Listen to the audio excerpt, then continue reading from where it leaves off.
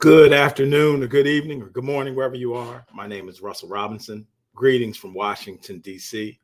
I'm the Chief Inspiration Officer for Inspire DC, and I'm going to be your host for the next hour. So I want to welcome you back or welcome you to the 24-hour Inspirathon, North American, Latin American, South American edition.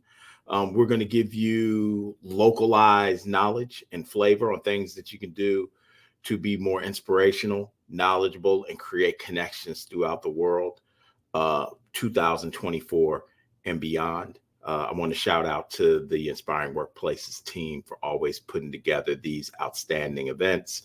I just want to let you know this 24-hour event is being hosted live, but it's being recorded. So if you miss parts of it, you can catch it on demand. There will be more opportunities for you to check out the content. If you have comments, please add your comments or questions into the comment box. So again, I'm Russell Robinson, Inspire. Your greetings from Washington, D.C., Chief Inspiration Officer for Inspire DC. And I'm excited to be your host for the next hour. What I'm going to do is the topic of my conversation really gets to looking at this world today where everybody's stressed out and burnt out and overwhelmed, and you have to do more with less in a quicker time. But people are impacted by their home life, world events. So we are going to focus on wellness at the individual and organizational level, but we're going to look at it through the prism of leadership. There was a report from Gallup that said that 69% of people said, 69% of participants said that their relationship with their direct supervisor had a greater impact on their wellness than their relationship with their doctor. And the driving force of leaders that can create this culture of well organizations is focused on emotional intelligence. And I'm not the expert on that, but I've got an expert. We're going to dip back across the Atlantic. So while it's the dinner hour in the UK, I've got the awesome emotional intelligence guru, Ferocious Ashley, the founder of EmoWorks in the Netherlands. So she's an hour ahead of you all in the UK there. And she and I are going to talk about wellness. So if Ferocious, if you can come on up to the screen. How you doing today? Hey, Russell. I'm doing great. Thanks for having me on. Look at you. You're at the end of your day. I'm kind of just starting my day. We're going to have a Right. good conversation. We Uh, are. yeah. So before we get started, I want to shout out Amy, Matt, and Inspiring Workplaces for always putting on these outstanding events. Yeah. So Great. let me pull up this slide deck and we can go ahead and get rolling. So a little bit about me quickly. So I said Chief Inspiration Officer for Inspire DC. I'm also an associate professor here in Washington, DC at American University, teaching a plethora of leadership, but we've woven health and wellness into a lot of what I teach and emotional intelligence. And I've got an organization where I do research, consulting, public speaking, all of that. Thursday night is grandpa night, so I got my grandkids. That's the most important job. So it's a little bit about me. Miss Ashley, if you could share the people a little something about you and tell them about EmoWorks. Sure. So I'm based in the Netherlands, in a small town, a little outside of Rotterdam, city where that you visited and that we've met. So I founded EmoWorks about 12 years ago, coming out of the change management angle, seeing a lot of change management initiatives really not go well. And so I already knew that my perspective was going to be leadership. And then combining that with emotional intelligence now helps me to work with leaders to two things actually to help them create a foundation for their personal growth, which, as we'll talk about today, obviously is also part of their own wellness.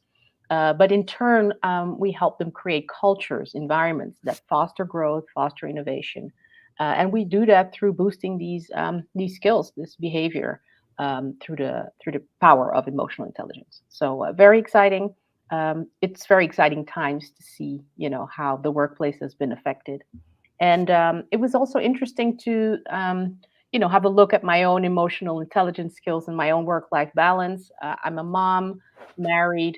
When we went into the pandemic period, I had a 7-year-old at home.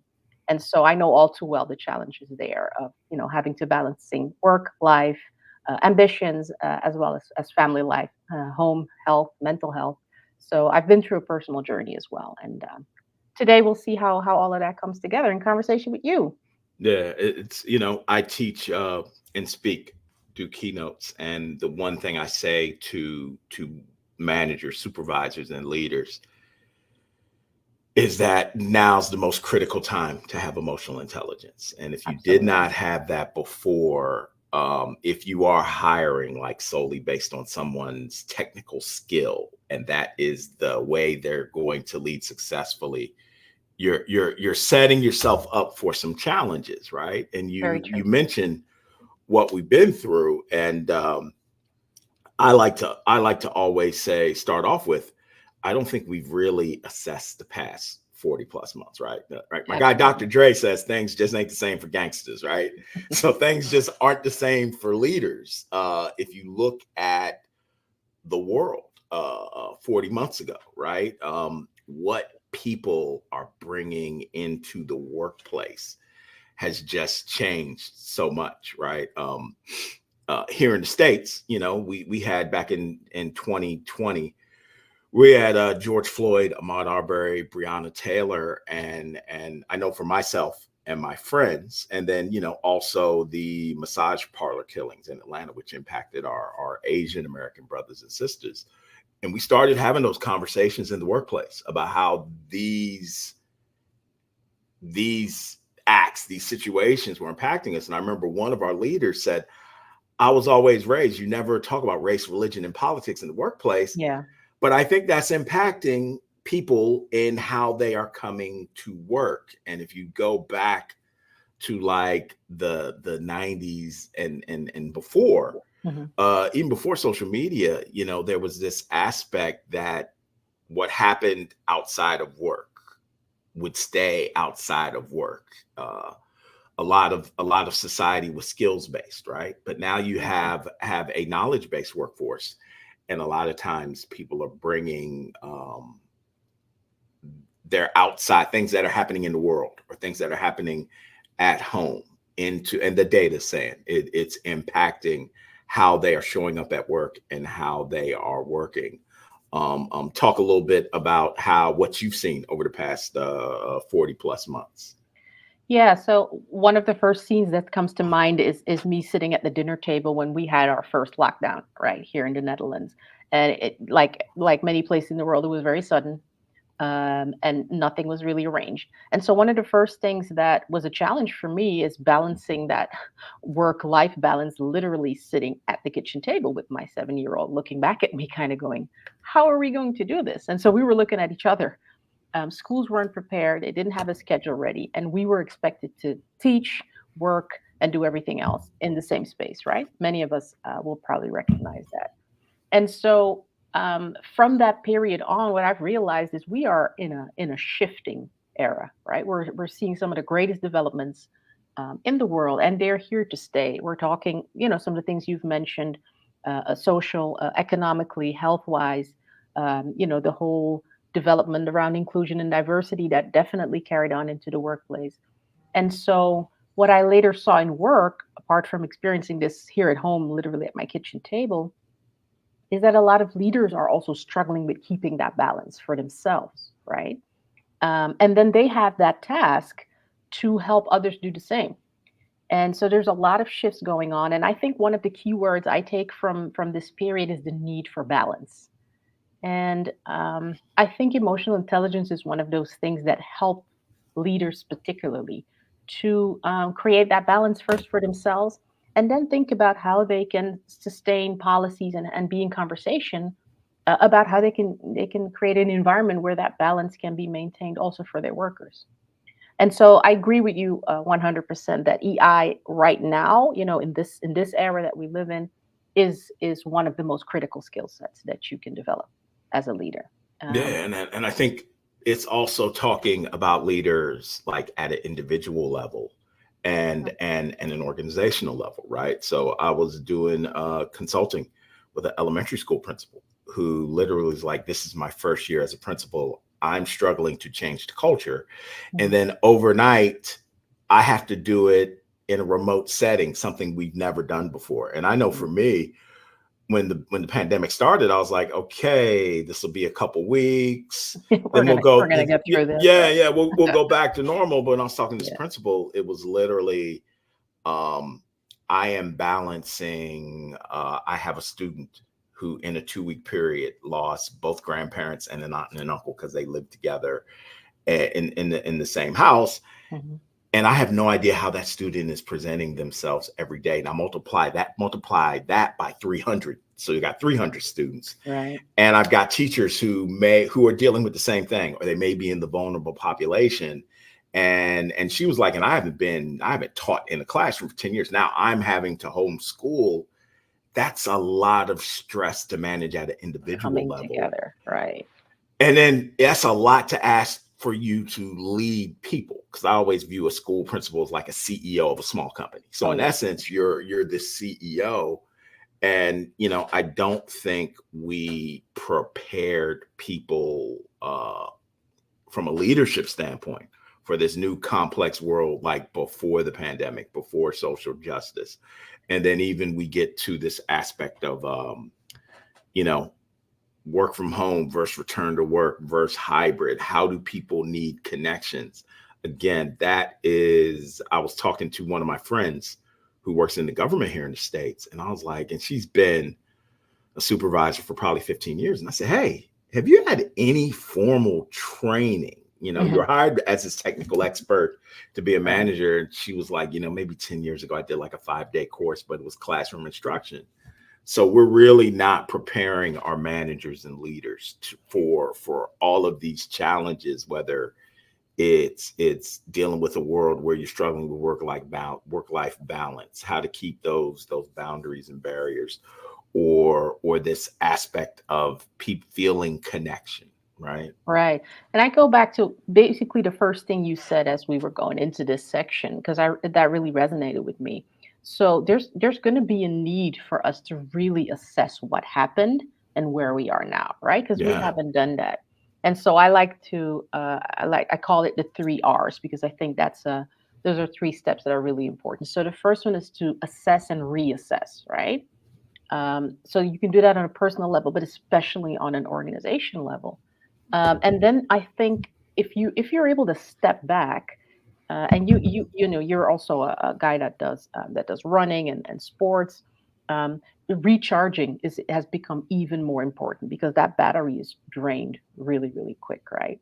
And so if we make those things, reassessing, recharging, and to the aspect of training that you mentioned, teaching people how to respond to all these changing situations and this pressure rather than just react, I think those are really important elements that we need to have. Where emotional intelligence, of course, I was going to say that, comes in, because it really helps us to navigate all these different aspects of life, decision making, stress, and we'll talk about some of these later. To avoid that we get consumed, right, by all these developments that have such a deep impact on us. So again, it's essential in this time that we draw our attention to that wellness angle. It's extremely important. Right. And so for those of you who've got an over under on the sports book, the over, she's going to say emotional intelligence at least 3 times per slide, right? That's Um, the goal here. but it's interesting what you said. This idea of assessing and reassessing, right? And understanding, like, I think people have to look back and say, we're looking at a world that has become flatter, and people are asked to do, leaders, managers, they're asked to do more with less, quicker. But the actual cases where you talked about assess and reassessing, like I view where we are, like from a future of work standpoint, as there may be like 35 different phases here, and we may be on like phase 9 or 10, and you've constantly got to reassess, and you've got to have like patience, right? So I'm only going to say emotional intelligence once per slide. But here's where EI kicks in. right? You in this world where everything is so kind of fluid, you want for yourself, and people want a leader that can manage their own personal stress, or or they can manage the situation. So I agree with you wholeheartedly about the responding and assessing. I would just add, I would sprinkle a little flavor of just understanding now's the time for like a curious patient leader, right? Everything does not have to be urgent. Yep. Yep. We're definitely needing that right now. I agree. Right. So let's talk about the data, right? Hmm. And here's the deal. So the beautiful people at Gallup come out with their annual State of the Global Workplace, and last year they talked about how for the first time in 10 years, like employee engagement scores went down, right? So when you're looking at what's going on this year, we hear a lot about quiet quitting, Hmm. and that's from the Gen Zs and the millennials. I'm a Generation Xer. We just called it disengagement, right? Right. And we didn't Different have term, social same media. thing. Right. We didn't have social media, so we didn't post about it. We just got a new job. But we've got this report from Gallup said that 77% of people are quiet or loud quitting, which That's a means lot. you're not getting their best. And if you're the CEO and you've got frontline people who are meeting with your customers, you want them to be actively engaged so you can hear what's going on with your customers. You're not getting that. People are actively looking for open jobs. We're here in the state on, I'm here on the state side, but scores have declined in North America, in US and Canada. And in Europe, they're showing some of the lowest scores. I'm interested with you. I want to get your thoughts on these final three, because the impacts of this data, this time, is talking about the role that stress is playing, right? Stress is Right. increased.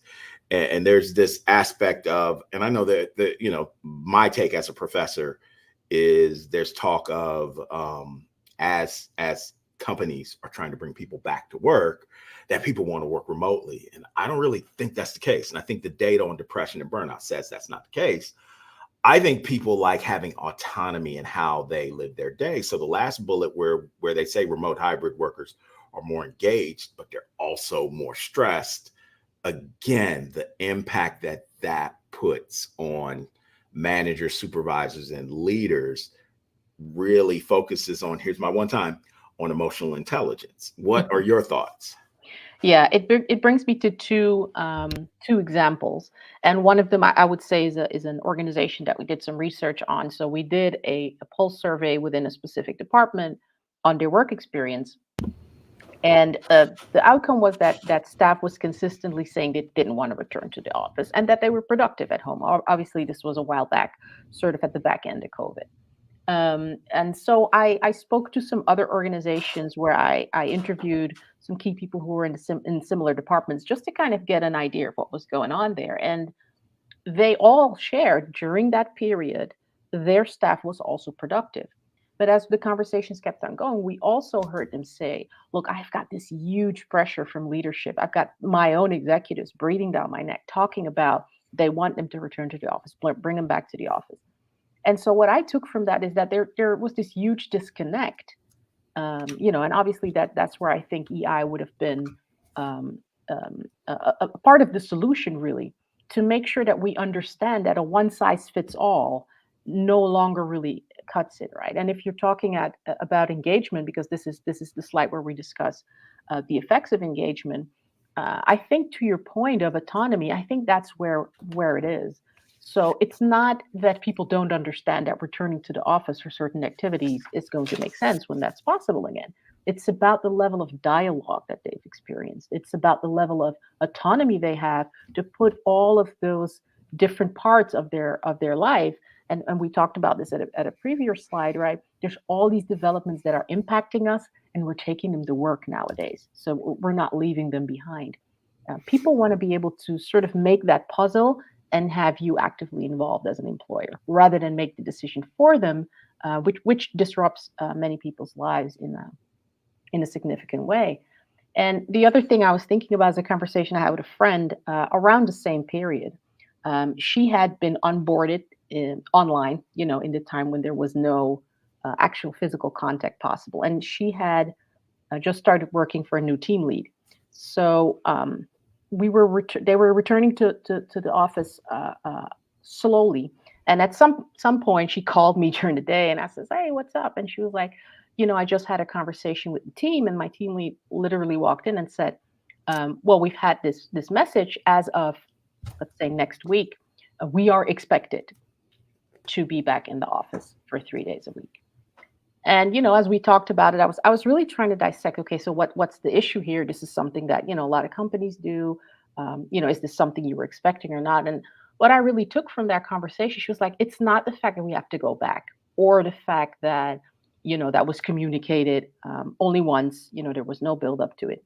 It's the fact that there was no dialogue around it, and that it was this kind of one size fits all solution, and that I didn't really get the chance to share how that impacts my life with a team lead that I've only had 2 or 3 months of contact with.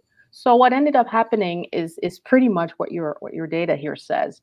She ended up leaving that company quite disgruntled, um, whereas she did not oppose the job, or she wasn't even unsatisfied about the rest of the environment. So it was the role of the leaders in this case, and the role that communication can play that really struck me, right?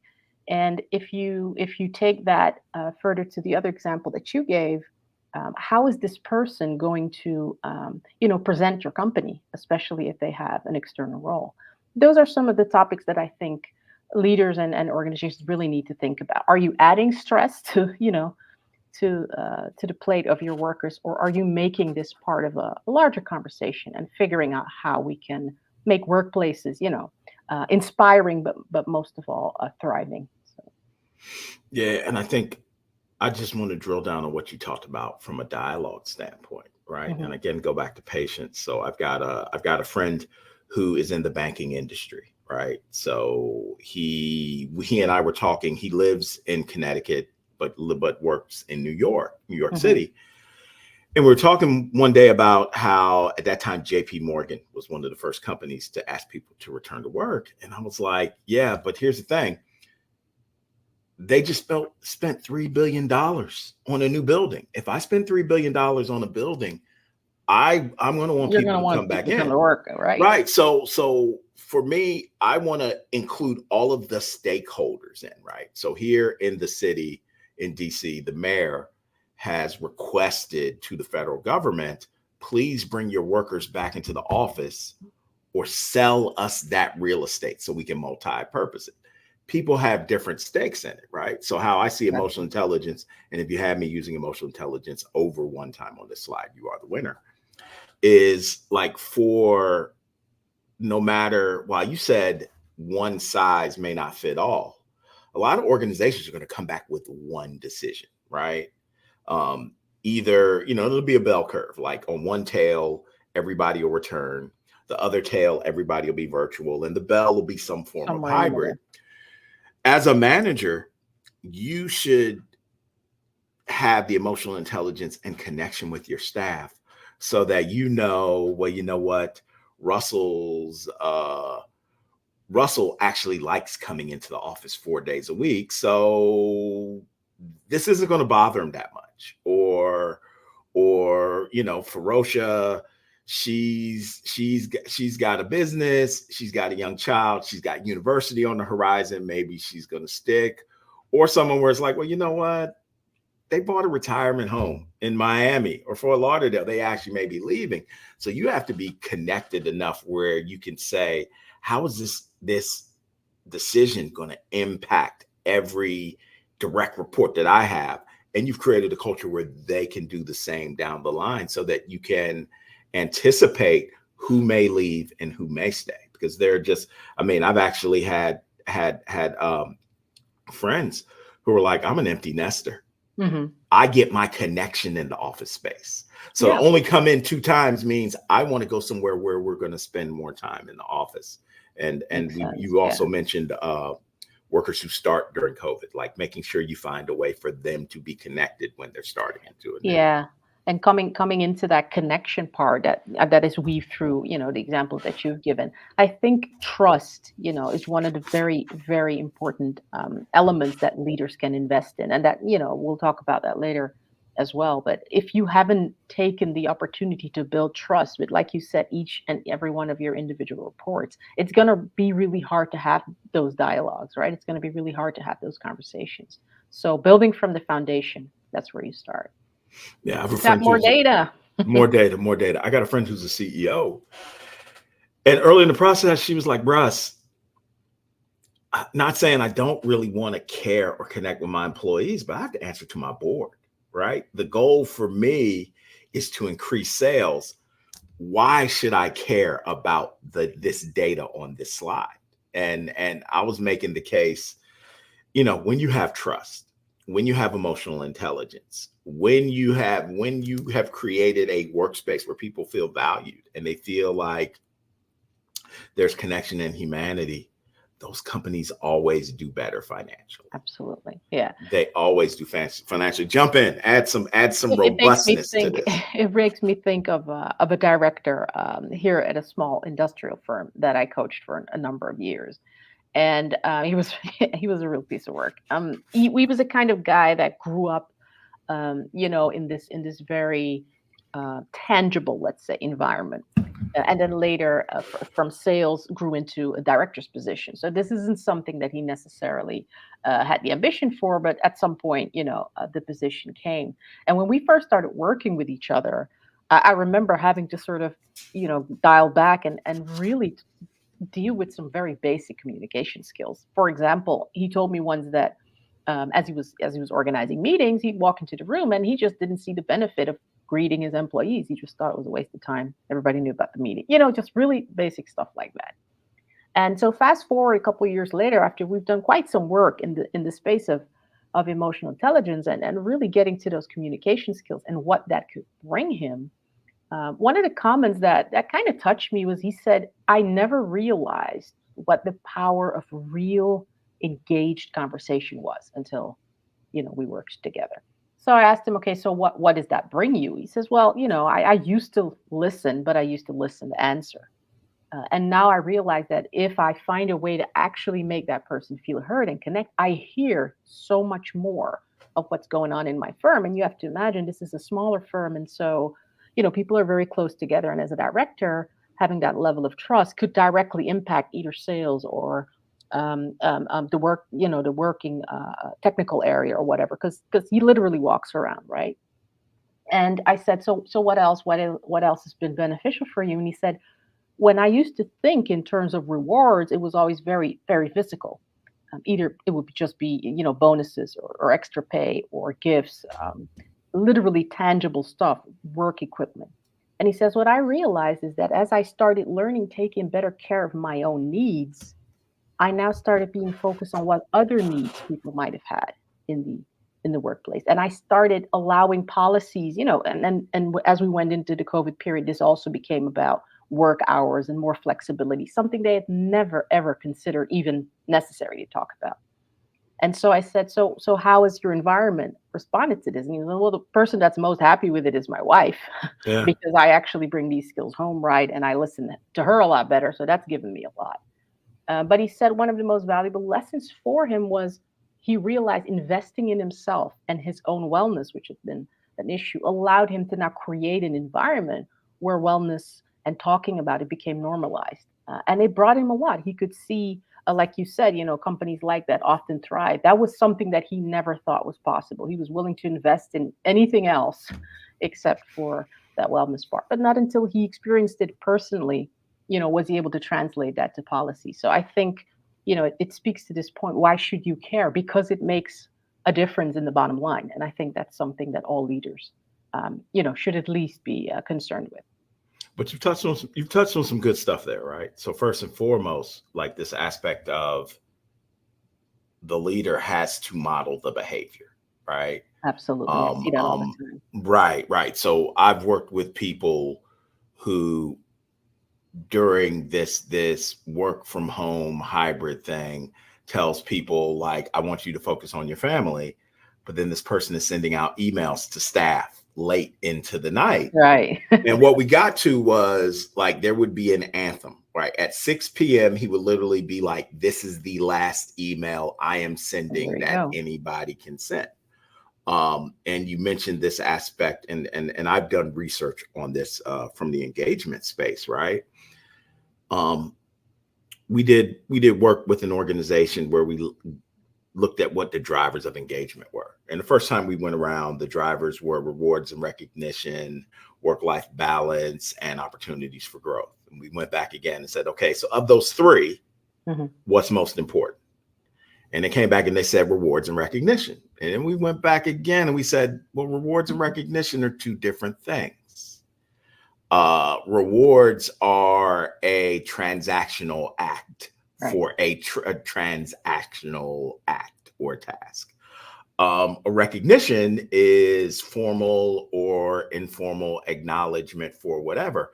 If you could only have one, which would you take? 80% of the employees said we wanted recognition, which gets to, at the end of the day, whether it's work or home or with friends or wherever your tribes are, people want to feel like they are valued and they belong, right? That's the core of it, right? So sometimes I tell the leaders I work with, you're looking where you can make investments, to make your business grow. And what a lot of people don't realize, investing in wholesome human connection and interaction is the most cost effective way as a leader that you can impact your business. And speaking on this sort of intangible aspect that you just mentioned, leaders hold the key to creating these environments of wellness, but they have to start with their own journey, right?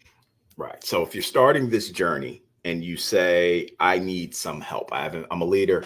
I haven't focused on my wellness. I don't have a well organization here in the States. About a year ago, the US Surgeon General, who is the nation's doctor, in a sense, within the Department of Health and Human Services, within NHS, for my friends in the UK, that would be your top doctor. You're in the Netherlands, so that would probably be the Minister for Health, right? Right. The top doctor. They put out a report on this framework on mental health and well-being. In my previous life, I was a civil servant, 22 years. This is probably one of the top 5 reports our U.S. government has ever produced because it makes so much sense for where we are and it's Hmm. very actionable. I'm going to talk about what it means to me, and then I'm going to hand it over to you for what it means to you. I'm an employee voice researcher, so I always start with the Pentagon shape in the middle, right?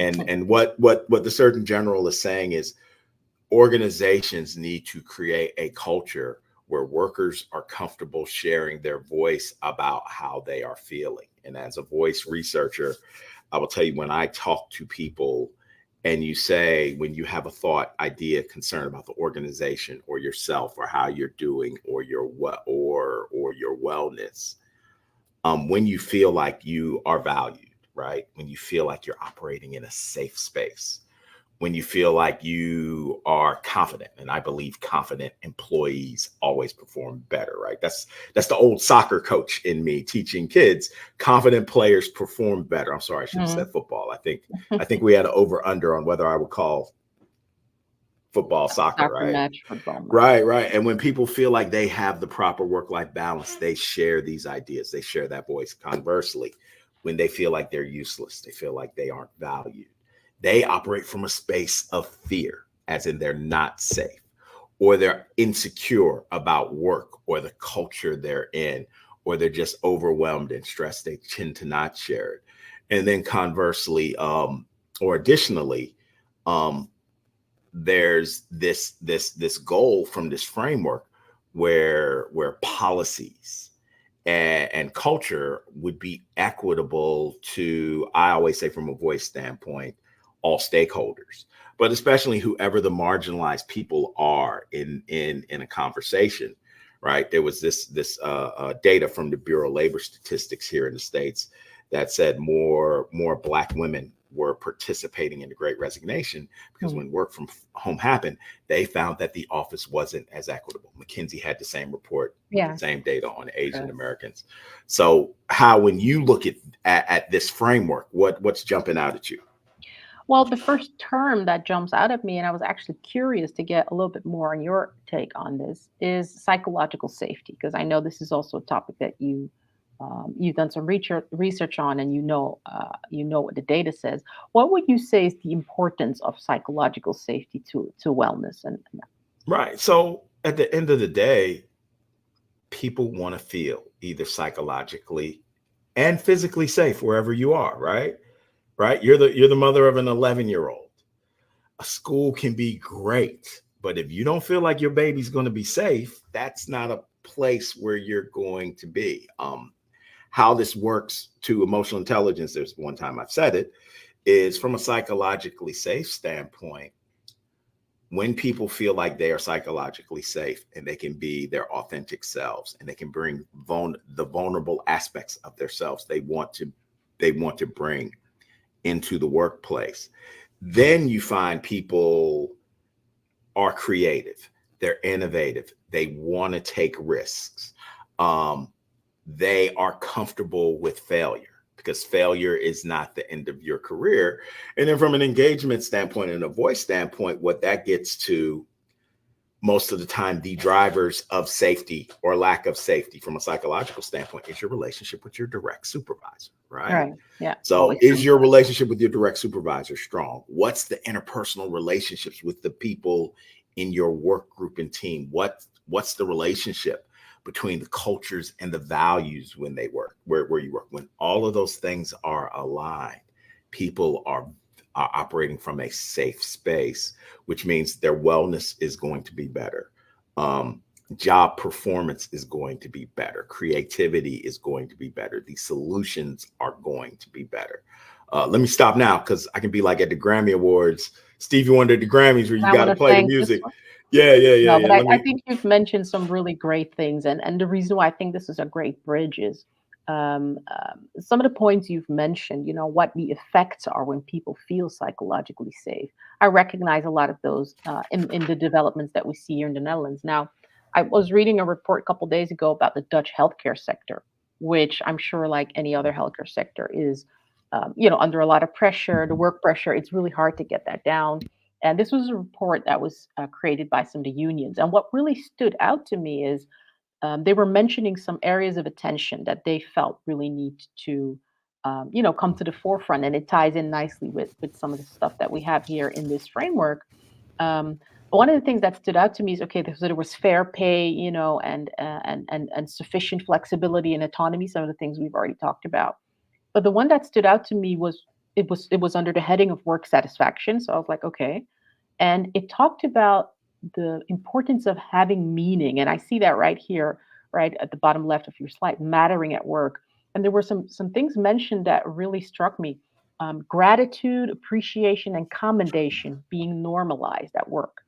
And another one that stood out to me was the celebrating of success, making that normal. And it's kind of like what you just said, where you go into an organization and you research and you try to filter, okay, what exactly do people mean with that? When you look at the health sector, you might think that just better pay or less administrative, task is at the forefront of people's mind, or that's sort of the way to go to relieve that work stress. It turns out, again, it has to do with this feeling of belonging, feeling um, valued. Speaking on what you've just said, and I thought to myself, wow, how many trainings haven't I done where we talk about the simple effect that positive feedback can have, especially from a leader coming to their people, but also celebrating success. A couple years ago, as I started out in the training and coaching business, that was kind of like a dirty word. If you say, "Oh, we need to celebrate success," actually, a lot of people in the Netherlands, the Dutch are a little bit flatter. We say, "Oh, that's too American, or that's too out there." And now you're seeing this as a need. So speaking to what we started out with, the world has changed, and these sort of basic human needs for connection that people have show up in the demands they have of their workplace, and that's a great space for leaders, to be active in. So creating this positive work culture, being mindful of the importance of psychological safety. I think it's really beautiful how this framework puts out, the important topics, puts the important topics on the map, and it's something to really think about for leaders. So I was doing consulting with this company where the CEO was a little older, and there was a little bit of a disconnect between the CEO and some of the Gen Zs and millennials. And he was like, I don't like having meetings, right? And the staff was saying, we don't know what's going on. And he's like, but I don't like having meetings. So what? And I came in like originally like, okay, we need to have weekly meetings, but he doesn't like having meetings. So what we came up with was he was going to have he agreed to have all staff meetings every 2 months, right? But working with his chief of staff, there would be a weekly email blast. And in that email blast, it would say, here's what work we're up to this week. But we also wove in things where we could recognize people for milestones or if they finished Right. good work or birth of children, like children's milestones played in. But we also Mm. found that we created a space where he would tell the story of the company because a lot of employees were like, we don't know what this company's Mm-hmm. done over the past 50 years. So we found ways to weave all of this in a way where he had to have 6 meetings instead of 52. So he bought off on that. I But think it it's goes great. back to like people just want to feel like that there's connection and that they matter. Exactly. Right. So I want to jump to, the ferocious slide, right? Right. We talked psychological safety. We talked about True. health and wellness, and we've been very implicit about the alignment to emotional intelligence. But for those who are here who are like, I have no idea what emotional intelligence is, I'm going to give you the floor to share all of your knowledge. I'll have to turn on my stress management, so no pressure here. So really, when I try to explain this and break this down for people, emotional intelligence is a skill set, and it's a skill set that really impacts so much. So the areas that you see here, to me, are divided into two sections. So there's the part that's about managing yourself and all of the emotional components on the you side. And then there's the part which you would call interpersonal. So that's about managing the relationships that you have. And emotional and social intelligence impacts anything from the conversations we have to some of the things we already talked about, the way you respond to stress or the way you build resilience. Um, and so if you look at why you would want this in the skill set of a leader, it's really because if you're able to leverage your strengths, but at the same time work on the areas that need development. Then this is something we know from any development stage, right? You get to experience what it's like to be successful, not just in the way you put yourself out there and the performance that you can have, but especially in how you affect others, which is a large part of a leadership role. And so I think, especially the way now emotional intelligence, as you can see here, is also connected to well-being, is connected to performance, is connected to the way we function in a social setting.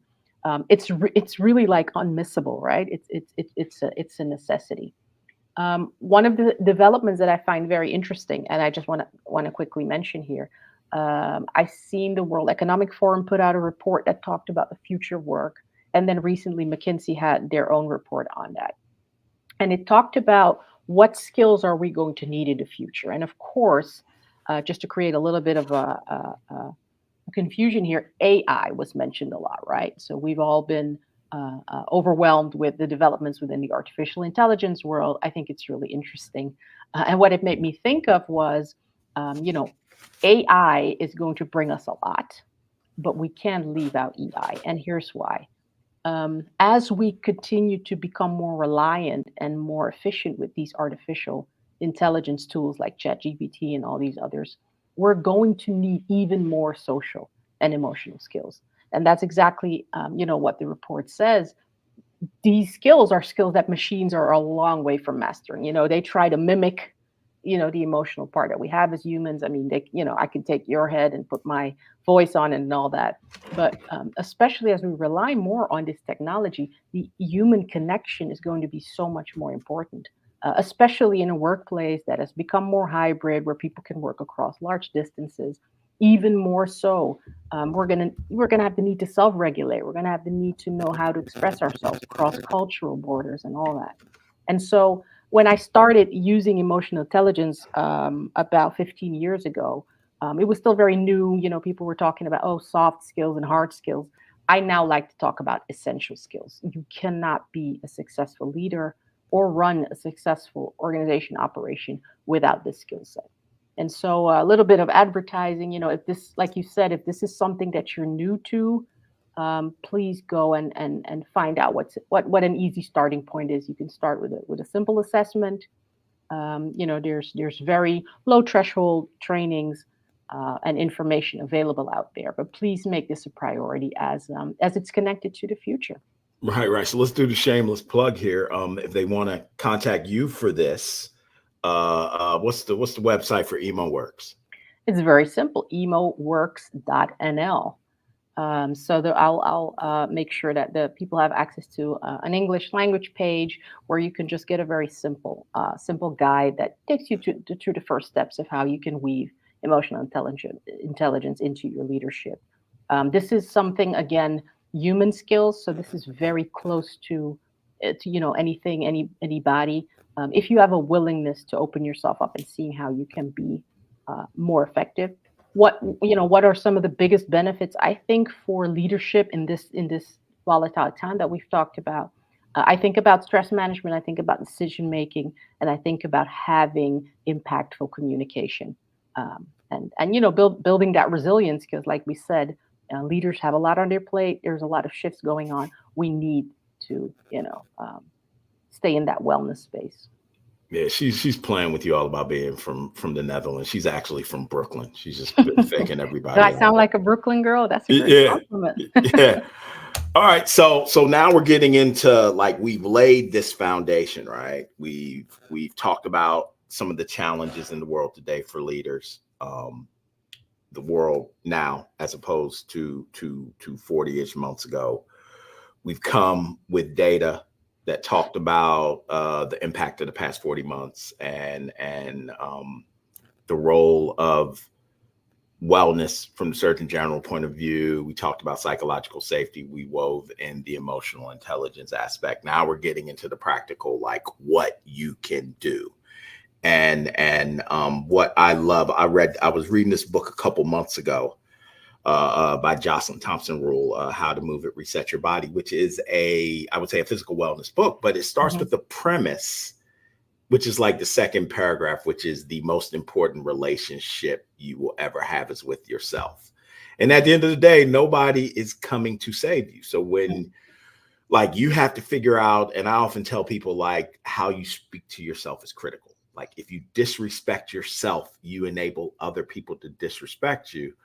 But I remember when you a few minutes ago when you talked about the gentleman who started modeling the behavior himself by starting with himself, then he was actually able to have impact throughout the workforce. What are your thoughts here? Yeah, I was thinking about a group of young leaders that I got to train a couple weeks ago. It was in the accountancy and the finance field. And as we go into these different skill sets, we want to give people an opportunity to sort of feel what changing your communication skills can do.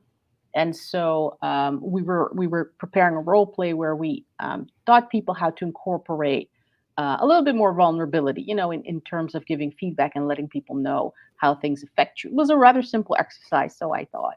And I could see there were about two or three of these young guys, and they were just not having it. They were like, "Oh well, I'll just do my message, and then I'll cut out the part where it's about feelings because I don't think that's relevant." Which, understandable. And so with a little coaching, we ended up doing the role play, and I asked them to reflect on the results they had seen. We were working with a training actor to sort of emulate the emotions of your conversation partner. And I think one of the nicest takeaways I thought they had were like, I thought this stuff didn't matter, right? I thought I could cut it out, and I thought I could cut corners and get to my goal faster.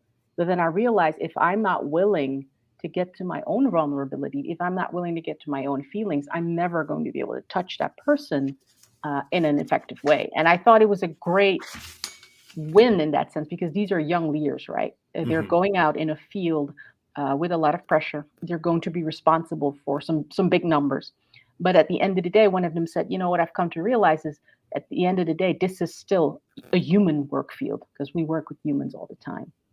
And another thing that came out of that program, to what to the quote you just mentioned, is the power of thoughts and how the way we think about ourselves, but also the way we speak to ourselves, impacts the way we show up in the world. Now, we've talked about the physical and the mental aspect of it, and I like to make the connection with communication, because the communication with yourself, as Jocelyn so rightfully puts it, it impacts the communication that you will find. I would take this and translate this to leaders.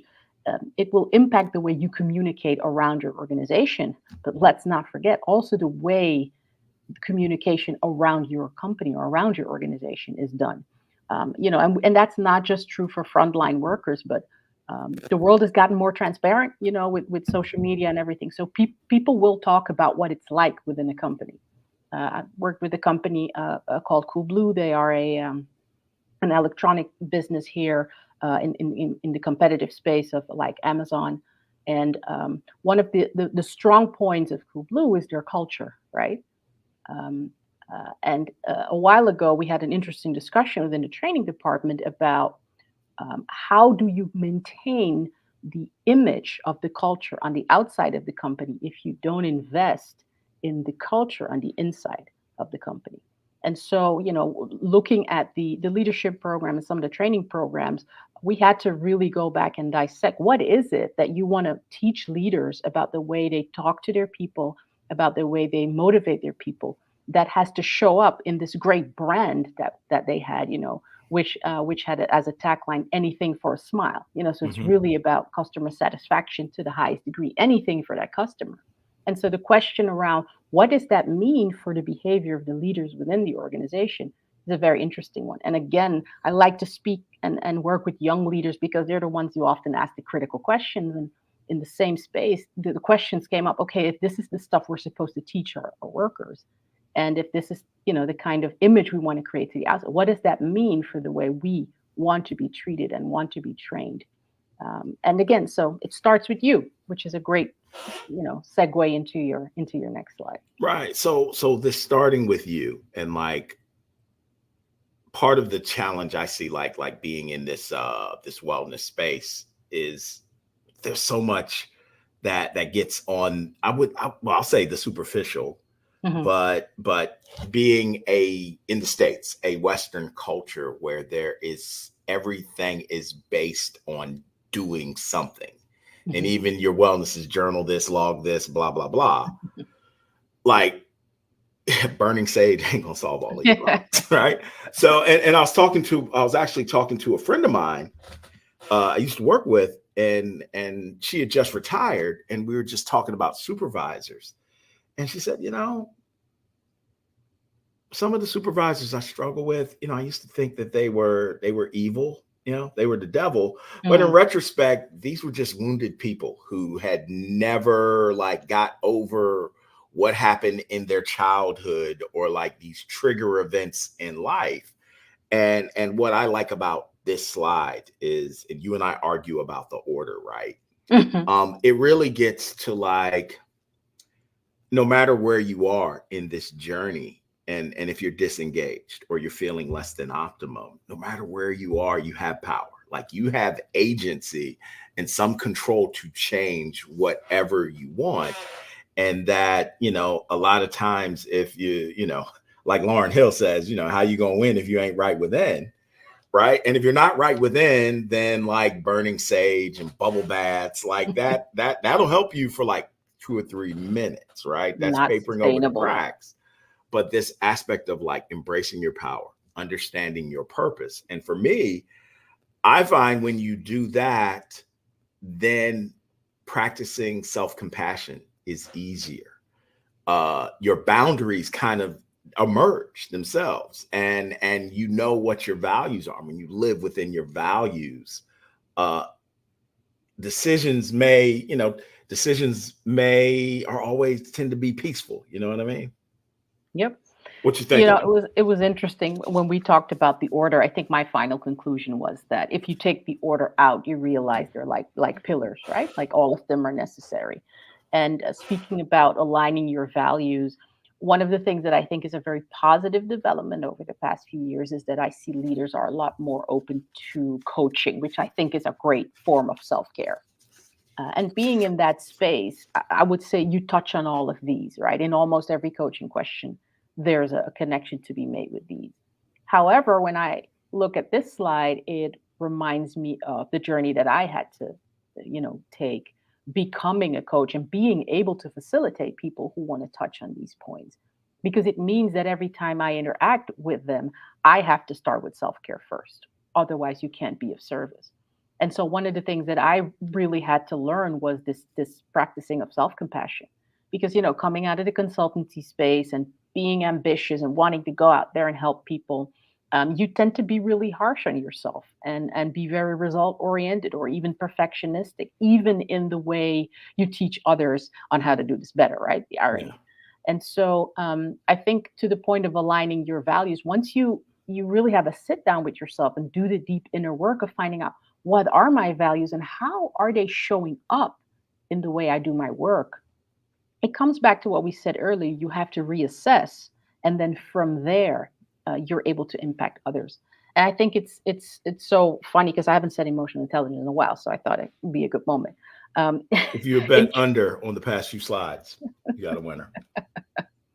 I think it's so interesting that the pillars underneath emotional intelligence are self-perception and self-knowledge, and so it all comes back full circle, right? If you don't start with you and with taking care of within, you won't be able to get the best out of yourself. That's true for you if you're a leader, if you're a professional, if you're a coach in any field. And so these are some really basic principles that I hope our viewers and our listeners would take to heart. All right. So you've taken care of yourself. So for organizational leaders, again, the first slide is you got to take care of yourself first. Um, I just think weaving emotional intelligence, and I'm in the training and development space. So like not viewing emotional intelligence as just training, Right. but how do we weave it into all aspects of like the talent management process? How do we weave it into our values and everything organizationally? So I think for leaders, how it's important to embed emotional intelligence into the wellness aspect.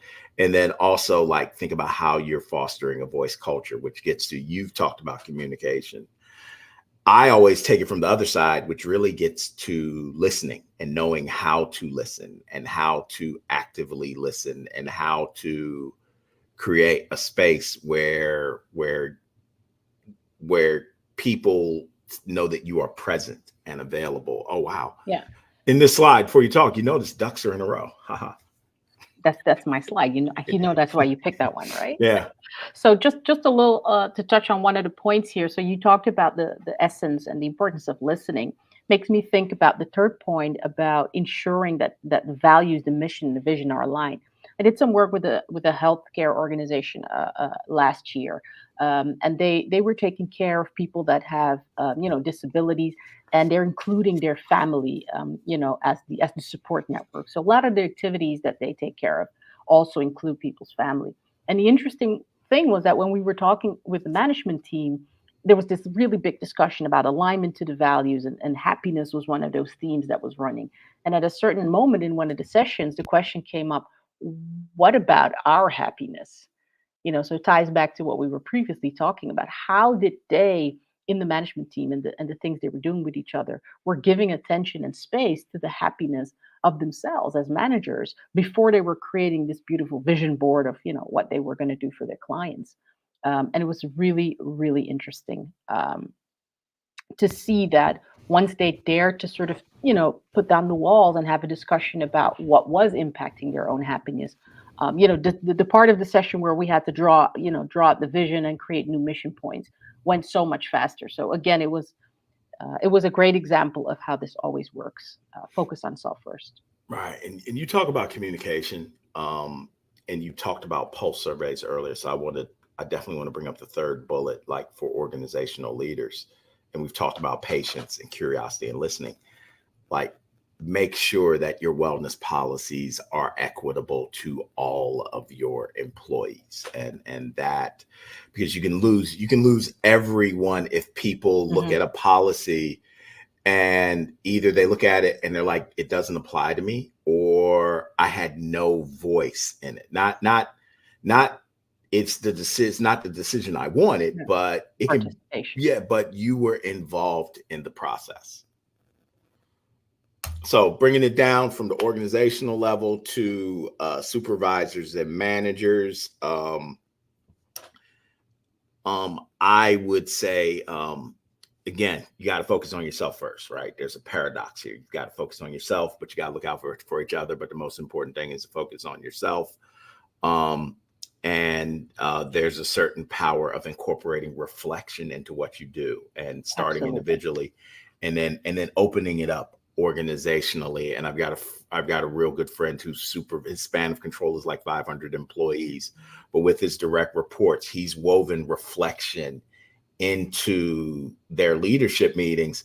And he's like, man, I reflect and I'm strategic. Then, based on, we've created a culture where my direct reports create the plan and the tasks. Yeah, Uh, that's a uh, great addition to have that those at both levels, right? Not just the individual level, which is where we usually think about reflection, but to incorporate it in the strategic process. That's beautiful.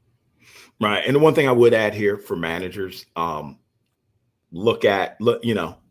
reach out to emoworks.nl and look at having an emotional intelligence assessment done. Like, one of the things Ferocious said in the beginning is, this is a skill you can learn.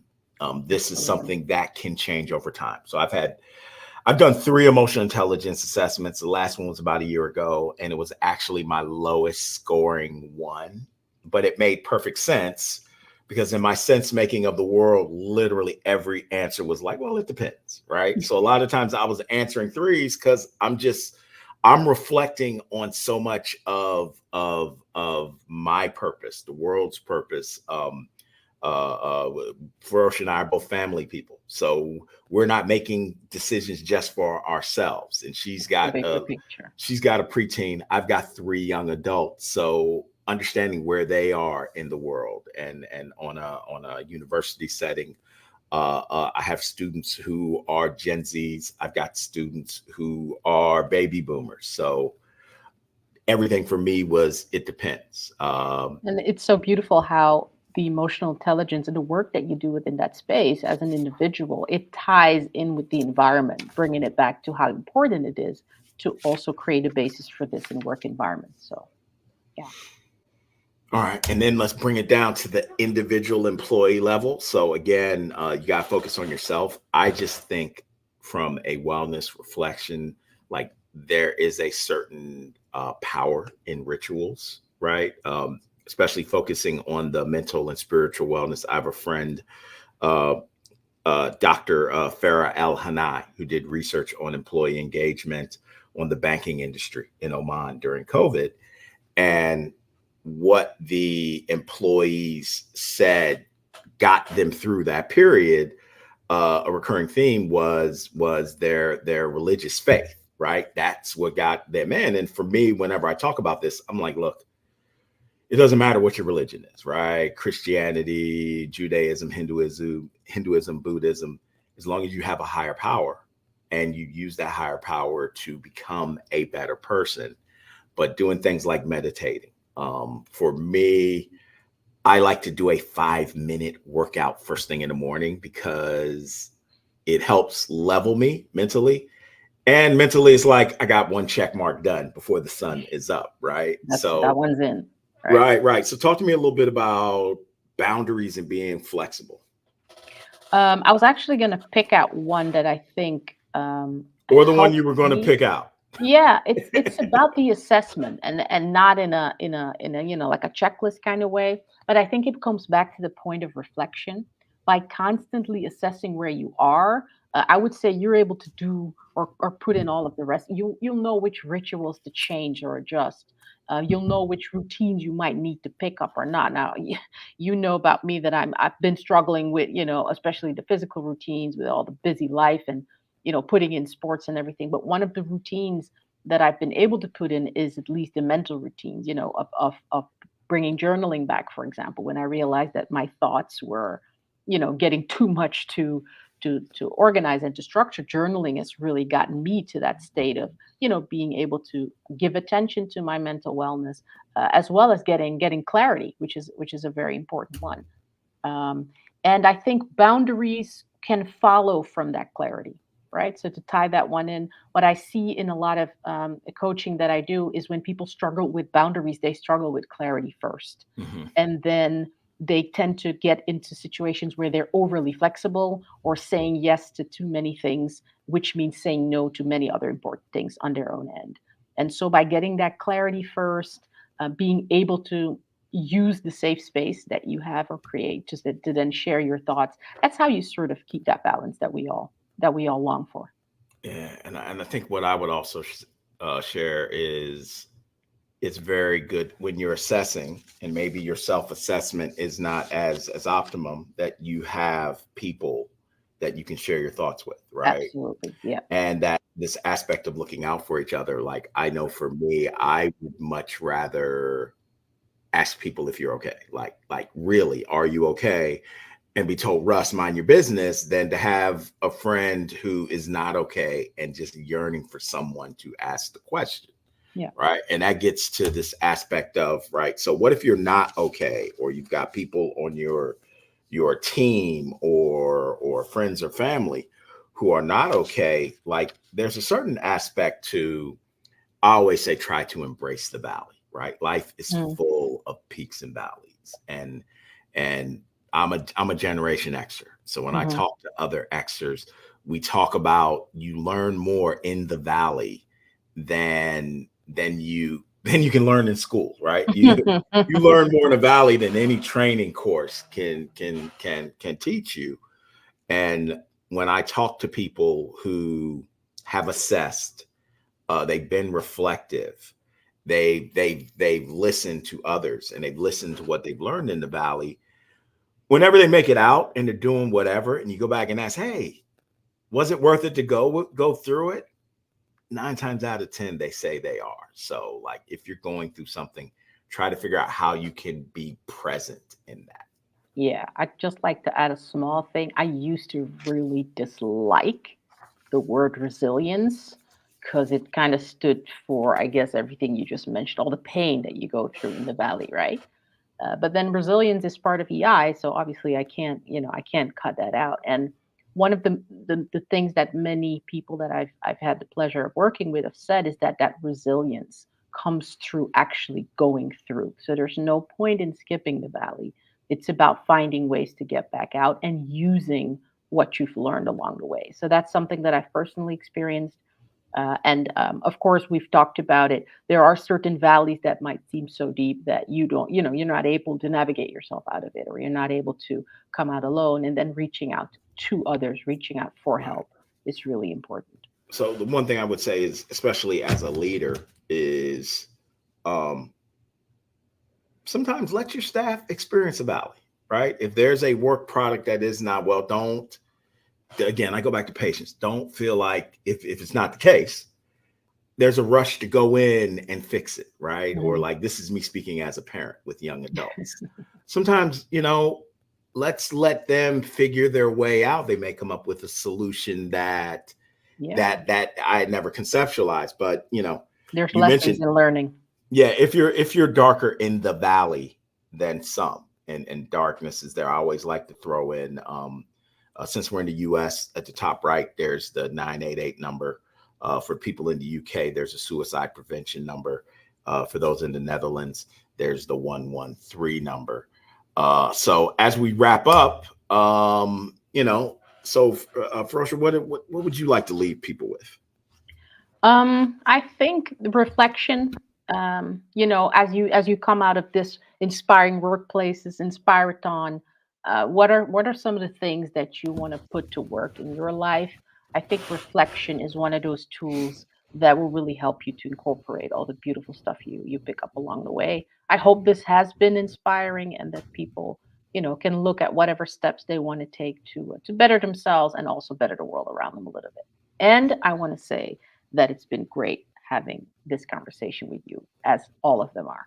Thank you Yeah, so much. this has been good. I would like to say again, shout out to Matt and Amy and the team at Inspiring Workplaces. I learn from Ferocia about emotional intelligence every time we talk. So the fact that we're doing it in this official format, man, is always dope for me. But for everybody out there, there's a paradox. You have to put yourself first. You have to take care of others. You have to move more, but you have to rest more. You have to listen to yourself and you have to listen to others, and do not be afraid to be vulnerable, right? So, and shout out to Inspiring Workplaces for letting us go over a little bit. So that's it from Washington, D.C., where I am.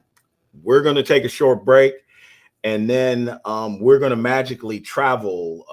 And Ferocia and I can't go, unfortunately. It would be nice to do it live.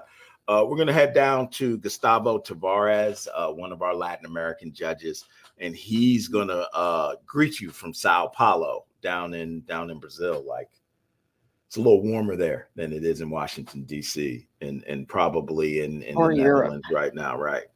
So we'd love for you to continue this conversation in the community forum. The link is in the comments. Head over there. Tell us who you are. Any questions you have. Tell us about speakers. emoworks.nl. We'll get that for you if you want to get more from the expert like Ferocia. So with that being said, thank you, everybody. Have a great day, evening, Thanks. morning. Have fun.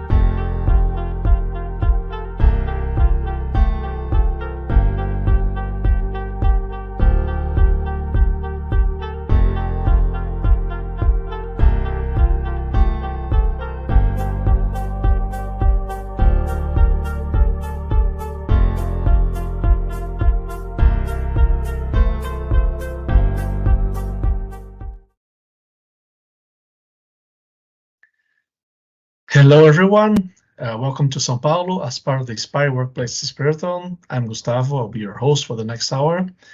I'm really excited to be here with you today and deliver the local knowledge and help to give you the Inspire Workplaces global community much of needed inspiration, knowledge, and connections to change the world through the world of work and connect you with Inspire Workplaces in 2024 and beyond. This 24-hour digital workplace Inspirathon is being hosted live, but it's also being recorded and will be made available on demand.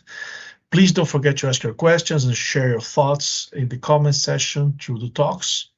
So back where we are right now, here in Latin America, I've got a fantastic lineup of speakers, really excited to bring you.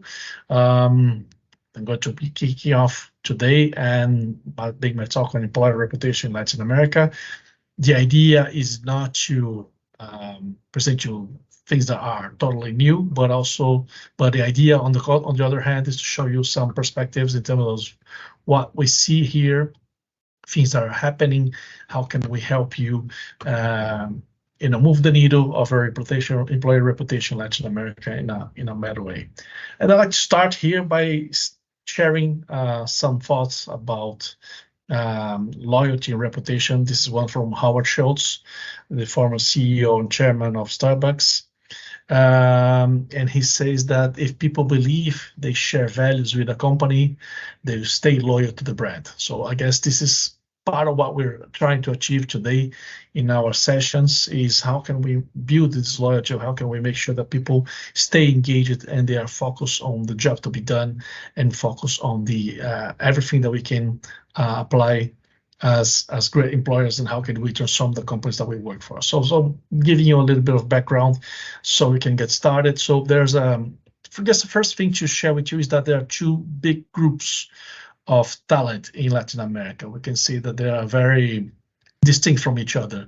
So first group that is highly paid, highly qualified professionals, especially in IT, engineering, technical areas, very highly demanded, lots of competition regarding those people. And on the other side of the scope, we see a vast majority of people who are underskilled. They still have not the highest levels of education.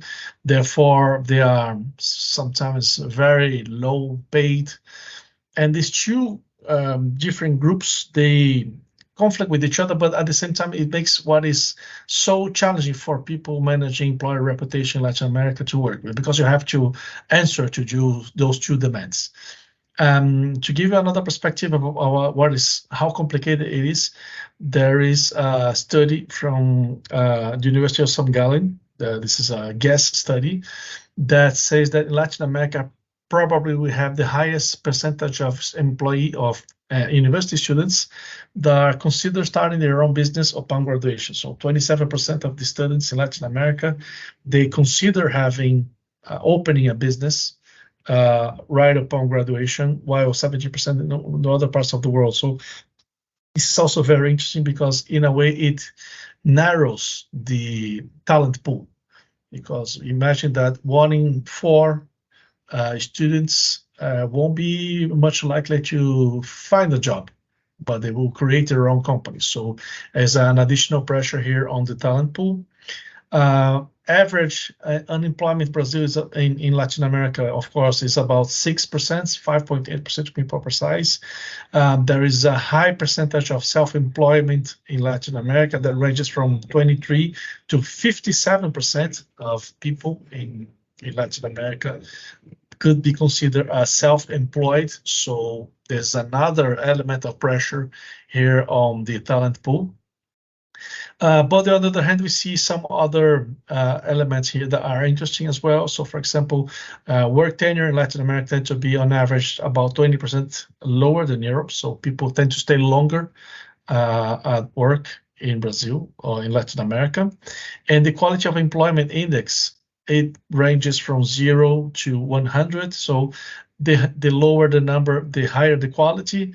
So we see that 37.6 in Chile, which is comparable to many countries in Europe, to the other extreme with 85.6 in Paraguay, which is super, super low comparable to very underdeveloped economies around the world. So you see pretty much everything here in Latin America, from very demanding, very qualified positions that are competing in the global marketplace with other people around the world, from a group of people who are really on a lower demand in terms of the skills that they can provide to the companies.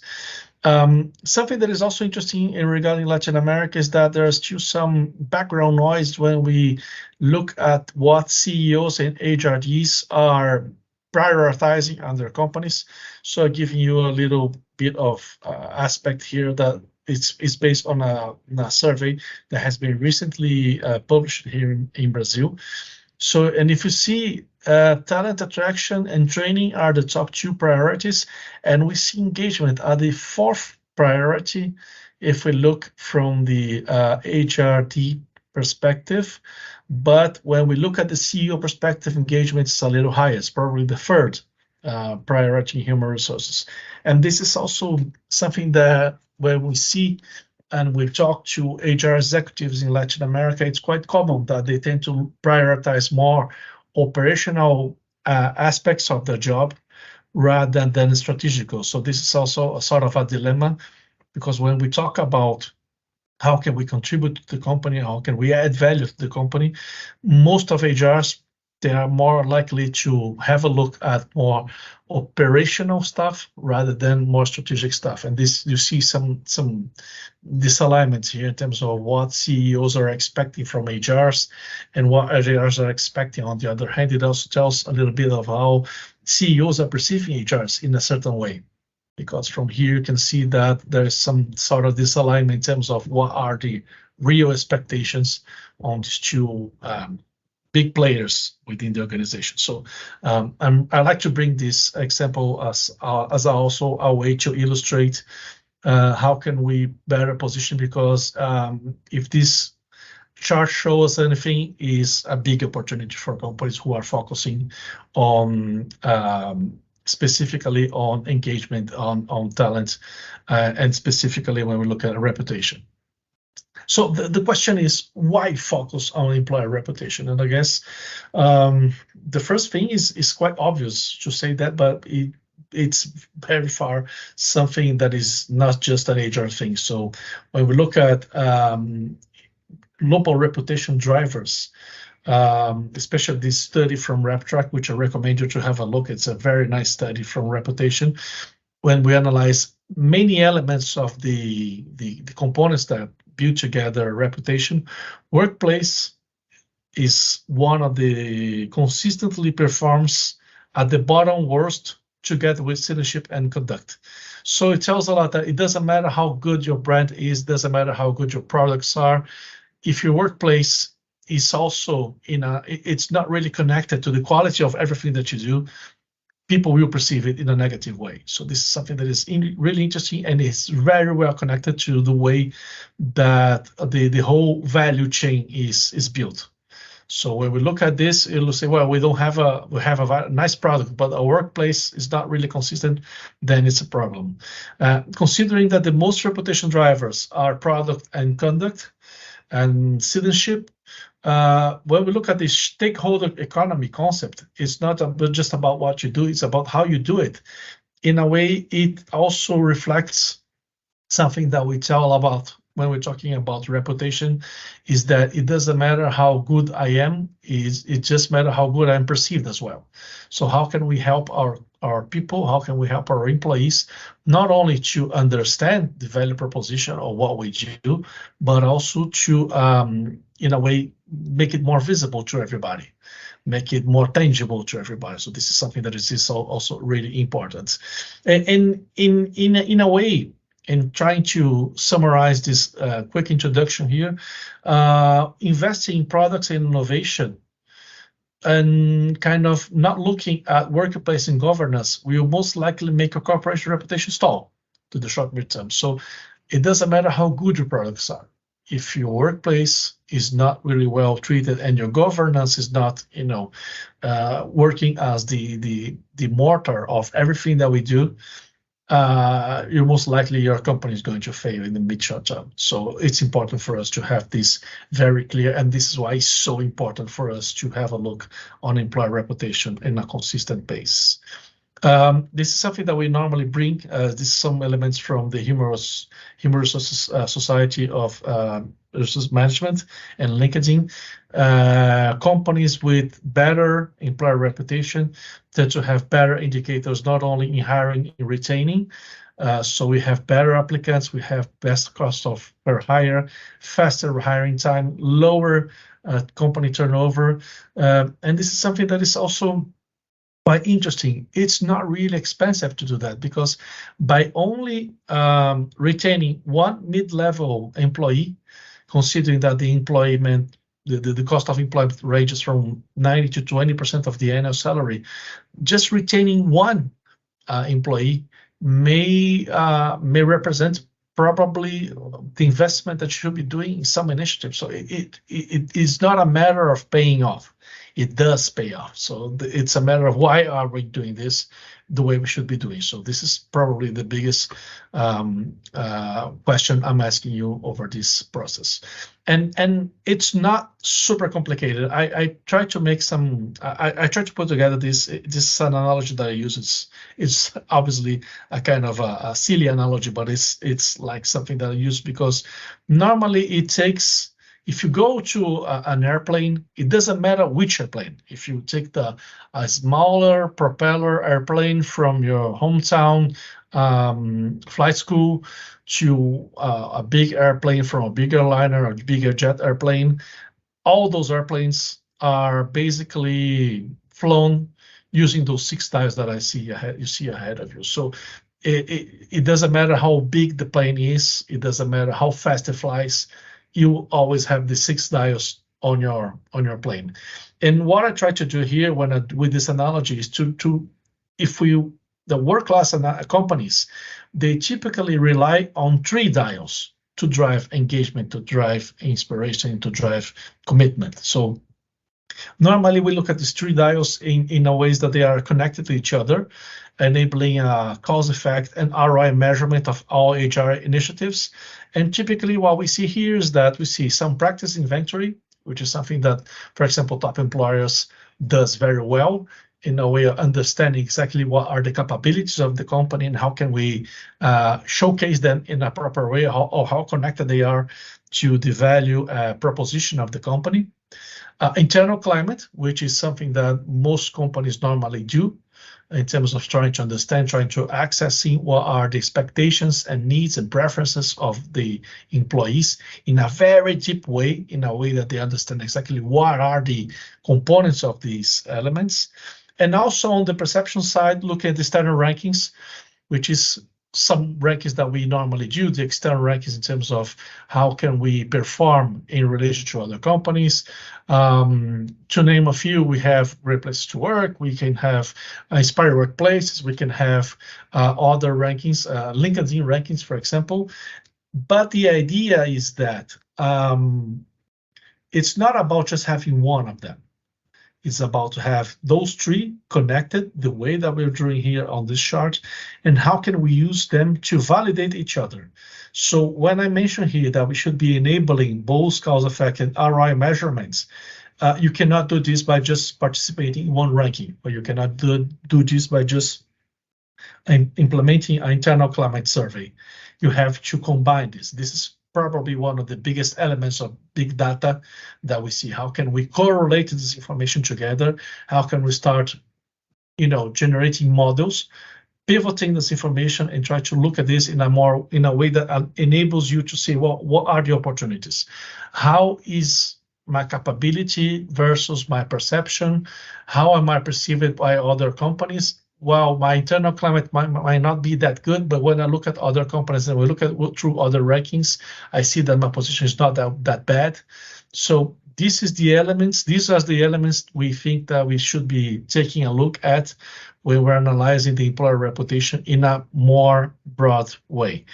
So I really encourage you to, as much as possible, not only to focus in one of those 3 elements, but like I said, using the analogy of the airplane, use those elements combined.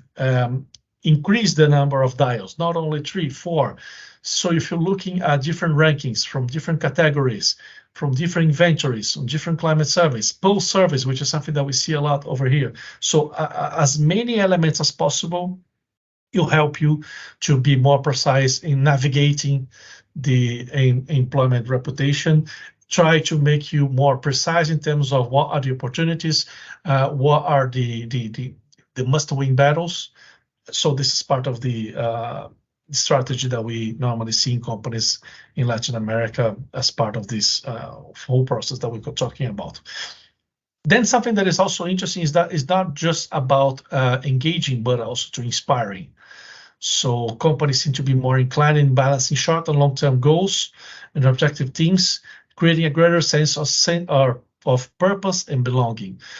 This is interesting because until the pandemic, we normally saw that the objectives of a company were too much focused on the short term, too much focused on the job to be done.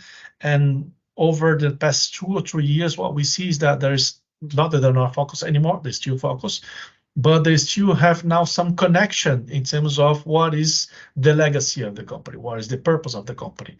And this balance between something more aspirational, something more long-term, and something more concrete, short-term, is what is driving this engagement. It's something that is connecting people's expectations and people's values to the purpose of the company and to the overall objective of the company. So this is something that we see a lot. Most engagement initiatives tend to fail when people's needs and expectations are neglected by HR and by managers. So we normally see, and this is quite common, that we see many companies presenting their climate survey in a way that they're only focusing on the positive side of things, on the good things, and not necessarily tackling what has to be done. What are the issues? What are the pains of the organization?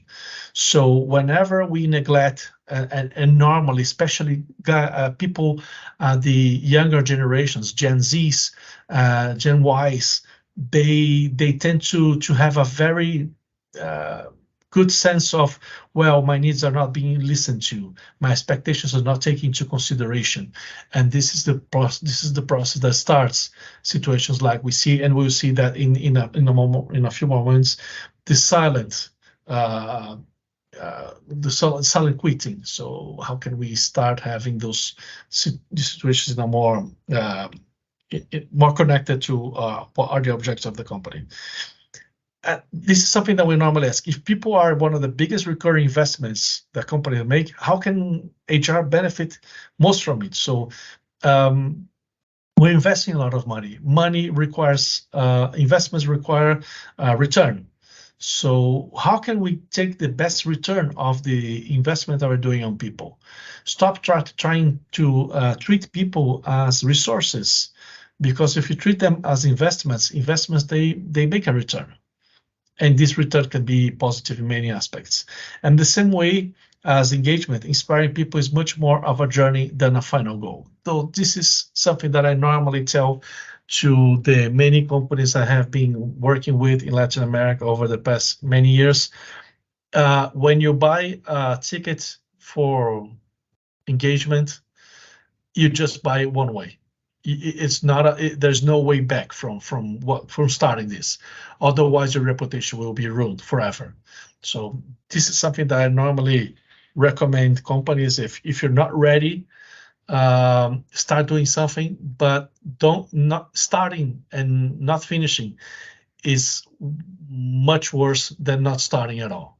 So it's important to start. The time for starting is now. We'll see that in a few more slides, but it's important that it's something that you have to do and have to be part of a journey.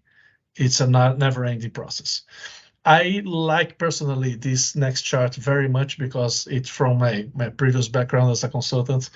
There is this report from Gallup. I also tend to look at it in a very often way, saying that if you look at this analysis from people who are more and less engaged on the x-axis and the y-axis, see top performance and bottom performance, we normally have these 4 categories of people: engaged and committed, detached and frustrated.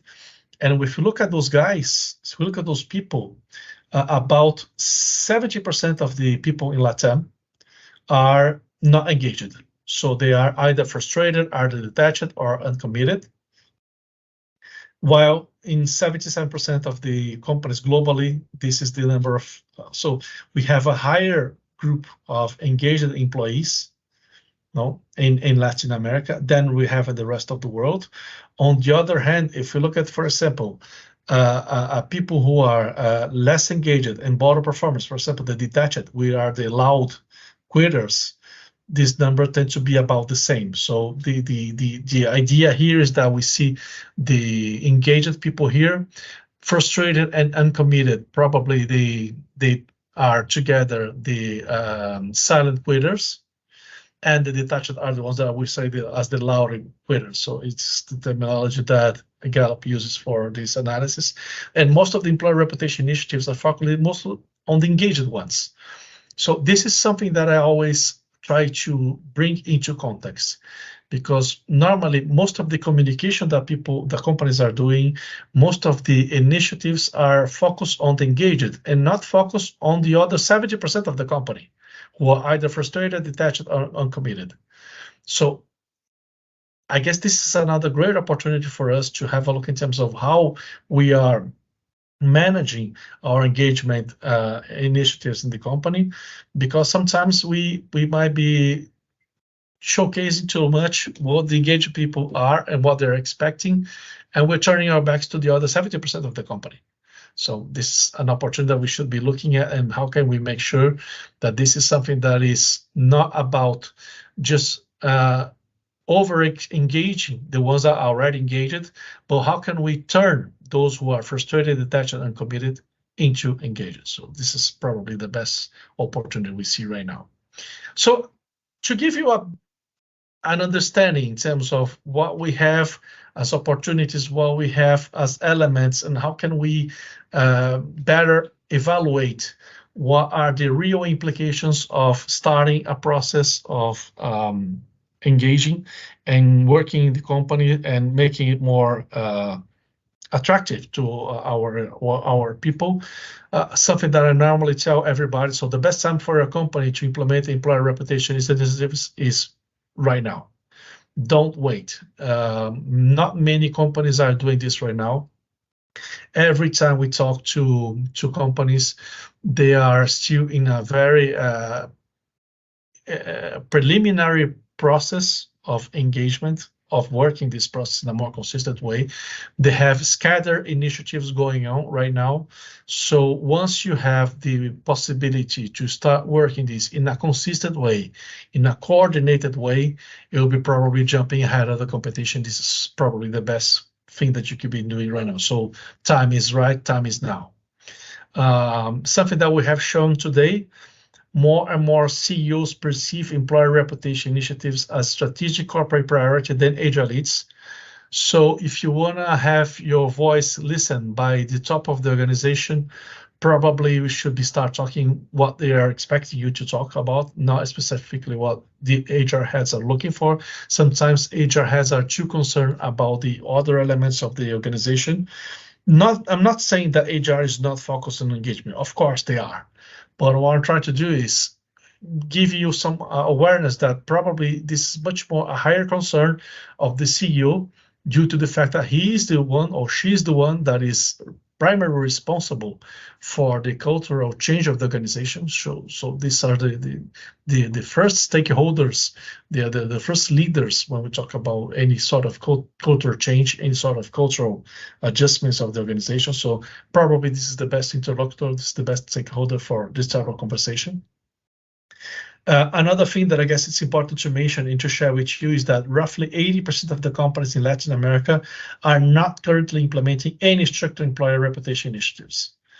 That's what I was talking to you about right now. So we see lots of big companies, bigger companies, let's say the bigger multinationals and the big organizations with more than 10,000 employees.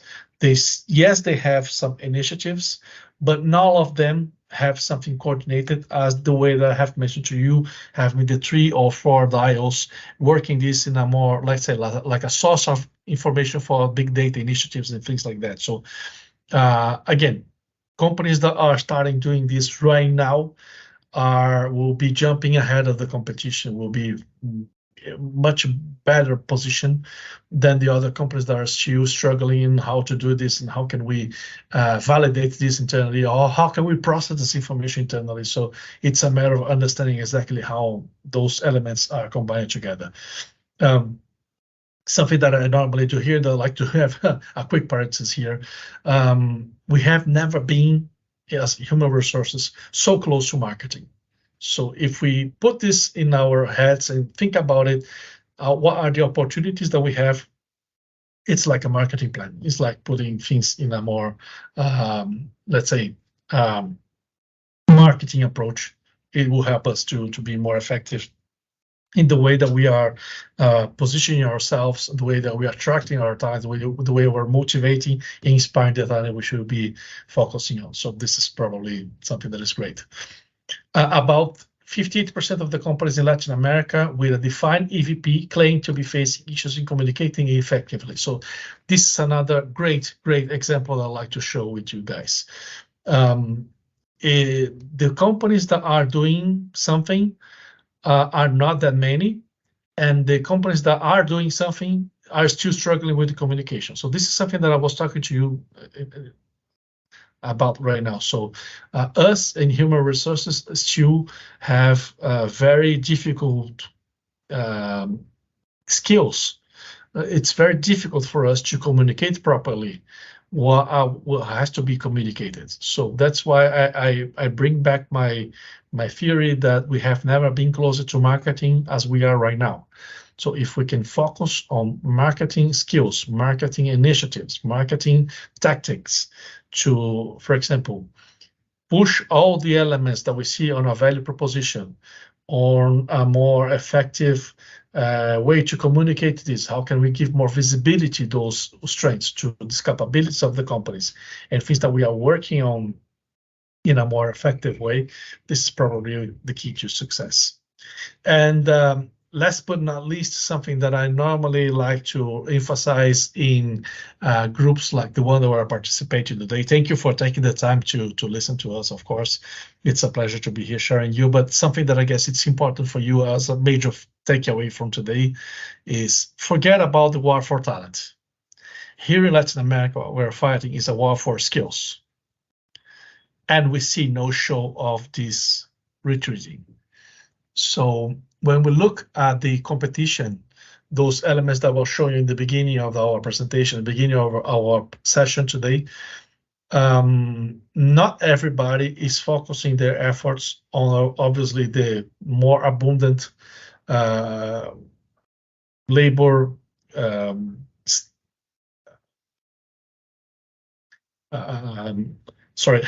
the labor availability, which is the low salary, low qualification, etc. But the key is how can we make sure that those people who are the most demanded are the ones that are being targeted by our initiatives, that are targeted by our everything that we do in the company. So at the end of the day, it's not about having anyone attracting by a company, but how can we attract the right people, attract the right talents, attract the right skills to make sure that we have them engaged, compromised, inspired by our company. And most importantly, something that we normally say as well is it's not about retaining people, but it's about providing them a unique experience that people will be valuing. And when the time comes for these people to leave our organization, they will be leaving and they will be our ambassadors in other companies. So these people will be here, will be talking about us, they'll be promoting us, and we'll make sure that the people who one day will consider applying for a position in our company, they are doing so because they have been listening only good things from our company, from its previous employees. So probably this is one of the major takeaways that we should be having today, and this is part of what we have prepared for you this afternoon. Okay, well, that's pretty much what I have to present to you today. I'm more than happy to answer all your questions. You see my photo and this QR code that if you want to, you can direct, and this is my LinkedIn profile. If you want to get connected, it will be a pleasure to have you. If you have any questions, please feel absolutely free to send me a message or invite me for a connection. Anything that you might require, will be more than happy to help you as much as possible. Once again, thank you. Thank you for your time. Thank you for being part of this great initiative. So thank you, everybody from Inspire Workplaces, to have me here. And I'd like also to pass the baton for the next presenter. Also, our next speaker will be Caio Infante, great friend of mine, by the way, someone that I have been working with for a few years here in Latin America as well. Caio is the Regional Vice President, Brazil at Radiancy. As the Regional Vice President of Brazil, Caio Infante is firmly establishing the Radiancy brand in the Brazilian market and implementing an array of powerful and involving talent acquisition technologies. Many of the things, by the way, that we have been doing here is something that they do at Radiancy in a very good level. So I'm glad that we have the two of us in the same spot. So you see lots of things that are complementary in our two sessions. Caio has over 17 years of experience, possesses a strong background in business planning, in strategy, marketing, talent acquisition, and management. And Caio will be talking about doing business in Latin America, market and trends, exploring the differences between markets in Latin America, Mexico, Brazil, Panama, Colombia, and Chile, and how those countries, the question is, are they all the same? Do they have the same talent pool? How does recruitment work in these countries, and how do they see importance of employer branding strategy? So I wouldn't miss it if I were you. So I'm again super glad that I was able to share this material with you today. I'm really looking forward to be connected with you all if you are interested in so. And thank you so much for joining me from São Paulo, Brazil. Goodbye. Have a great one. Take care. Bye-bye.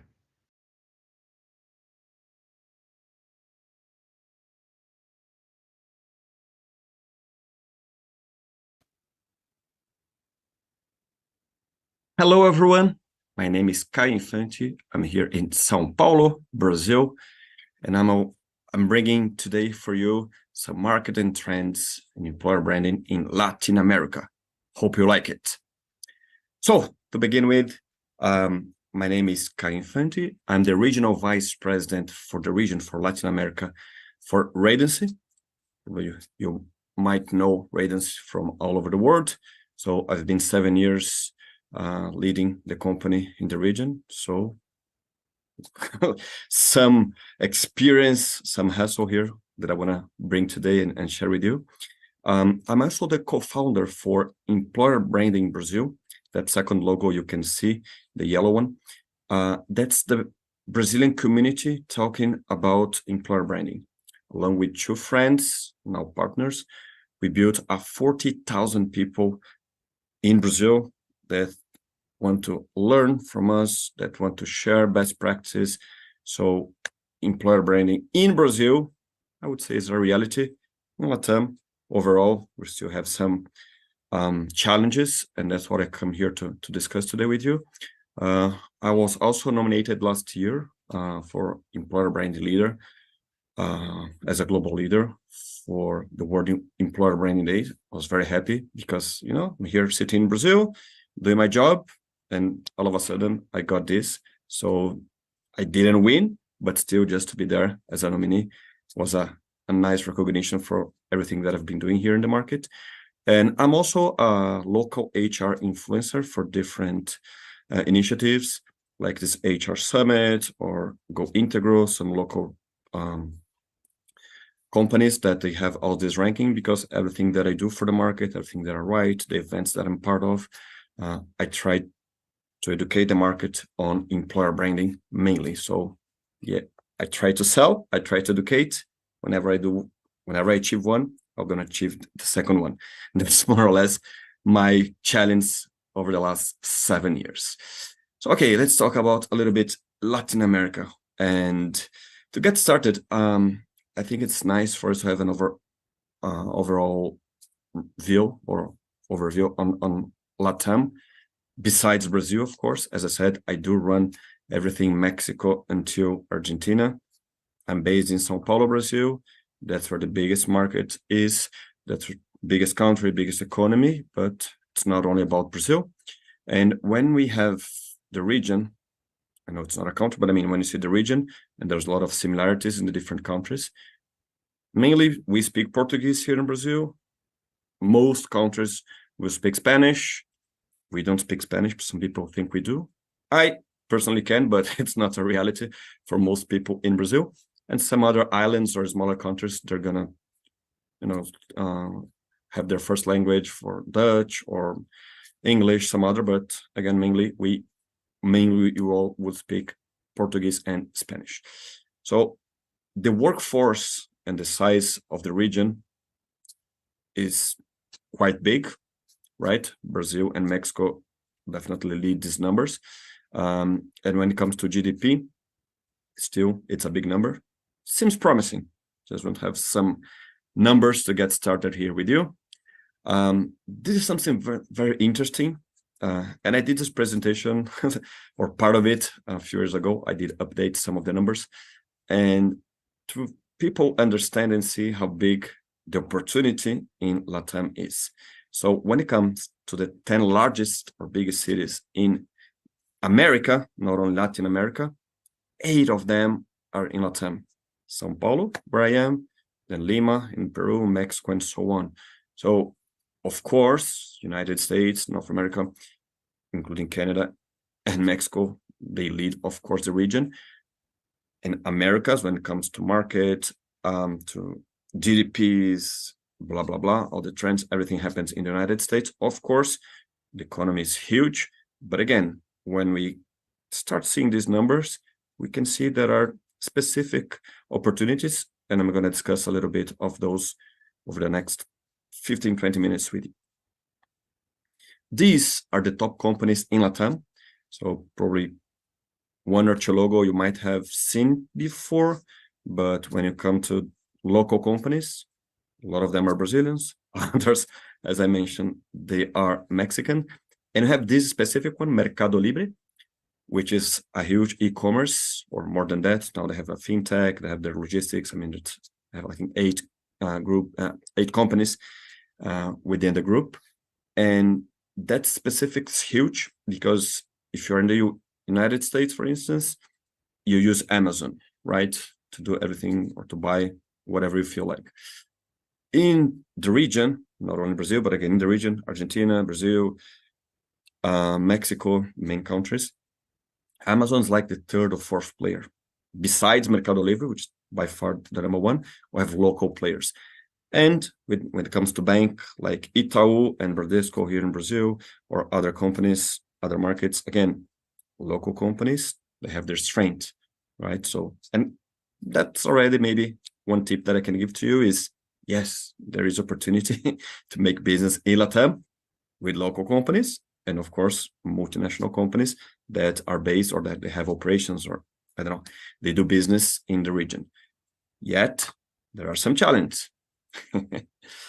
And I want to bring to you 5 topics that I've been 16 years in the HR industry, another 5 or 6 in the advertising industry, all mixed up, or the last 7, as I said, in the employer brand industry specifically. And servicing HR is quite hard compared to what you have in Europe, compared to what you have in the United States. Again, being part of a global company, I can see the difference. And again, I'm here to share some of the reality we have. Again, I see this as an opportunity. Otherwise, I wouldn't be here for 7 years, and I still have a long journey to go. So I hope you guys share some of my thoughts here. And I will say that in the end, but feel free to connect with me anytime on LinkedIn, on Instagram. I mean, if you want to understand more about the region, about how we do business here, happy to help.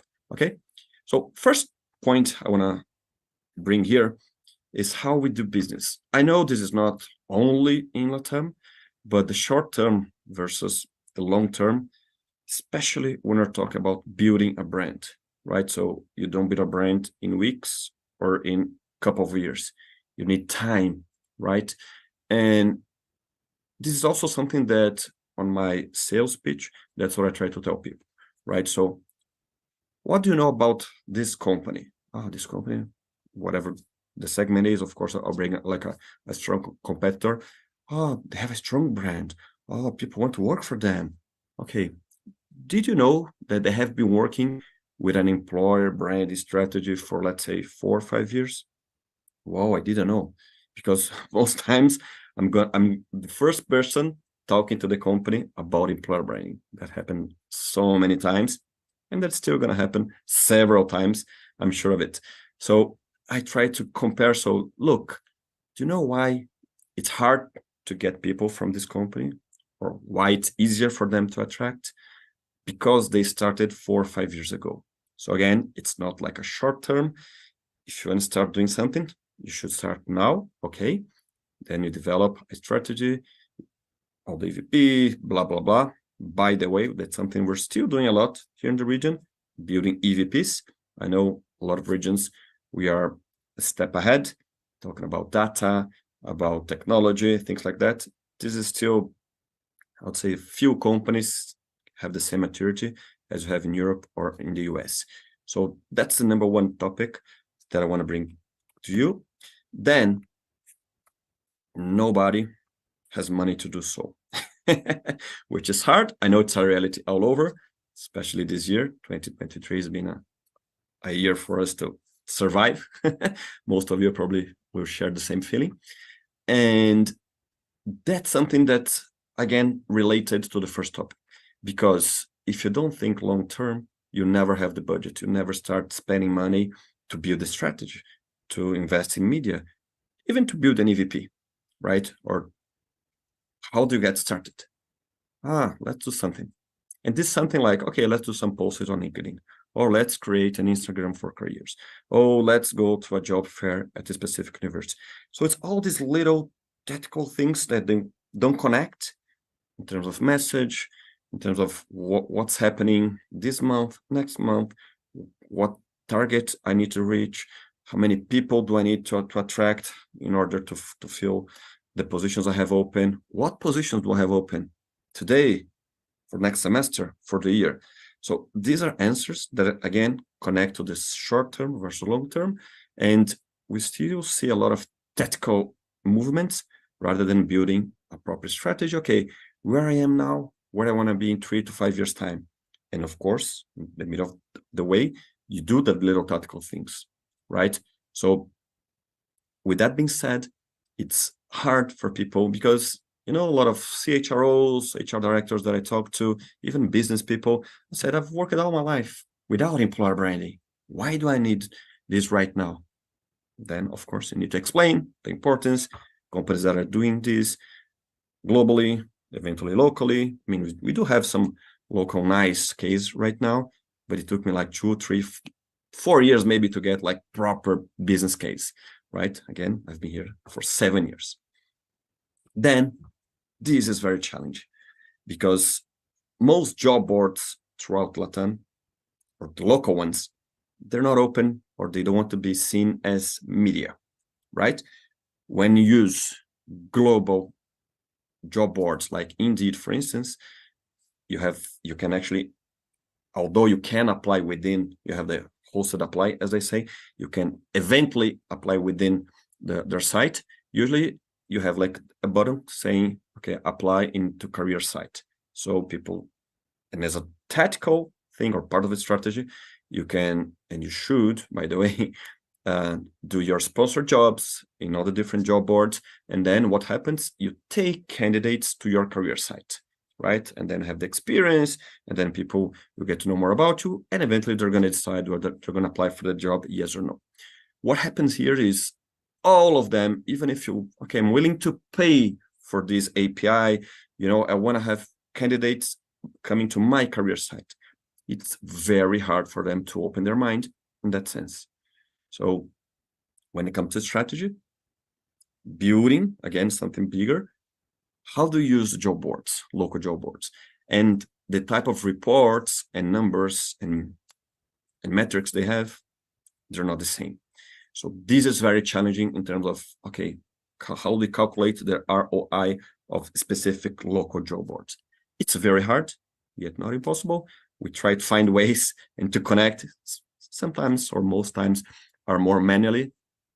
But in the end of the day, we make our miracles here, but still, that's another challenge. This is very hard. As I said, I've been 16 years in the industry, and that has been happening for at least 16 years, which is HRs.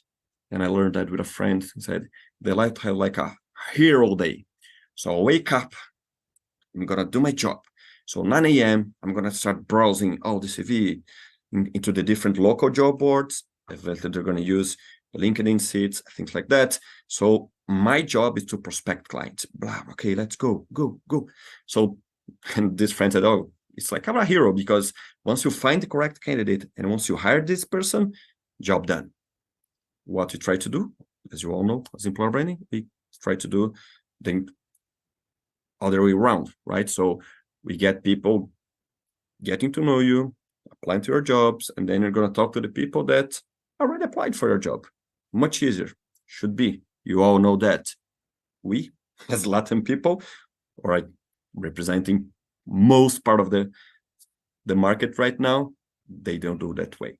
So they'd rather hire the local job boards, not only to post jobs, but because the local job boards, they have big database of CVs. And why is that? Because they don't act as a media. You see that how you get kind of, you can't move on from it. Hard, still not impossible.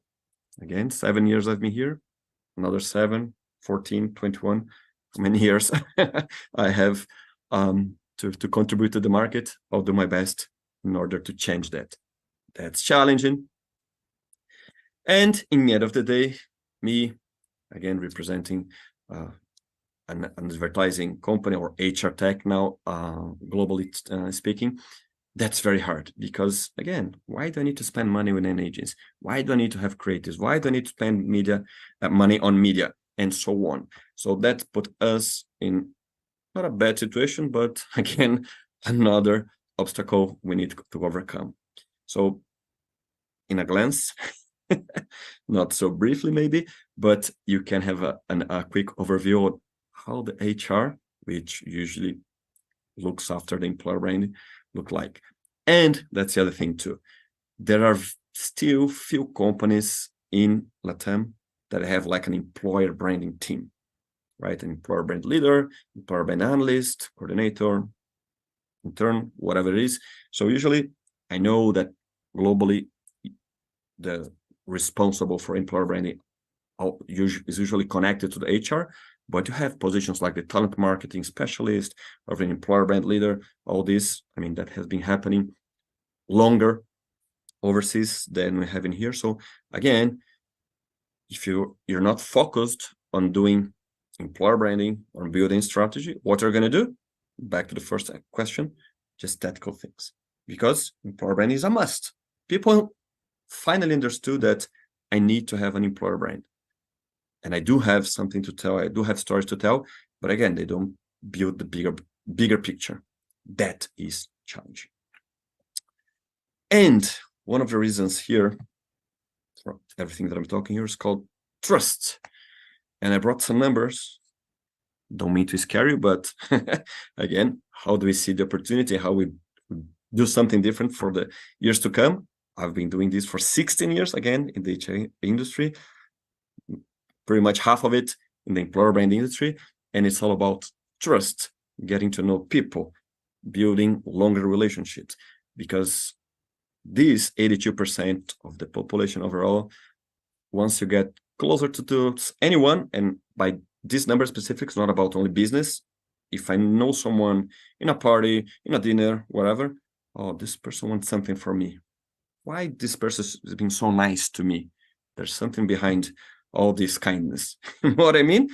Yeah, it's different because you guys in Europe, people in the US, and some other regions, you already trust people, right? We need to build over and over and over again. Still, eventually is not enough, right? I know people do business with other people, mainly in Latam. Again, the more you know people, the more close you are to these people, and they understand, okay, this person just, it's not only about business. Eventually could become business, of course. So takes time, okay? And again, 62% of the population have little or no trust in other people. Again, that's just something that happens.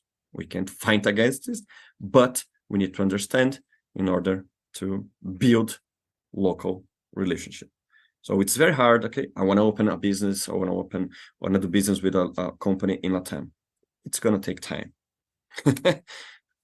Not my fault, right? I'm just a messenger here. I'm just bringing you how it is to do business in Latam. So again, that's why 5 years ago, I've been 7 years at Radiance, and 5 years ago, I created the employer brand in Brazil, the community, as I mentioned. That's where I build my credibility. That's where I have people coming to me, because I'm not there to do business. I'm there to evangelize them, tell the market how employer branding, their benefits, how it's done, what it is, what's not. And people understood, hey, this guy seems nice. Again, it does help me to do some business, but it's not the solution for everything I need to do. All the goals that I have, all the numbers that I need to achieve, they're still challenging. But again, being part of a community and building credibility does help. And when it comes to some of the trends, and that's the candidate vision, I don't think there's much difference from some other market. But again, we're talking about Latam, what has been happening this year, and it's going to be for the next year. Career plans, wellness, and compensation, because our economy overall is not as big and strong as Europe or European countries or US, Canada. So we do have something in terms of stability, plus this compensation, which is, at the end of the day, it is important. I'm not saying it's not important for other regions, but here put us in a tougher decision, right? And again, because the economy is under so much pressure overall, the employees, they're expecting to get more paid. And with employer branding and all the, of course, all the offers all around, so that puts the employers in a bad situation, because, I mean, you need to create a nice environment, you need to pay more, then all the employee experience needs to be perfect. I mean, there's so many challenges out there, and so many companies selling something maybe better than your. So think about it. The other part is 60% could change jobs. They're not looking for a job, but if you knock on their door, they might listen to you. And depends on the story you tell, they might change sides. Think about it as well. And yet, and that's very cultural, we are very optimistic. I mean, you probably know how Latin people are. We like other people, although we have the trust problem, but like, people to people. But this is important. 61% is concerned about losing their job. So I'm working here, but where's my mind? Will I have my job tomorrow? Will I have my job next week? So that's very concerning. And then on the company side, and that's something very nice to share with you, 45% of the organizations are looking for 100% remote team. And for the region, I think that's very important, because a lot of countries are small, right? Brazil, Mexico, Brazil over 200 million people, Mexico over 100 million people. So we are big countries, big workforce. But other countries, they might have 5 million people, 10 million people, 7 million people. So when you have the remote team, and again, they're going to all speak the same language, different accents, different vocabularies, but still they all speak Spanish, or most of them speak Spanish. That puts you in an advantage, or a competitive advantage. Because if you're in Chile, you can hire people in Colombia, in Peru, any other country, right? So that's another tip I want to bring to you, right? Because they've been hearing the candidates, they are considering to pay more. And if you need to pay more, You need to cut costs somewhere, not to people, eventually to people. You need to sell more, but the economy is kind of stable. The numbers looking at 2024, the region should rise 1 to 2%. So it's not a big growth for any market. So again, tough decisions for the companies in order to follow what candidates are saying. And diversity. So I guess, again, this is all over the place. But yes, they are connected to the remote teams. Talk about diversity in LATAM is very broad as well. Again, all this remote work could help to bring diversity. And yes, this is a challenge for most countries, most companies. Women, Black people, LGBT. So these are the three main diversity groups that we're looking at when it comes to employer brand strategies or employer brand activations. How do we hire, or how do we have a more diverse workforce within each company? And it's very hard. We all know that when it comes to different countries, again, whatever I say in Brazil could be different in Argentina, and it's different in Ecuador. So again, not easy. But, and last here, my question for you: should we invest in LATAM then? Is it worthwhile doing business in LATAM? Well, I've been here 7 years, as I said, again for you. Yes, but bear in mind that it does take time, right? 7 years, but I have like 1 year, 2 years, 3 years. I told you, like 2-3 years for people get to know a little bit more of the employer brand. Still, 7 years later, 5 years that I've been running the EB community in Brazil, there's still a lot to do and still a lot to educate, right? So I'm very pleased to be here to share what's going on in the region. And I actually encourage if you are a company, yes, help local people, your local team, in building their strategy. If you want to invest in the region, please do so. And the other, maybe last tip that I can give you, it's cheap, because, as I said, there's not a lot of strategy, a lot of media out there. So this is still cheap to invest in the region. And yes, the opportunity is big. With all being said, muito obrigado, muchas gracias, thank you. This is my Instagram, Caio Infante. It's not Ciao. Some people say we'll read Ciao as the Italian. No, it's Caio. Still Italian name, by the way. Caio Infante Oficial. And my LinkedIn is Caio Infante. Thank you so much. It was so nice to be here, and I hope you have enjoyed. Talk to you soon.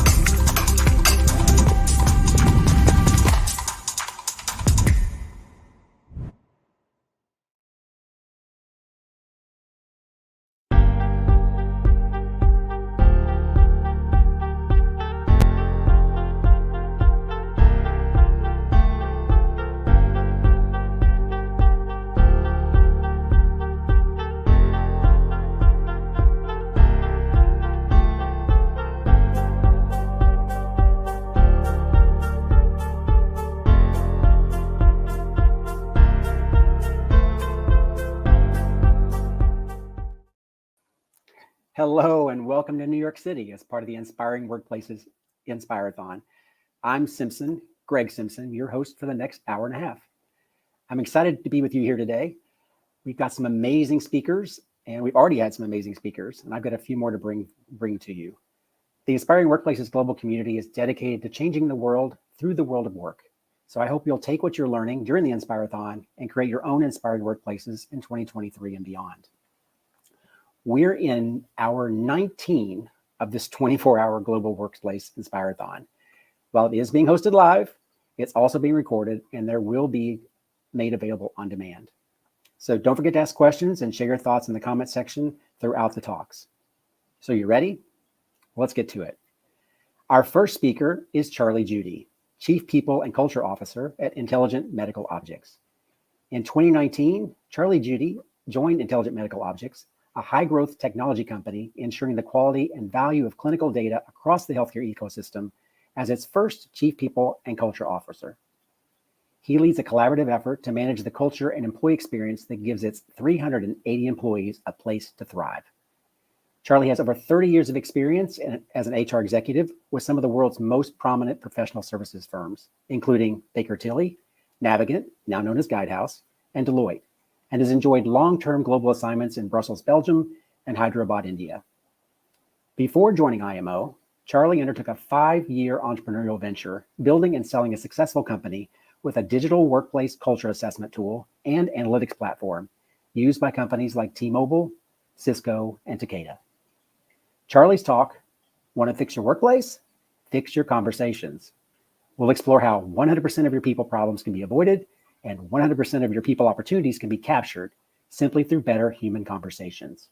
No fancy technology, no over-engineered programs, no new benefits or perks, just better conversations. Charlie, welcome. Thanks so much, Greg, and Inspiring Workplaces and others. Really glad to be here today. Thanks for the kind introduction. And I'm hoping I didn't overpromise on the presentation synopsis. We are definitely going to talk about conversations, and I'm looking forward to that. After kind of going through the prep, though, I'm thinking maybe this is a little bit more of a public service announcement. And I think those can also be really, really powerful. So I think you'll learn some things along the way, but more than anything, I hope it will just stimulate your thinking a little bit about the role conversations can play in the workplace, and really, frankly, how powerful they can be. So thanks again to Inspiring Workplaces for inviting me to share some of my thoughts. I love this organization, how it thinks about work, and what it does to get others to think about work, how it does that. It's done in really, really meaningful ways, and I think it's impacting our professional lives in ways that matter. So thanks to you guys for that. And thanks for inviting me again to be here. So in my 30+ year career, I've kind of bounced around on my own philosophical platform related to HR, workforce, employment, people, employee experience, culture. Pick your favorite workplace dynamic.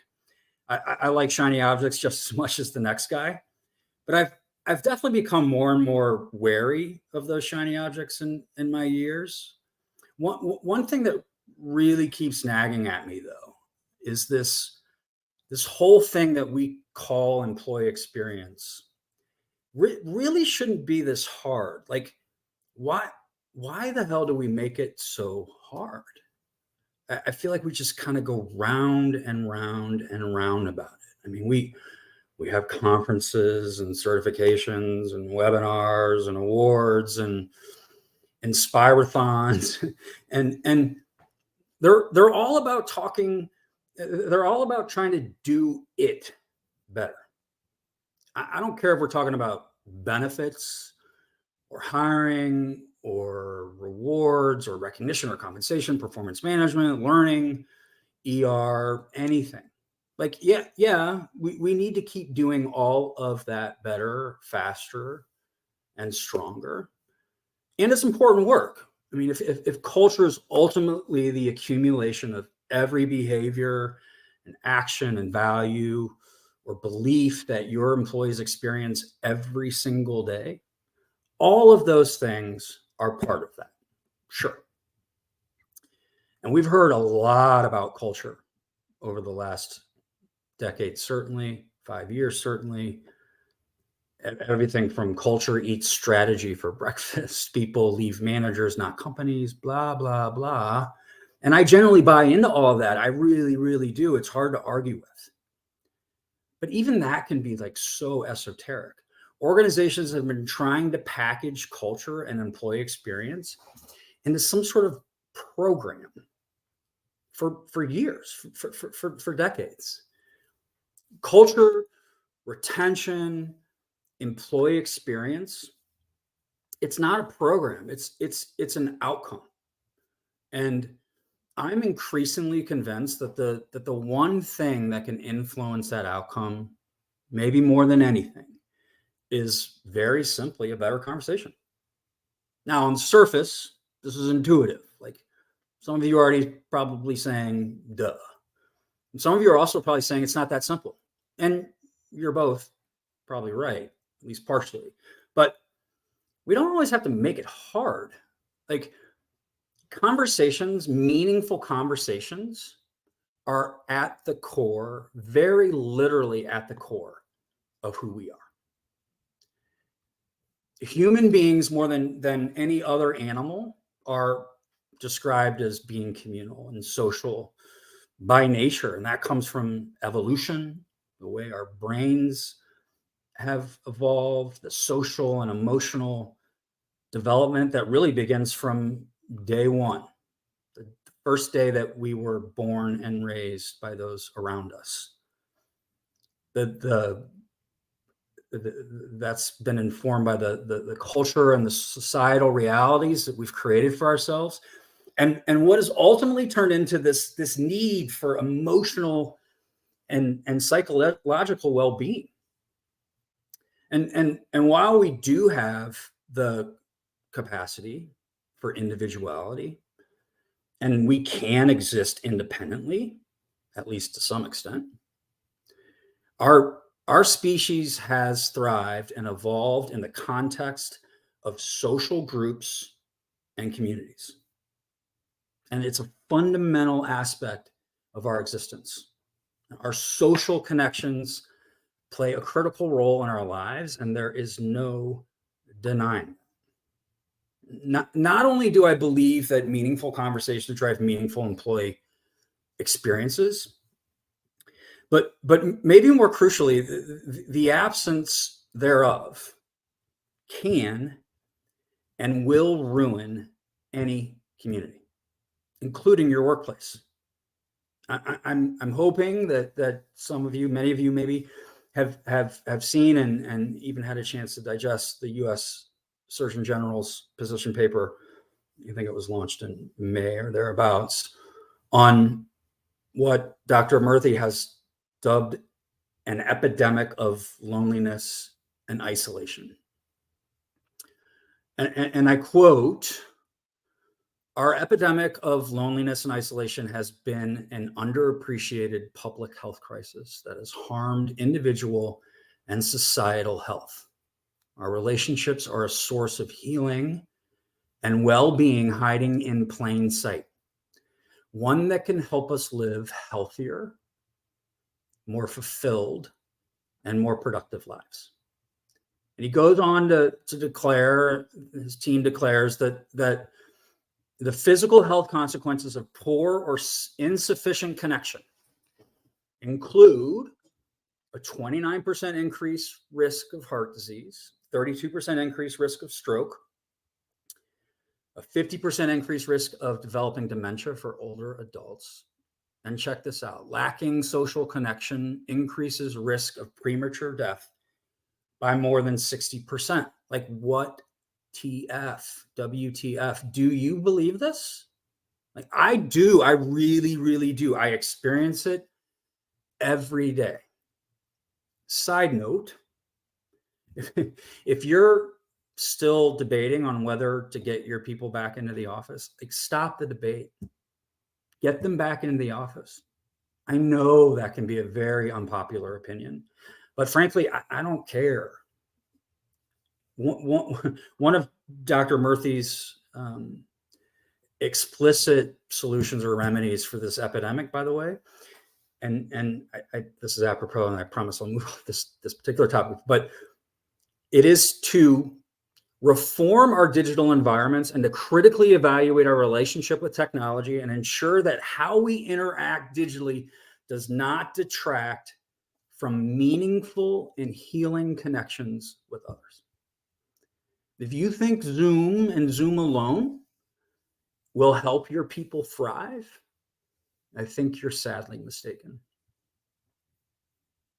So what do we do about all of this? How do we embrace, I guess, what has become the very fabric of who we are and what we need to survive? How do we turn that into a competitive advantage in the workplace? Well, I mean, let's connect, but let's do it intentionally. Let's literally cultivate an environment in which our people can commune and communicate. And most importantly, converse. So human beings obviously are not the only animals that communicate.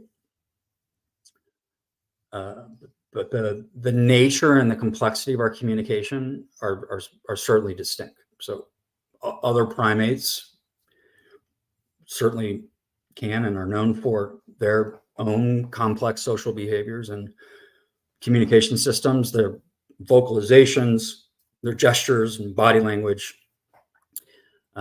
Dolphins and whales click and whistle and sing, and so do birds, and bees dance, and ants use chemicals. But the complexity and richness of the human language and conversations are unparalleled by any. We use sounds, but also a complex system of grammar and syntax. Consciousness allows us to convey this crazy range of ideas, emotions, and of course, information. Most interestingly, though, and most unique, is that the human language it's symbolic. It allows for an expression of past and present and future events, hypothetical scenarios, even abstract concepts. It's far more advanced and versatile than any communication system of any other animal. But this highly advanced and complex and terribly dynamic and terribly engaging tool doesn't really get the attention it deserves in the workplace. I mean, it happens, but it doesn't get attention. We simply don't use it enough. Sometimes we don't use it at all. We certainly don't exploit its true potential. I submit that if we could exploit its true potential, we would very simply eliminate most of the people problems, certainly, and even better, we would optimize all of the people opportunities that we aspire to. All of them. I really believe that. I get it. Like, this is easier said than done. And conversations in and of themselves are a hell of a lot easier than actually having meaningful, effective, and productive conversations. But just start by making sure that they're happening. Like, the one question any HR professional, talent professional should ask most often in their day should be, did you have a conversation about that? The one thing any manager or leader should say most often in their day should be, let's talk about that. And here's the thing that actually I get stuck on the most, and I think we all miss it the most. The one thing any employee should ask most often in their day should be, can we talk about that? I mean, I don't know of many managers who won't at least try to solve a problem or respond to an opportunity that an employee presents. Why don't employees speak up? Why don't they initiate the conversation? Why don't they express their interest, their curiosity? Maybe that's where we go wrong. I mean, managers are busy. Let's assume positive intentions and nudge them every now and then. Get in their faces even. Start the conversation. And if a manager doesn't do anything about it or tells you to bug off, then We have another issue entirely, but I'm convinced that most of these conversations just never even get started.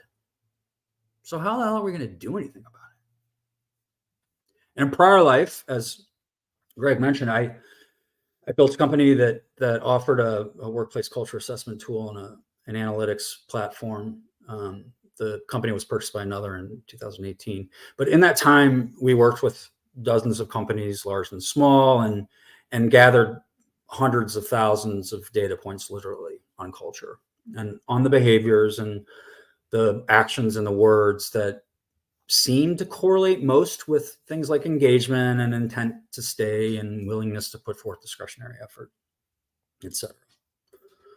I went back and scoured for this presentation the open comment data set that we had, and most of that data set came from the responses to one question: what would it take to heighten the likelihood that you would recommend someone you respect to this company for employment?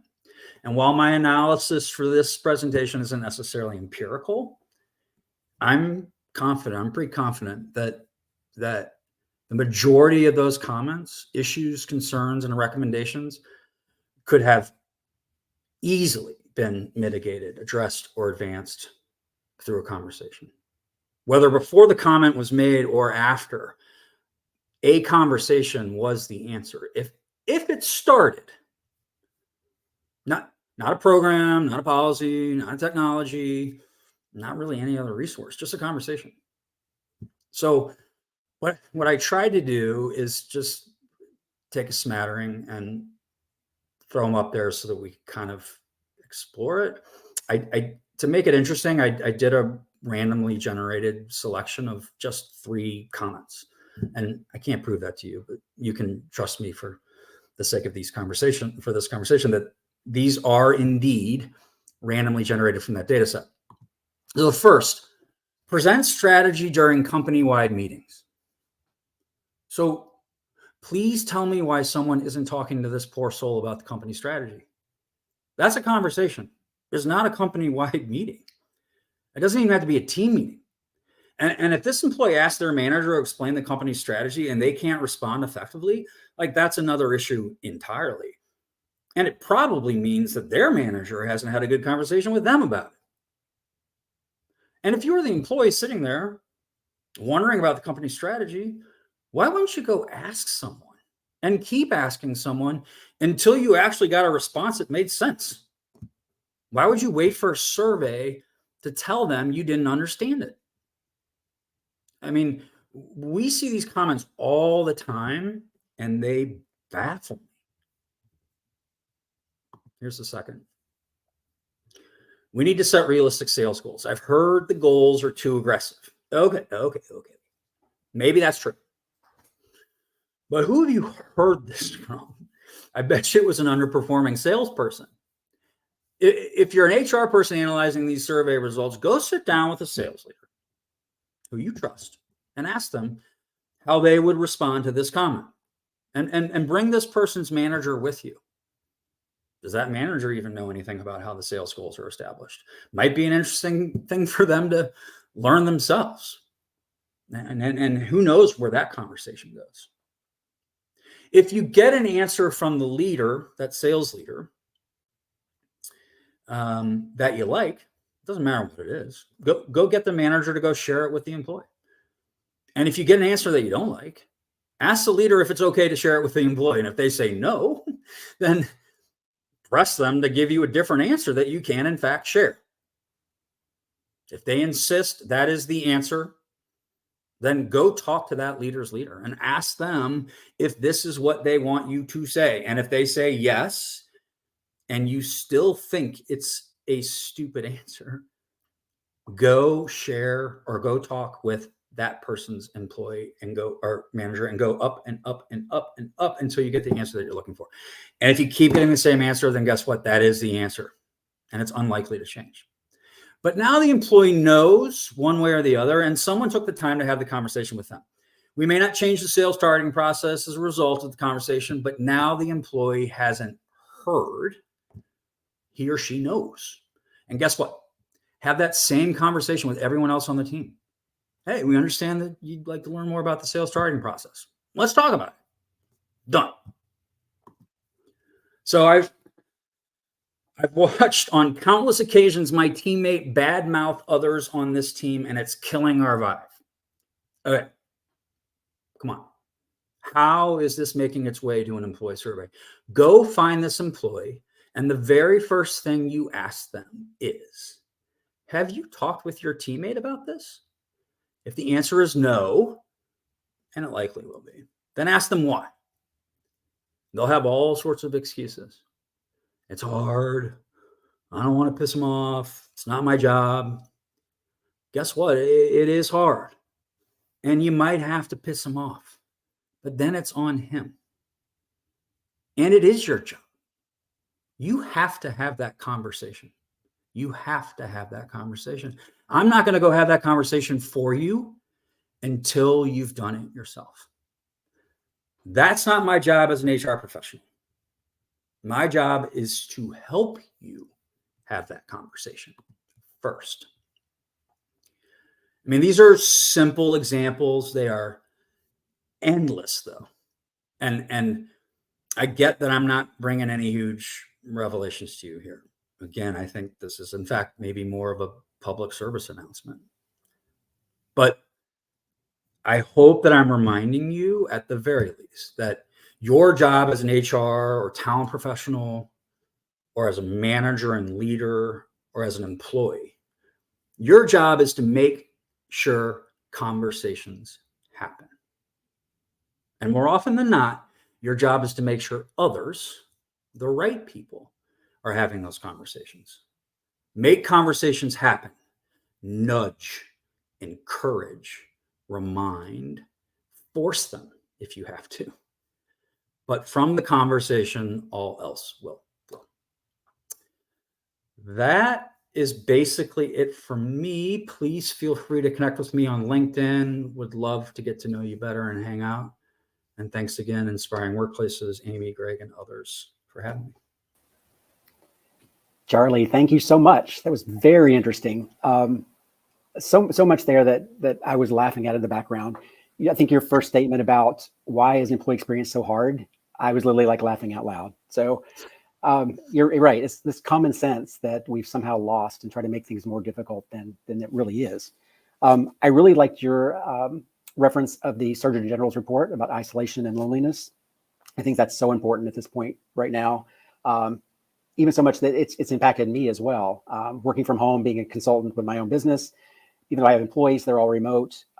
I found that I was really scared to be around people. I didn't want to deal with people because I was in that mode of, if you meet with, especially in New York, with the pandemic and things like that, if you got near people, you could get sick, you could die. And Sure. There's so many people that passed away in New York City. So it just became this, self-preservation type thing. And then when you actually have to get in front of people, mask, no mask, whatever, it's difficult. I found it difficult at that point. So it's been a journey for me to get back to that thing. So I appreciate you bringing that up, because I think that's something that a lot of people haven't considered, especially with their employees and things like that, and how to engage them more and get them back into those conversations that we need to have. And then I think really what you're talking about is conversations over assumptions. Everybody just based everything on assumptions, and they don't have those conversations. But you're right. Employee engagement surveys, there's a wealth of information there that lets you know what's not happening and what you need to go back and talk about. So I thought your three examples were just spot on. I think the biggest thing for me is always, do we have the right managers in the right roles? Because that's a hindrance to some of that. But that's a different thing for this as well. Sure. Yeah. Really, really fascinating. So simple, and I think that's what made your talk so powerful. It's simple. It's something anybody can do at any level. You don't have to be a manager, you can be an employee, but just start those conversations and learn what you don't know and find out, what other people are thinking. Yeah. Thanks for putting the cap on. I appreciate it. Yeah. I knew I was going to like it. I liked it even more than I thought. So it wasn't undersold at all, in my opinion. Okay. I'm glad. Thank you. Great. Charlie, thank you so much. I appreciate you joining us today. Okay, everybody, we're just a little bit ahead of schedule, but that's perfect, I think. So in addition to being your host, I actually am also the next speaker. So I'll start a little bit about me and then we'll get into the presentation, okay? So I'm Simpson, Greg Simpson, Managing Director at Agent and Engagement, a consultancy dedicated to enhancing workplace experience for companies and their employees. During my career, I have a record of award-winning employee engagement, change management, and talent development programs for people at all levels of Fortune 150 companies, including Accenture, State Farm Insurance Companies, Deutsche Bank, and Microsoft. I believe that an engaged workforce is the foundation of organizational success. And that's why I'm on a mission to help company leaders provide talented individuals with compelling reasons to join, engage, and stay with their organizations. So today, I'm actually going to talk about the art of life. And I'm going to invite you to join me in creating an employee experience masterpiece. So as we set up our canvas, let's reflect on the prevailing trend of modern life, where work often takes precedence over everything else. We've become a society of overachievers, hustlers, and nonstop workers. And when we ask how we are, what do we respond? Busy. In the pursuit of success, we've inadvertently lost sight of something vital, and that's the art of life. We find ourselves on a relentless treadmill, with work becoming an all-encompassing force that leaves little room for well-being, relationships, and self-care. This work-centric approach comes at a cost: burnout, declining mental health, and strained personal lives. So, how do we go about composing the employee experience? It starts with organizations reframing their value and culture. Like many organizations are already doing successfully. In fact, you need to look no further than Inspiring Workplaces to learn about the top 50 inspiring workplaces. They've integrated values like work-life balance, mental health support, and flexible schedules into their cultures. In these workplaces, the art of life is not only respected, but also celebrated. By fostering this kind of environment, organizations not only benefit their employees, but also become a magnet for attracting top talent. After all, who wouldn't want to work at a place that values life as much as work? With our composition determined, we now turn our attention to the muses that will inspire and shape our employee experience masterpiece. They're named leadership, culture, well-being, and diversity and inclusion. Leadership will be the largest proportion of our masterpiece, and she plays a pivotal role in forming the employee experience. Effective leaders prioritize their team's well-being and create an environment that fosters a holistic approach to life. They're empathetic, supportive, and lead by example. These are the qualities we need more of in the workplace. So let's explore practical strategies for nurturing leadership that values people. It's about leading with empathy, setting clear expectations, and providing opportunities for growth. When we embrace this approach, we create a flowing rhythm that positively impacts employee experience. Effective leadership is not about just managing tasks. Artificial intelligence will eventually take care of that. It is about creating an environment where individuals feel valued, supported, and empowered. When leaders recognize their team's well-being and lead with empathy, it can transform the workplace. So here are some practical strategies to nurture values that values people. Empathy is the cornerstone of compassionate leadership. When leaders genuinely understand and care about their team's members' well-being, it builds trust and rapport. Leaders actively listen to their employees, understand their needs, and show empathy in their responses. These acts can have a profound impact on the team morale and management. Clarity is essential in leadership. Leaders should set clear expectations and provide transparent communication about roles, responsibilities, and goals.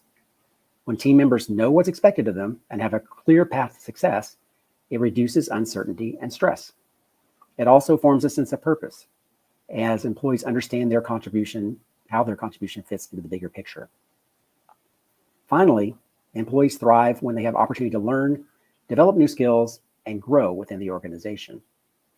Effective leaders support the team's professional growth by identifying strengths and weaknesses, offering training and development opportunities, and enabling career advancement.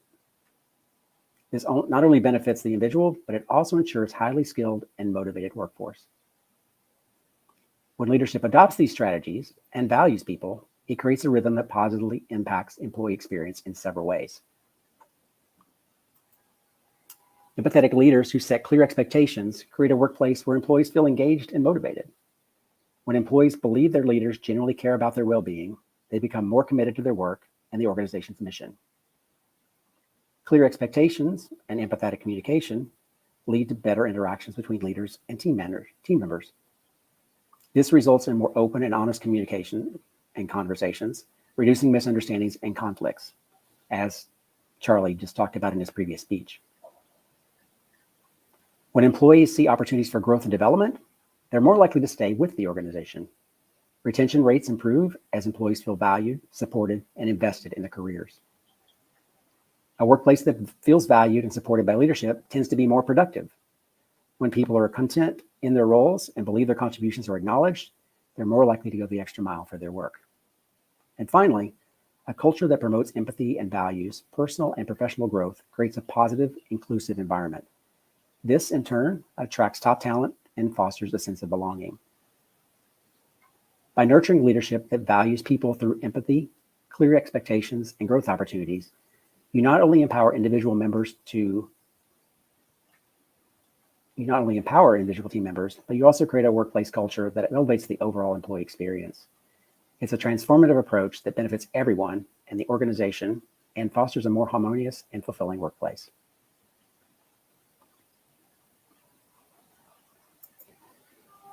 Company culture is another essential piece of the puzzle. A vibrant workplace culture enhances employee experience by making the workplace an engaging and supportive space. It's like a garden in full bloom, teeming with diverse and unique flowers.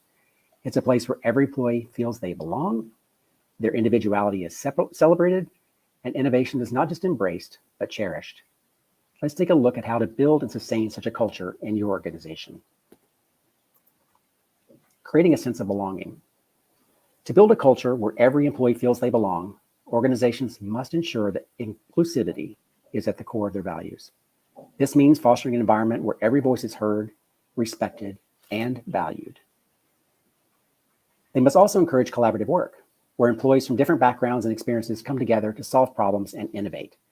Collaborative projects and open discussions create a sense of belonging and shared purpose. Promoting innovation. Encourage a culture of innovation where employees are empowered to think creatively and propose new ideas. Celebrate innovative solutions to challenges and acknowledge employees who think outside the box. Implement innovation programs or idea sharing platforms where employees can contribute their ideas and see them come to life. An innovative culture not only enhances the employee experience, but can lead to groundbreaking advancements in the organization. Celebrating individuality. Recognize and celebrate individual and team achievements. Employee recognition programs that highlight unique contributions can foster a culture where individuality is appreciated. Support professional and personal development by offering opportunities for employees to explore their passions and interests. This can include learning and development programs or even initiatives that allow employees to pursue side projects related to their interests. This is especially important given the rise of polyworking, or the act of holding more than one job at a time. Building a vibrant culture is a journey, not a destination. It starts at the top. Leaders must commit to creating and maintaining a vibrant culture. They set the example for the rest of the organization. It's important to maintain open and consistent communication about the importance of culture, regularly reminding employees of the organization's values and commitment to innovation and individuality. And encourage feedback from employees about the workplace culture and use this feedback to make necessary adjustments and improvements. A culture that prioritizes belonging, innovation, and individuality positively influences the employee experience in several ways. Employees who feel they belong and are valued for their individuality tend to be more engaged, motivated, and satisfied in their work. An innovative and diverse workforce brings a variety of perspectives to the table, fostering creativity and innovation. Employees are more likely to stay in an organization where they feel they belong, reducing turnover and associated costs. A vibrant culture not only attracts top talent, but also enhances the organization's reputation as an inclusive and innovative place to work. By creating a culture that promotes belonging, innovation, and individuality, and by actively sustaining it, organizations can create a vibrant and fulfilling workplace. This, in turn, enriches the overall employee experience and contributes to a positive and harmonious work environment. Well-being extends beyond the workplace. It encompasses physical health, mental well-being, mental wellness, and personal fulfillment. In the pursuit of the art of life, organizations must champion well-being, encouraging employees to find meaning and fulfillment beyond their work roles. A culture of well-being is the foundation of a fulfilling employee experience. It goes beyond the workplace, acknowledging that employees' well-being encompasses physical, mental, and personal aspects of their lives. So here are some strategies to create a culture that empowers employees to lead a balanced life. Physical well-being. Encourage physical well-being through initiatives like fitness programs, access to healthy snacks, and wellness challenges. These efforts can improve employees' physical health and energy levels, contributing to a happier and more productive workforce. Allow flexible work schedules and remote work options to employees to manage their physical health. This flexibility can accommodate exercise routines, medical appointments, and work-life balance. Mental wellness. Offer mental health resources, such as counseling services and stress management workshops. Create a stigma-free environment where employees can seek help without fear of judgment. Promote work-life boundaries by discouraging excessive overtime, supporting the use of time off, and encouraging employees to unplug outside of work hours. This helps reduce stress and burnout.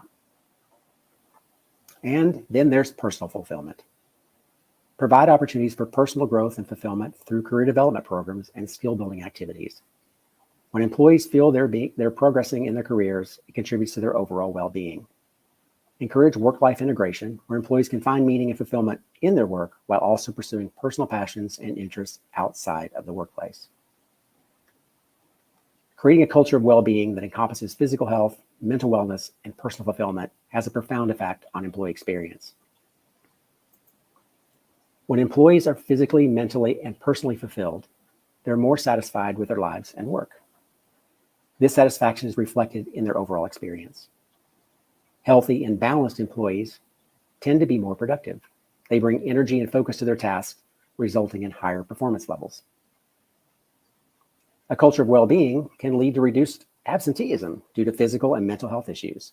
Healthy employees are more likely to be present and engaged at work. And a focus on well-being fosters positive relationships among colleagues. Employees are more supportive and collaborative, leading to a more harmonious workplace.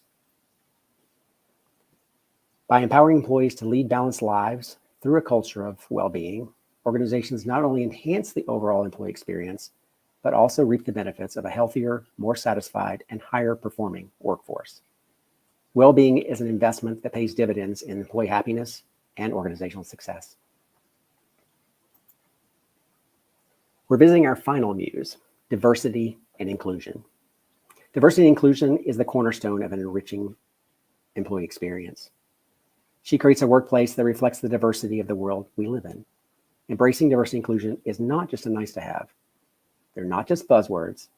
They're essential components of a harmonious and enriched employee experience. Here's how organizations can foster a culture of D&I and the tangible benefits it brings. Educate and inspire learning. Cultivate a culture of continuous learning and understanding through D&I enlightenment programs. These programs aim to expand awareness of the significance of diversity and inclusion, enabling employees to not only recognize unconscious biases, but also promote empathy and deeper understanding. Elevate the collective knowledge and empathy of your organization with D&I empowerment initiatives. These initiatives raise awareness about how the company and other companies are addressing diversity and inclusion in day-to-day operations. Inclusive hiring practices. Revise your recruitment process to attract candidates from diverse backgrounds. This may include using diverse hiring panels, advertising job openings in a variety of places, and partnering with organizations that specialize in diverse talent recruitment. Implement strategies to minimize bias in hiring, such as anonymizing resumes, conducting blind interviews. Make hiring decisions based on skills, experience, and cultural fit, rather than other demographic factors. Inclusive workplace policies. Develop and communicate clear anti-discrimination and anti-harassment policies that apply to all employees. Encourage reporting and provide support for those who experience or witness discrimination. Offer flexible work arrangements to accommodate employees' diverse needs, including those with caregiving responsibilities, disabilities, or different cultural practices. Celebrate diversity. Organize events and activities that celebrate different cultures and traditions. Encourage employees to share their cultural backgrounds and experiences, fostering a sense of belonging. Support and facilitate employee resource groups that focus on specific aspects of diversity, such as LGBTQ+ rights, gender equality, and cultural heritage. Employee resource groups provide a platform for employees to connect and advocate for their communities. And finally, fair promotion and development. Ensure that all employees have equal opportunities for their career development, mentorship, and promotions. Monitor and assess all disparities in promotions and address leadership to access leadership roles. Actively work to diversify leadership teams. Encourage employees from underrepresented groups to pursue leadership positions and provide training and support. Crafting a more inclusive workplace not only encourages the employee experience, but also brings several tangible benefits. Diverse teams bring a variety of perspectives, leading to innovative solutions and approaches to challenges. Inclusive workplaces tend to have more engaged and motivated employees, resulting in higher productivity. Organizations known for their inclusive culture are more attractive to top talent, improving recruitment and retention. A commitment to D&I enhances the organization's reputation as a socially responsible and inclusive employer. By fostering a culture of diversity and inclusion, and by taking actionable steps to make it a reality, organizations not only create a more enriching employee experience, but also benefit from enhanced innovation, productivity, and reputation. D&I is not an ethical imperative, it's a strategic advantage in today's diverse world. Now, as we finish our painting, I urge you to reflect on how you can bring the art of life into your workplace. Challenge the status quo, champion well-being, and foster a culture that values life as much as work. We prepared our canvas by talking about the prevailing trend of modern life, where work often takes precedence over everything else, and how companies need to celebrate the art of life by integrating values like work-life balance, mental health support, and flexible schedules into their culture. Next, we visited the four muses: leadership, culture, well-being, and diversity and inclusion. For each, we explored practical strategies and considered how they positively impact the employee experience. As the artist of this talk, I've tried to portray that the art of life isn't just a catchphrase. It's a mindset that leads to a balanced and fulfilling existence. It's also more than just a concept. It's a call to action. It's a call to inspire organizations to prioritize a people-first experience. We have the power to make a change, both in our personal lives and in our workplaces. By embracing the art of life, we can create a harmonious and ultimately more engaging workplace experience. I want to thank you very much for your time and attention today. I welcome your thoughts and questions. Please leave them in the comment section or contact me directly through email, the Agent Engagement website, LinkedIn, or my social channels.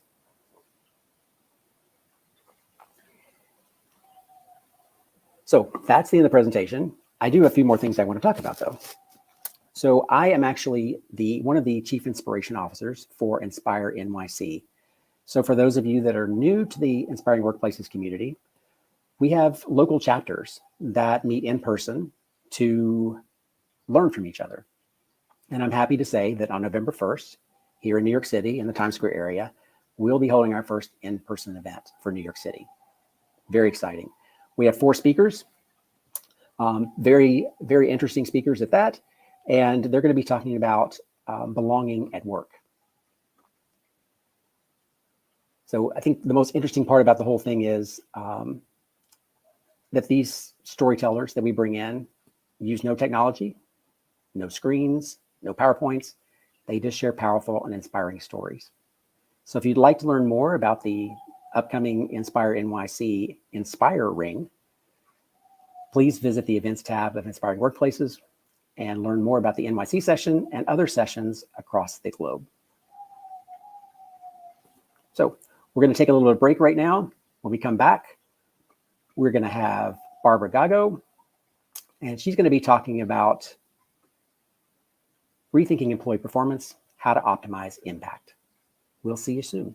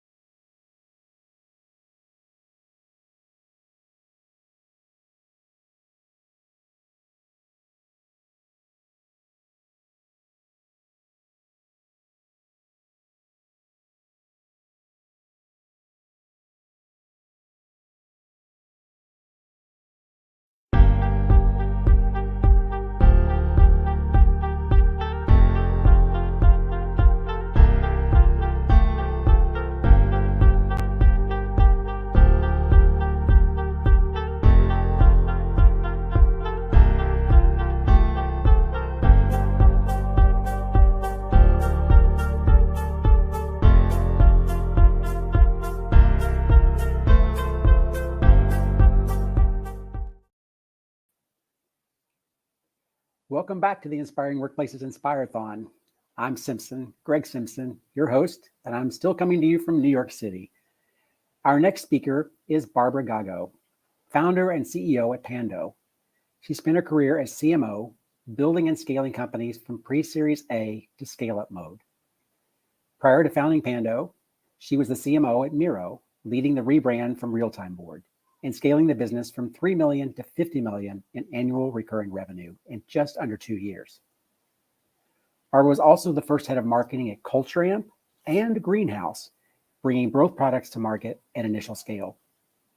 Having worked at the intersection of people tech and future of work for over 10 years, she's an expert at building high-performance teams, processes, and programs that result in effective, rapid scale, and meaningful business outcomes. Barb's talk today is called Rethinking Employee Performance, How to Optimize Impact. She's going to be sharing the key trends that are impacting how we evaluate employee performance, how to set up a performance system that's engaging and always on, the structure and tools required to make employee evaluations fair, new ways to think about employee performance measurement, and a framework to help unlock ongoing employee growth. Welcome, Barb.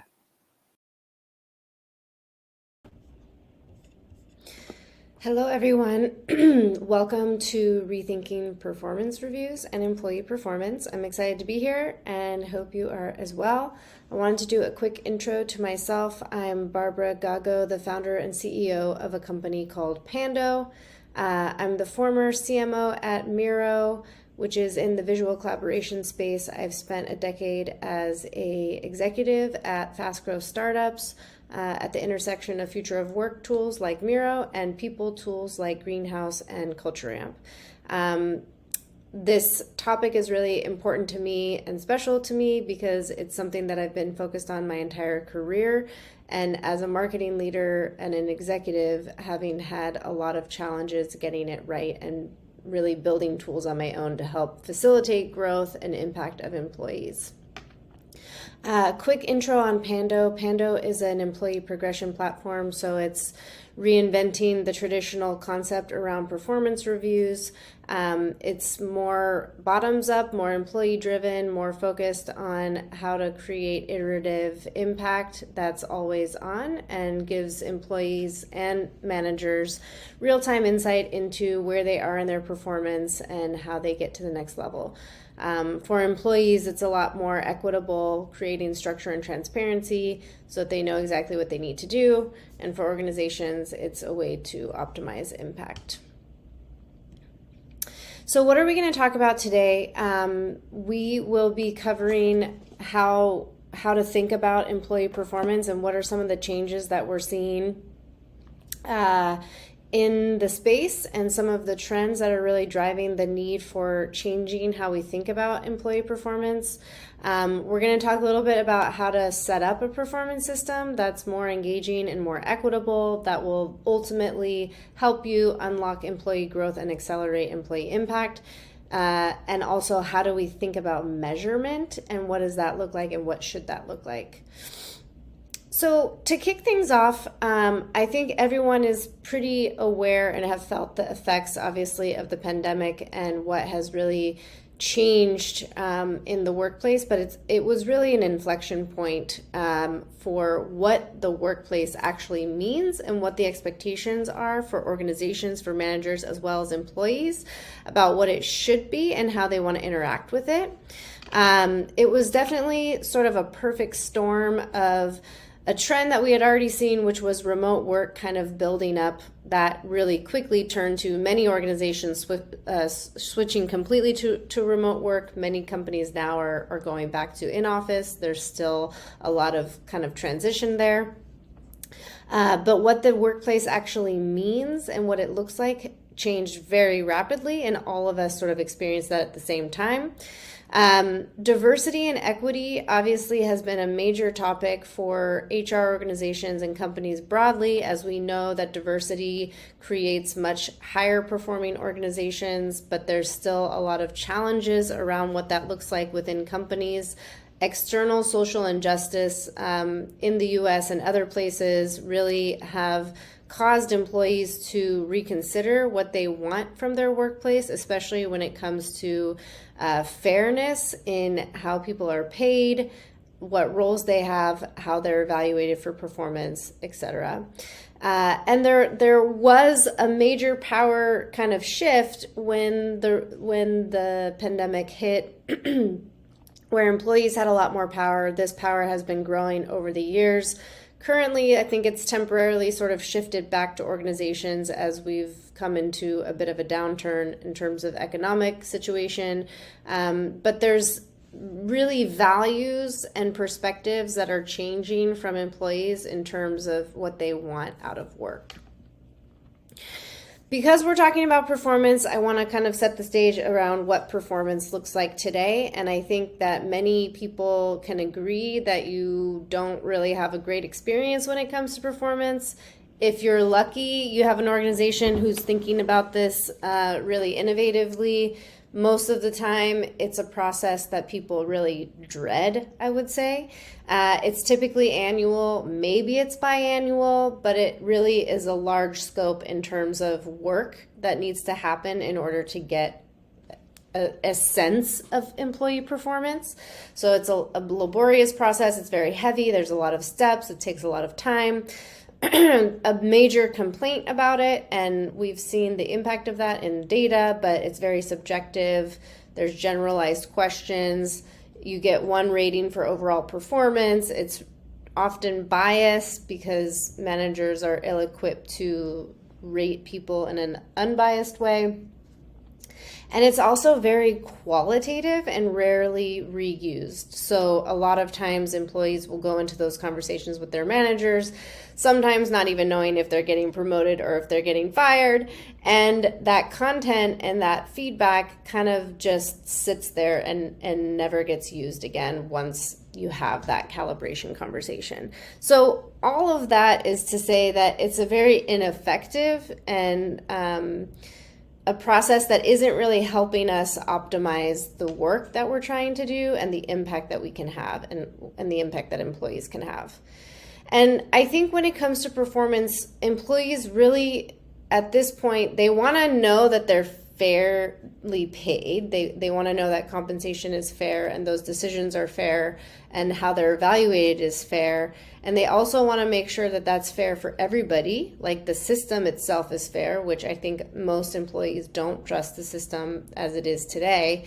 And they want to be given clear and ongoing opportunities to grow in their career. And I think there's, a pretty clear correlation with employee growth and company impact. So we want to be able to more effectively optimize how employees are focused so that they can have the impact that we want them to have. So the future is really moving away from performance reviews. I think we've kind of seen the pendulum swing back and forth here where we do performance reviews. It's kind of a necessary evil, but at the same time, what we really like is continuous feedback. And so we've kind of swung into that side of things. But the problem with continuous feedback is without the context anchored for individuals in their own context and performance, it can be something that either happens for employees or doesn't happen for employees, and it's not necessarily moving them down the field and getting them closer to the next level. And this is where kind of the structure and the underlying system around performance becomes really important.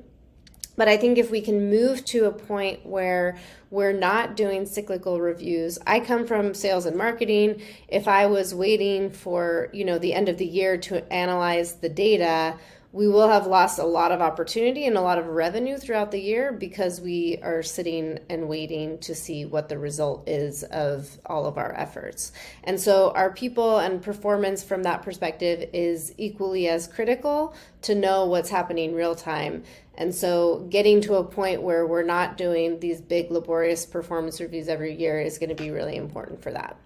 So what does that look like? What is continuous progression or continuous performance management?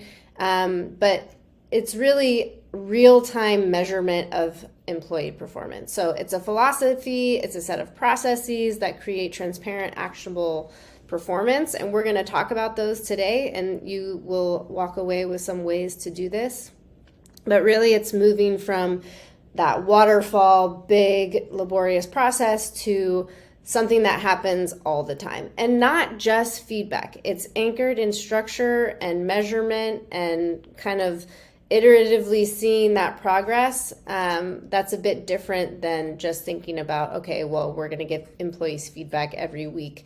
That's important, but is that feedback anchored in the right context for them and for the business in order to have that impact? So what are some of the characteristics?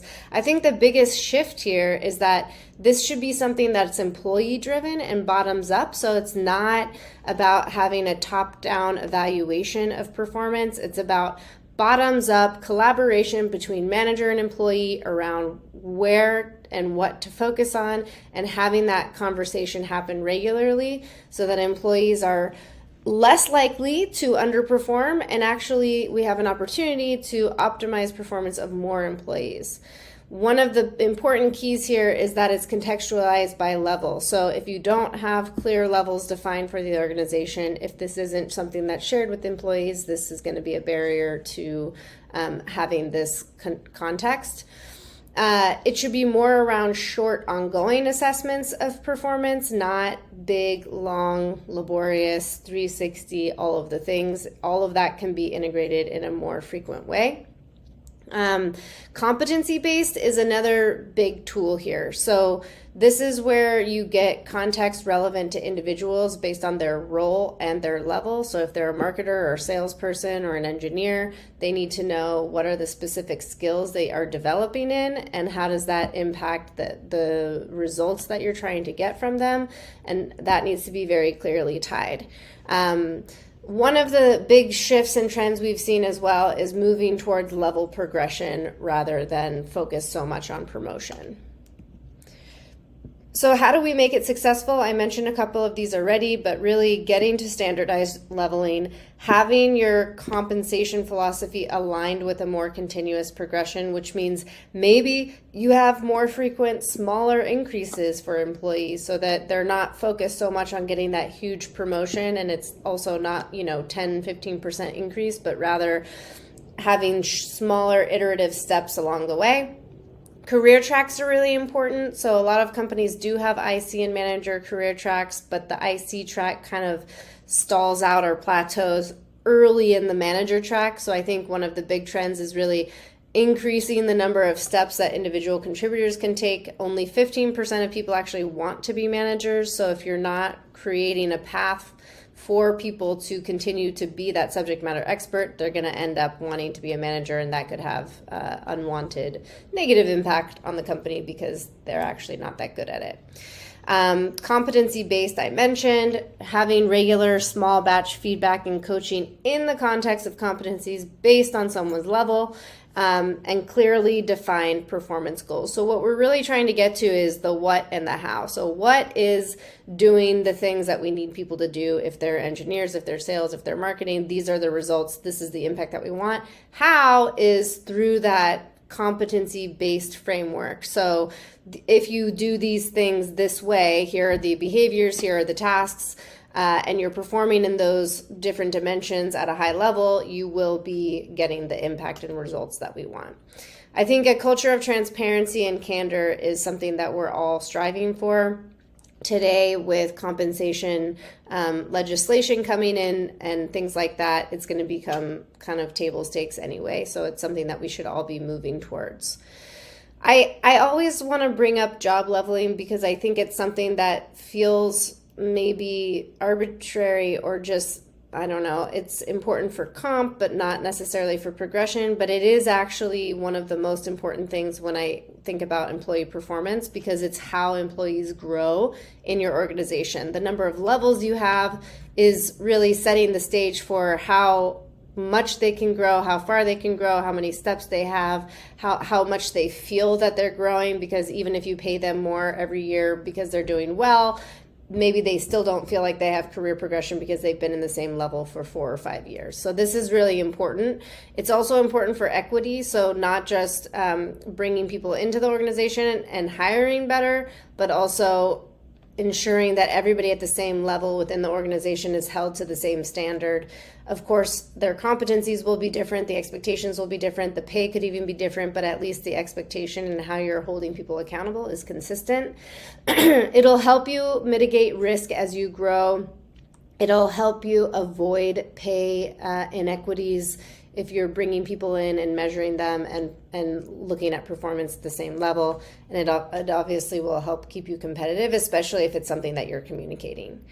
I think the main thing here is that if you're keeping employees in the dark about their future, like not showing them what their progression can look like, not showing them the levels, not showing them what success looks like and how it's actually measured, you're essentially telling them that they don't have a future. And this is how employees feel. So it's really important that we show them, that we talk about it, that we make it transparent. Reducing bias and subjectivity is a major goal in kind of continuous progression for a couple of reasons. We want to optimize impact of everybody. We want to level the playing field for everybody. We really want to focus on how do we enable the most people to perform their best and stop focusing so much on, who is our top 10%. There's a tons of kinds of biases that show up in performance reviews, which I'm sure everybody here is aware of, has experienced, and maybe even have had their own biases in rating. I think, gender bias, obviously, rater bias, comparing managers, comparing themselves. Recency bias is obviously a big one. So these are all things that we want to avoid so that we get a better result from how we're doing performance and evaluating employees. To create more equitable performance, we need to, like I said, communicate level expectations. That should be communicated up front. Competency-based evaluations is a way to really reduce subjectivity for managers when they're rating, but also gives employees a lot more clarity on how to rate themselves. All of that should be available all of the time, upfront, during, post-assessment, etc. And then how are you tracking and gathering evidence against these dimensions as you go, rather than, of course, waiting till the end of the year to then figure out, what did I do? Or driving behavior change that we don't want to see, which is, performance reviews are coming, let me do a bunch of work, or let me find a strategic project, because employees are obviously optimizing for that recency bias as well. This is just an example of what competency-based evaluation could look like. So for this person, insights is one of their competencies. They're a level 7. Here's the definition. Here's the expectations. You can see on the left, there's the rating and the evidence. This is really important for when you think about managers as well, because if this manager has someone who's at a 7 or a 6 or a 5, they can then evaluate their employees effectively based on what the expectation is that has been preset, and everybody is aware of that. So how do we use these elements to really unlock growth? I think levels and competencies creates a structure that's transparent and clear and effective for individual employees. So if you're a level 6, if you're a level 4, if you're a level 3, here are the competencies, here are the levels.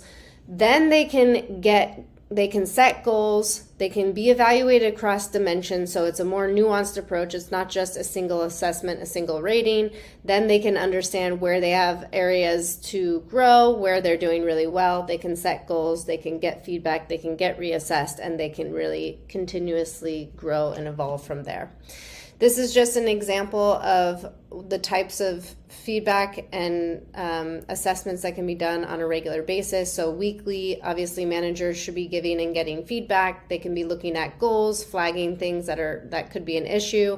On a monthly basis, the same thing. I think logging achievements and documenting achievements on a monthly basis is really important. At a quarterly level, you might introduce a career sync and really a specific one-on-one that's focused on, okay, how have you been progressing towards your career goals, and are you having the impact that we're looking for? Maybe semi-annually you can do those deep dive full assessments and more formal kind of process.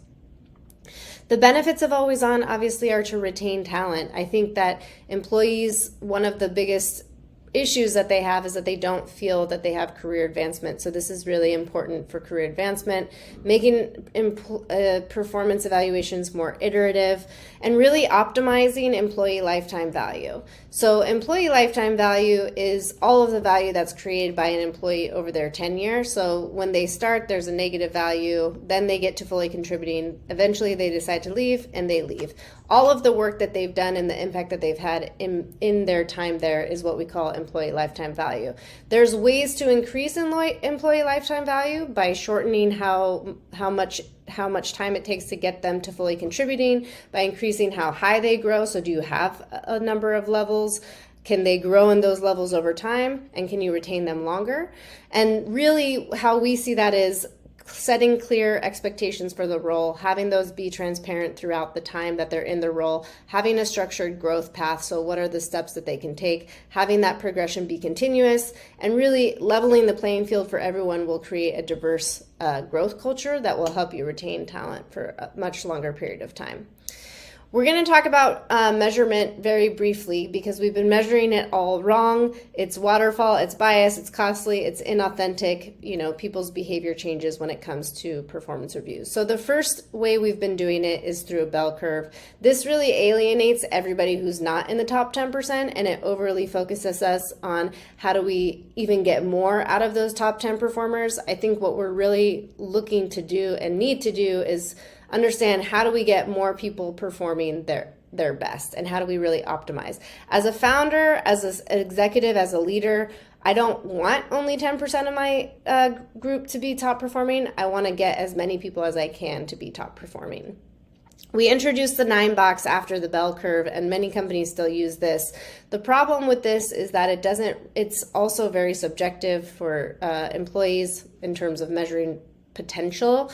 It's not a very easy tool for managers to use. Oftentimes they're very confused about how to use it, how to explain where an employee is and why the employee is in that bucket. People really feel like they're boxed in, even though it looks a little bit different from a bell curve. It's pretty much the same information. And so where we've really been missing is what is this element of time and what is an employee's growth velocity, and can we optimize that growth velocity, which will ultimately increase that employee lifetime value. So we call this the employee growth score. This is really telling a story about how somebody is growing over time, what their growth rate is. We can look at average growth rate of organizations. We can look at the growth rate of different people. Are they above the growth rate, under the growth rate? This obviously will help us also get to more predictability of performance.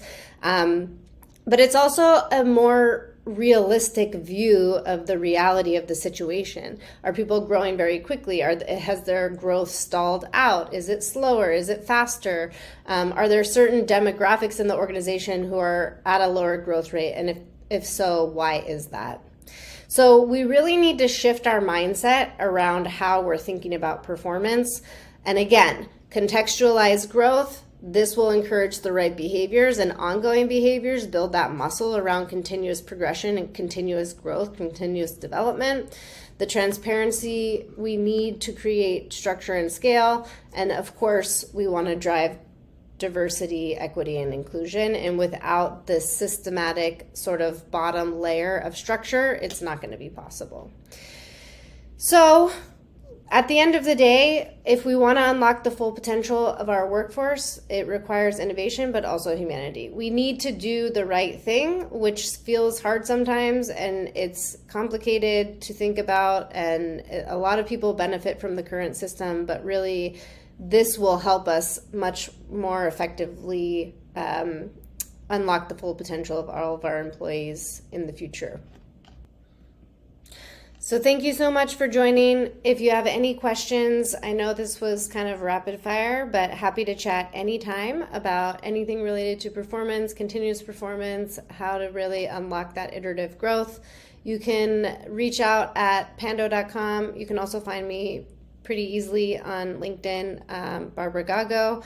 And yes, thanks so much and have a great rest of the event. Thanks, Barb. It really just amazes me how much information can be packed into a 25-minute talk. So much there to unpack around continuous feedback, anchoring that around context, The fact that you lose opportunity when you're in cyclical reviews versus doing things in real time. The very important thing about employee performance being driven by the employee from the bottom up. And that's a collaborative effort between the manager and the employee. One of the things that really resonated with me and something that I talk to all my clients about is promotion and how promotion is usually related to moving into a management role. And she noted that only 15% of people want to become managers. So what are companies doing with the rest of their people so they can progress in the company as individual contributors, moving into more subject matter expert roles? Very important, benefits the overall organization as a whole. Some of the other things, job leveling, I thought that was really interesting. Slowing the progression. So instead of having big changes in your compensation, that they're smaller, more focused, so that you're continually meeting toward a goal. So it builds to those bigger points. So people feel like they're making progress. I love the fact that she talked about how we really have like a veil over the whole performance process. People don't know how to progress. They don't know what success looks like. They don't know what they're being held accountable for until that one time of the year or every quarter or something like that, when they actually see the performance review. After that, it's never talked about. So I would encourage you to go back and rewatch Barb's presentation. Lots of information there that could benefit you and your employees and your organizations. So quickly, before we get to our next speaker, I just want to let everyone know that Inspiring Workplaces, the team in New York City, is going to be hosting its inaugural in-person Inspire Ring on November 1st in Times Square. We have 4 storytellers who will help us discover the power of belonging at work. There's no technology, no screens, no PowerPoints, just people sharing powerful and inspiring stories. So visit the events tab of Inspiring Workplaces website to learn more and to register for this NYC session and other sessions in cities across the globe. So that's it for me today. I want to thank you so much for joining me here in New York City. I'm passing you over to our next speaker, Natasha Waheed, Head of Content at Blueboard. If you haven't heard her, she's a natural storyteller who found her niche helping companies connect to their audiences through thoughtful communication. She believes in building spaces, both personal and professional, where people can be their full selves without fear or shame. She's a seasoned speaker who's presented at marketing conferences across the US and is an alum of the incredible Shine Bootcamp. Google it. Natasha's talk, How to Drive Loyalty and Performance with More Meaningful Recognition, will give you the tools to do recognition better. Based on Blueboard's work with hundreds of organizations across industries and its unique experiences-based approach, Natasha will walk you through a step-by-step framework that you can steal to drive real loyalty and performance results from your recognition efforts.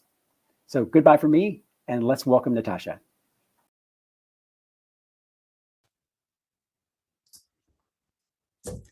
Hello, everyone. Welcome to today's session on how to drive loyalty and performance with more meaningful recognition. I am Natasha. I am the head of brand and content at a company called Blueboard. I'll talk a little bit more about who Blueboard is and what we do, but the TLDR is we specialize in experiential employee rewards and meaningful recognition. And for my part, I spend a lot of my day, a lot of my time talking with, listening to HR professionals, people leaders, sales leaders about challenges, trends, what they're seeing working with impacting their people. And personally, I care deeply about creating better employee experiences. And so I'm super excited to talk to y'all today about what we have learned as a company at Blueboard, and hopefully give you some really actionable tools that you can take to your organization today. So at a very high level, what we will talk about, like I said, I'll talk a little bit about who Blueboard is and what we do. We will then talk about, we'll level set around the state of work right now. And then we'll talk about why recognition is such a powerful tool for HR professionals done right.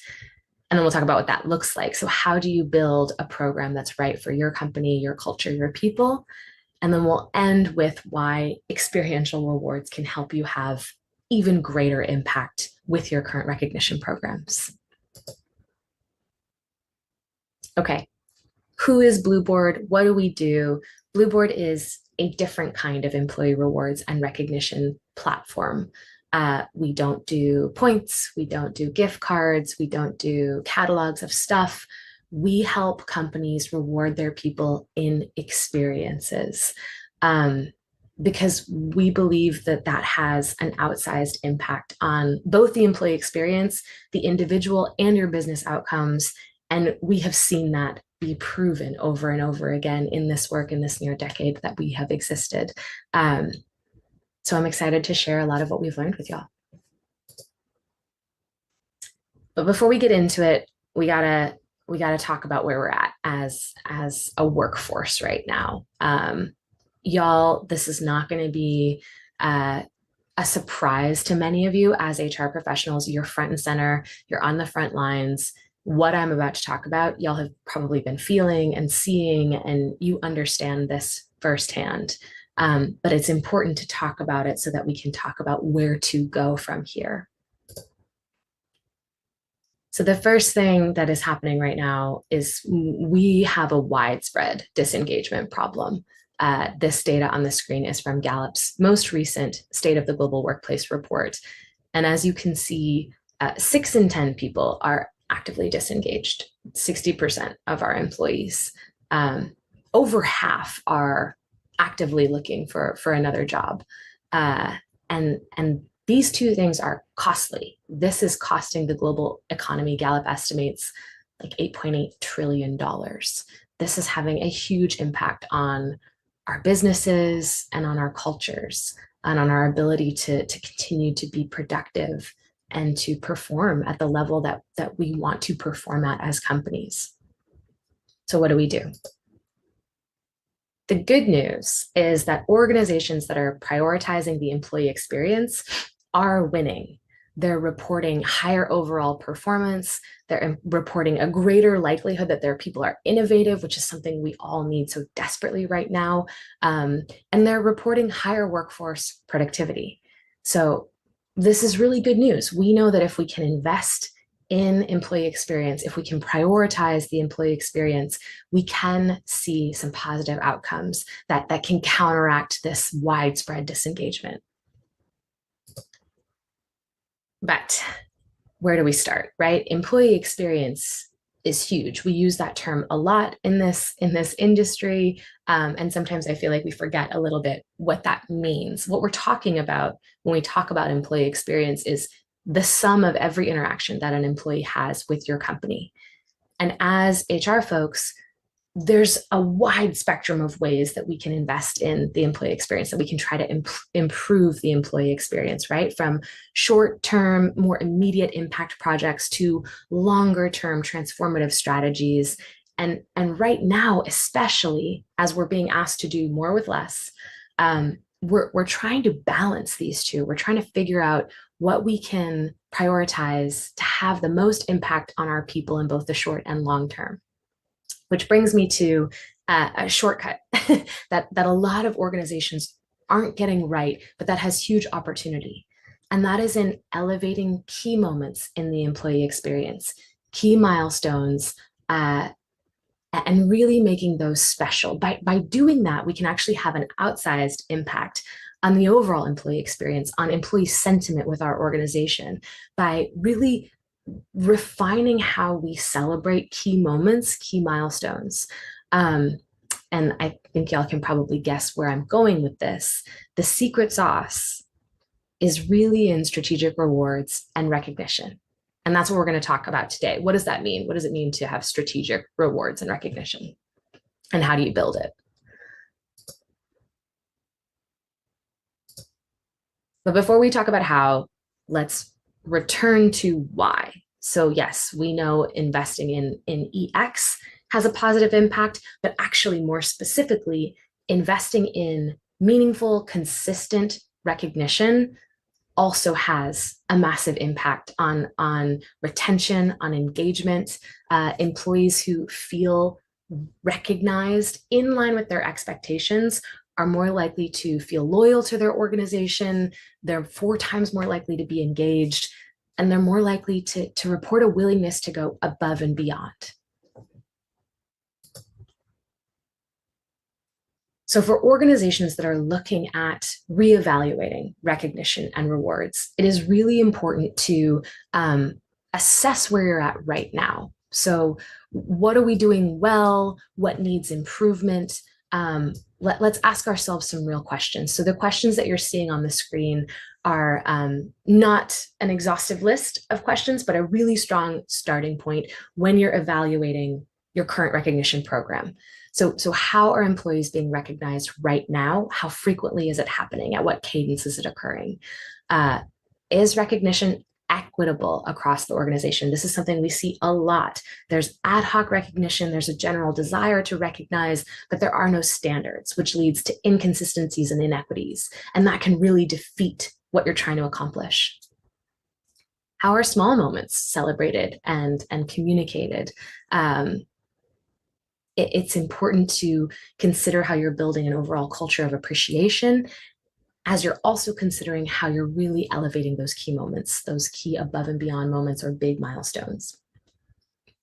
Are managers empowered to recognize their direct reports? This is a really big one. We know that the manager-employee relationship is critical in the employee experience. It is a key driver of employee satisfaction, happiness, willingness to perform. So how are you involving managers in your recognition program right now? And are expectations clear around recognition and rewards? Do employees know exactly what they need to do to receive recognition? Again, this might feel like a small thing, but it can really, really either make or break a recognition program. And we know that to have an impact on the employee experience the way we want to, we need this to be a functional program that's driving the outcomes that we want it to drive.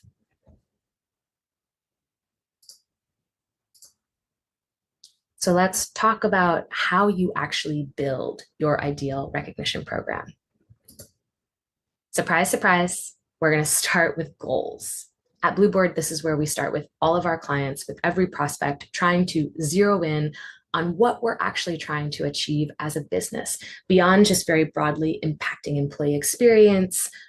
What are the particulars? What are the things that our organization really needs? So on the screen are 6 goals. This again is not exhaustive. These are 6 common goals that we see, that we hear, but this can range, this can vary, and I would encourage everyone to get as specific as possible.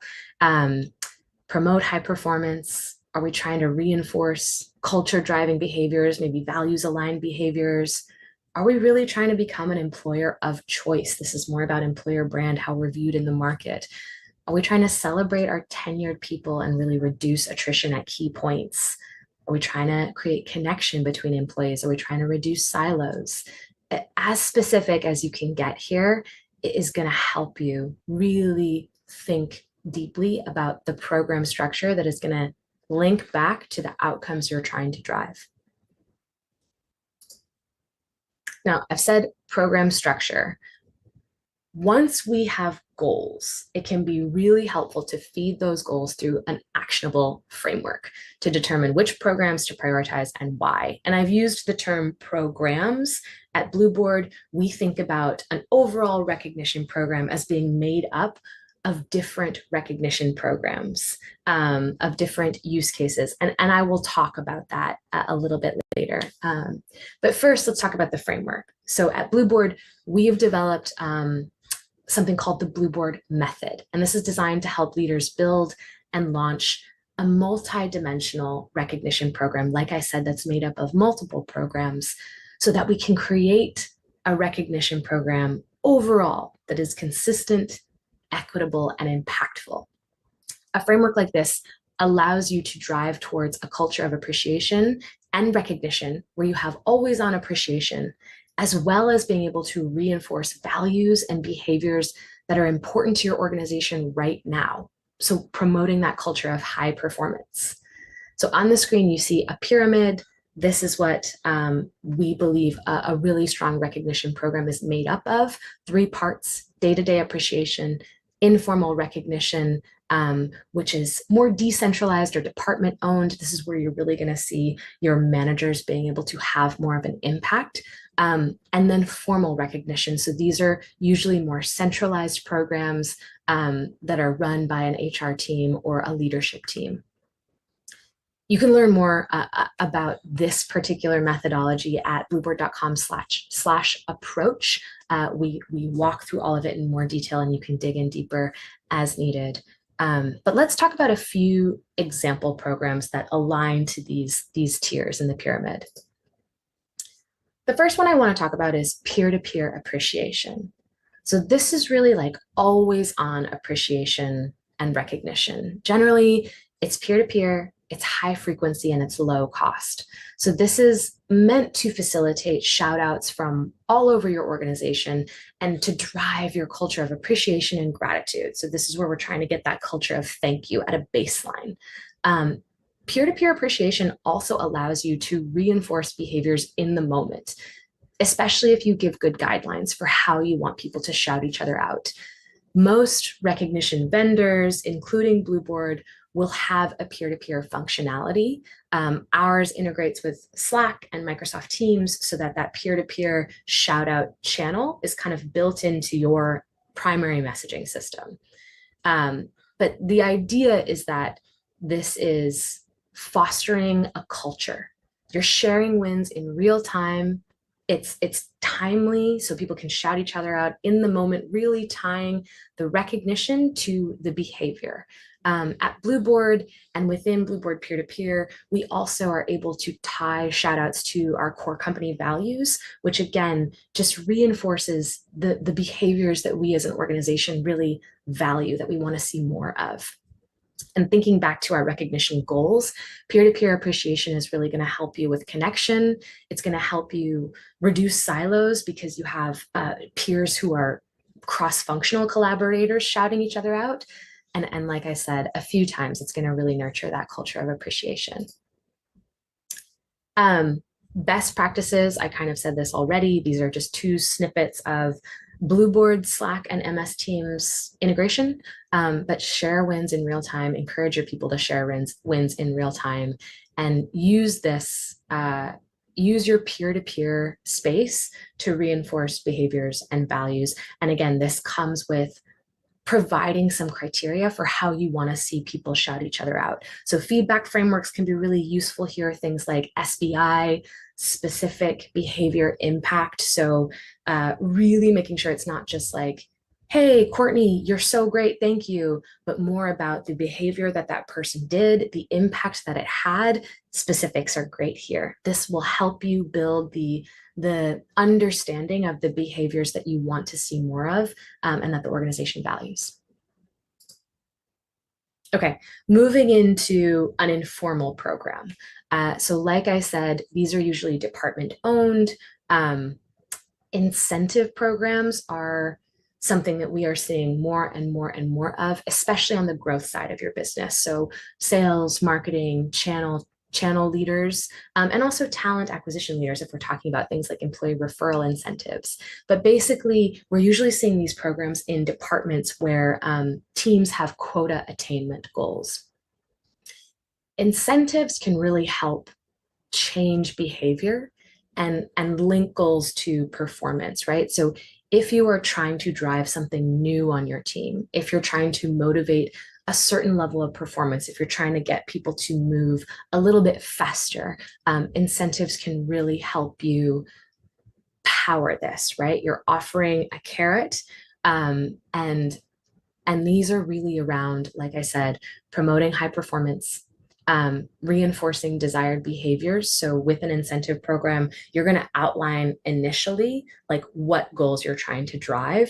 And generally those are linked to particular activity behaviors. And then supporting a culture of change. This wasn't on our original goal slide, but can be a really powerful piece of incentivizing people to, when you are moving through a season of change or when you need your team to change, incentives can be really helpful here. Incentive programs can be quite complex. They're fairly custom. This is, like I said, something that Blueboard can help you with, but when we're designing an incentive program, there are kind of three main buckets that you want to consider. So the first is the rules.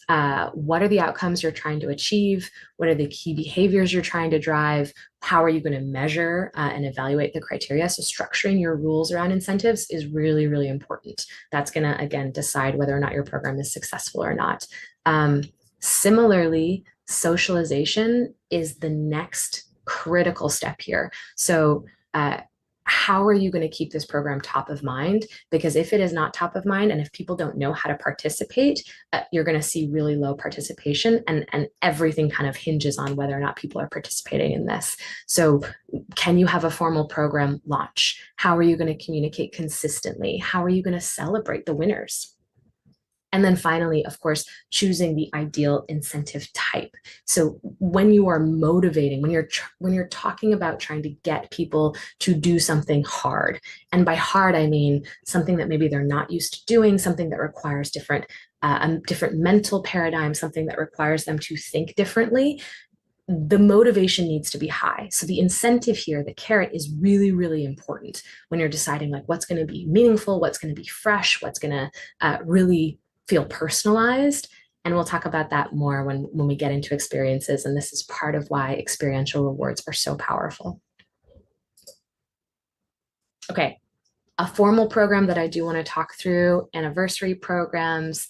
This is one that most companies will have or consider having. When we talk about key milestones in the employee journey, an employee anniversary is such a great opportunity for celebration, for acknowledgement, and for a real gesture of gratitude for the contributions that your people are making, and also the sacrifice that they're making to continue to stay with your company, right? There is data that shows that job switchers get paid more. So there's an actual financial sacrifice that employees are making to stay with their organization. So when we think about anniversaries, it's really important not to think about this just as a check the box program, but as a real program where we're trying to drive retention and lower attrition with some very strategic rewards and milestones that we want to celebrate. So the benefits, obviously, of an anniversary program, you're emphasizing loyalty and commitment as important to your organization. You're keeping that institutional knowledge as long as you can. It's also consistent, right? And this is available to everyone. So when we talk about having an equitable structure in place, this is a really great program, and it elevates these milestones, like I said. So here we're really talking about retention, attrition, and this can also really help you become an employer of choice or remain an employer of choice. This is a program that you can brag about on your social channels. Best practices here, like I mentioned, don't just check a box. These types of programs can really become just another motion, but if you're intentional about your goals, so let's say as an organization, you're seeing drop off at year 3, year 4, and you really want to encourage people to stick around, this can be a great year to target with a really good reward, something that is meaningful, something that's going to give people a reason to say like, hey, my employer really cares that I'm still here. And that encourages me to continue to invest. It feels reciprocal.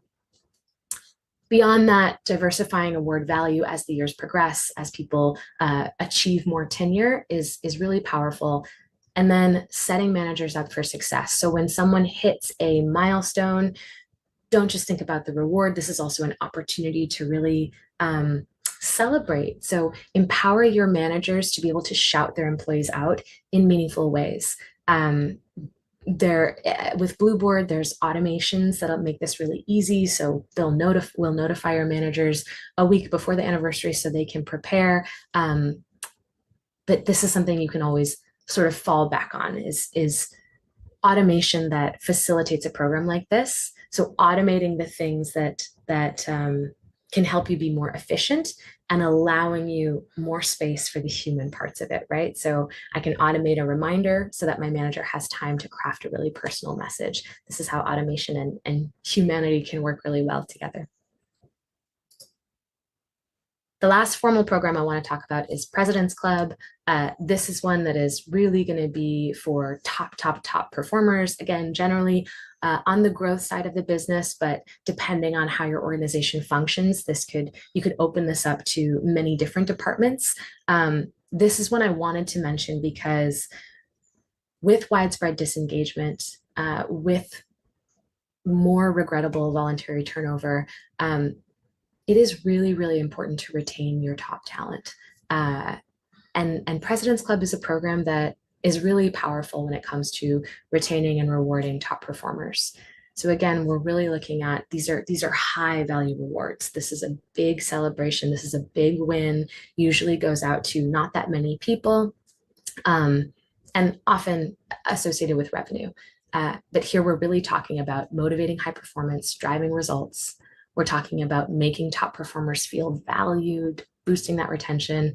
And we're also still talking about providing a line of sight into company goals. So a President's Club reward is going to be very, very linked to the stuff that your organization cares most about.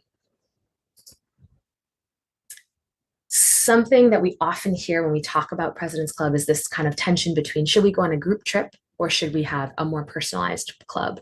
At Blueboard, we offer a personalized President's Club, but when you're evaluating the type of President's Club that's going to make sense for your organization, these are a few things to consider, what you're seeing on the screen. So team makeup and demographics, group trips are inevitably one size fits all, and that can be great. It can be a moment of real connection, but is this going to align with your team, with your team's unique needs and preferences? Is it going to feel like a reward to everybody? If that's your goal, it can be worthwhile to ask that question. A group trip also relies heavily on your ability to forecast. Again, I'm really talking to kind of revenue leaders here, but a group President's Club can be very, very expensive. And so if you're unsure about your ability to hit your forecasted goals, it may not make sense to commit to a group trip, which you have to commit to like a year in advance. And then what are your overall goals for club? If your goal is to recognize and reward top performers, or if it's to encourage team bonding and connection to leadership, you're going to want to choose your club accordingly. We dig into this more in the blog post that's linked on the bottom of this screen if you want to go to the resources here. Okay. I know I have talked through several program types, but I just wanted to show y'all a different version of what we talked about initially. So really then laying out the 4 programs in accordance to goals. So this is a good exercise once you have mapped your goals, considered your different program options, just to go back and lay them out in this way. So you can say like, hey, yes, okay, we are actually hitting all the goals that we want to hit with these different program types. Okay, the last thing I want to talk about is experiential rewards over other types of rewards and why we do what we do at Blueboard. So the biggest reason is experiential rewards are going to promote employee thriving. So this is Maslow's hierarchy of needs. It's used to study how humans intrinsically partake in behavioral motivation. And the traditional employer-employee relationship has been transactional. So it's really focused on the bottom 2 rungs. That's with pay, core benefits. But with a more meaningful recognition program, employers are able to also support higher rungs in the pyramid, things like belonging and esteem, and this can have a major impact on employee engagement and retention. Again, when your people are getting more of what they need from your company, they're more inclined to stay, to be engaged, because it feels symbiotic, it feels reciprocal. With experiential rewards, we can go even higher in the rung. Experiences are proven, this is research that we did earlier this year with a third party, proven to have 3.8 times more impact on the employee experience than any other type of reward. And that's because experiences support employee self-actualization. So that's advancement, that's growth. And we're talking about inside and outside of the workplace. So when we think about elevating key milestone moments to inspire high performance, experiences will do more for you than any other type of reward. And like I said, that's because experiences grow us as people. So where employee experience is the sum of all of our interactions with an employer. Our life is the sum of our total experiences. Experiences are identity shaping. So we take our experiences that we have that really mean something to us, and they become a part of who we are. They're also people focused. They help us create connections. They have story value, and they evoke fewer comparisons than when we reward people with cash or with a bonus. All of this contributes to experiences as being more meaningful to your people. Experiences also do some great stuff for us as the company, as the employer. So where cash and gift cards are often quiet, I'm less inclined to share about an Amazon gift card or a cash bonus that just goes into my bank account. Experiences are ripe for sharing. So when I am rewarded with an experience, let's say I get to take my parents to a Michelin star dinner, that is something that I'm going to talk about. I'm probably going to post about on social media. I'm going to share with my peers. And now there's an extra layer of connection, right? I am sharing something that is unique to me, that I chose, that I was able to share with my loved ones. And more of my teammates are able to see that nuance about who I am and learn a little bit more about who I am, which creates a little bit more connection. And then that experiential reward is also helping me connect to my community. I'm getting to spend time with my parents. I'm getting to go eat great food in a place that I wouldn't have gone otherwise. And all of that is contributing to my sense of self-actualization, my thriving. And all of that is associated with my company, right? My employer paid for that. My employer sponsored that, created that opportunity for me to get out into the world and into my life. And that's something I'm going to remember. Like I said, experiences are easy to socialize. These are just some areas that we see our clients really taking advantage of the way employees talk about their experiences to further boost program awareness. And this is key. Like I said at the beginning of this talk, your recognition program success is heavily dependent on how much people know about it, how aware people are of it, and how much people participate in it. And experiential rewards support this kind of awareness in ways that other rewards can't. So create ways for your people to talk about their recognition, their rewards. That could be in your internal chat system. If people are posting about it in social media, grab those posts, repost them, post about the wins and rewards and milestones yourself from your company account. Make noise about this internally. If you have an internal newsletter, if you have an internal bulletin board, celebrate these people. Acknowledgement is also a key piece of the recognition puzzle. So use all the tools at your disposal to keep your program top of mind, and experiences will innately help you do this. They are innately social. And these are just a few grabs, recent posts from folks that we have seen out blueboarding. And this is the type of buzz that you will see if you start rewarding people with experiences over things or other types of rewards. Okay, final takeaways. Thank you so much, y'all, for sitting through this with me. I hope it was helpful. First, most important, take the time to understand your recognition goals, to really get clear on what you're trying to achieve, and then design your program from there accordingly. Make sure program criteria is clearly defined, equitable, and visible. Going back to participation, to engagement, this is what is going to allow your people to really show up and engage with your program. And that's where you're going to see impact. And then finally, amplify recognition impact with experiences over things. Thank you so much for your time today. If you have any questions, please feel free to head to blueboard.com. You can also follow up with me. I'm Natasha at blueboard.com, or you can hit me up on LinkedIn. I will share all of my contact information so that you have it. Thank you so much. I hope you have an amazing rest of your day.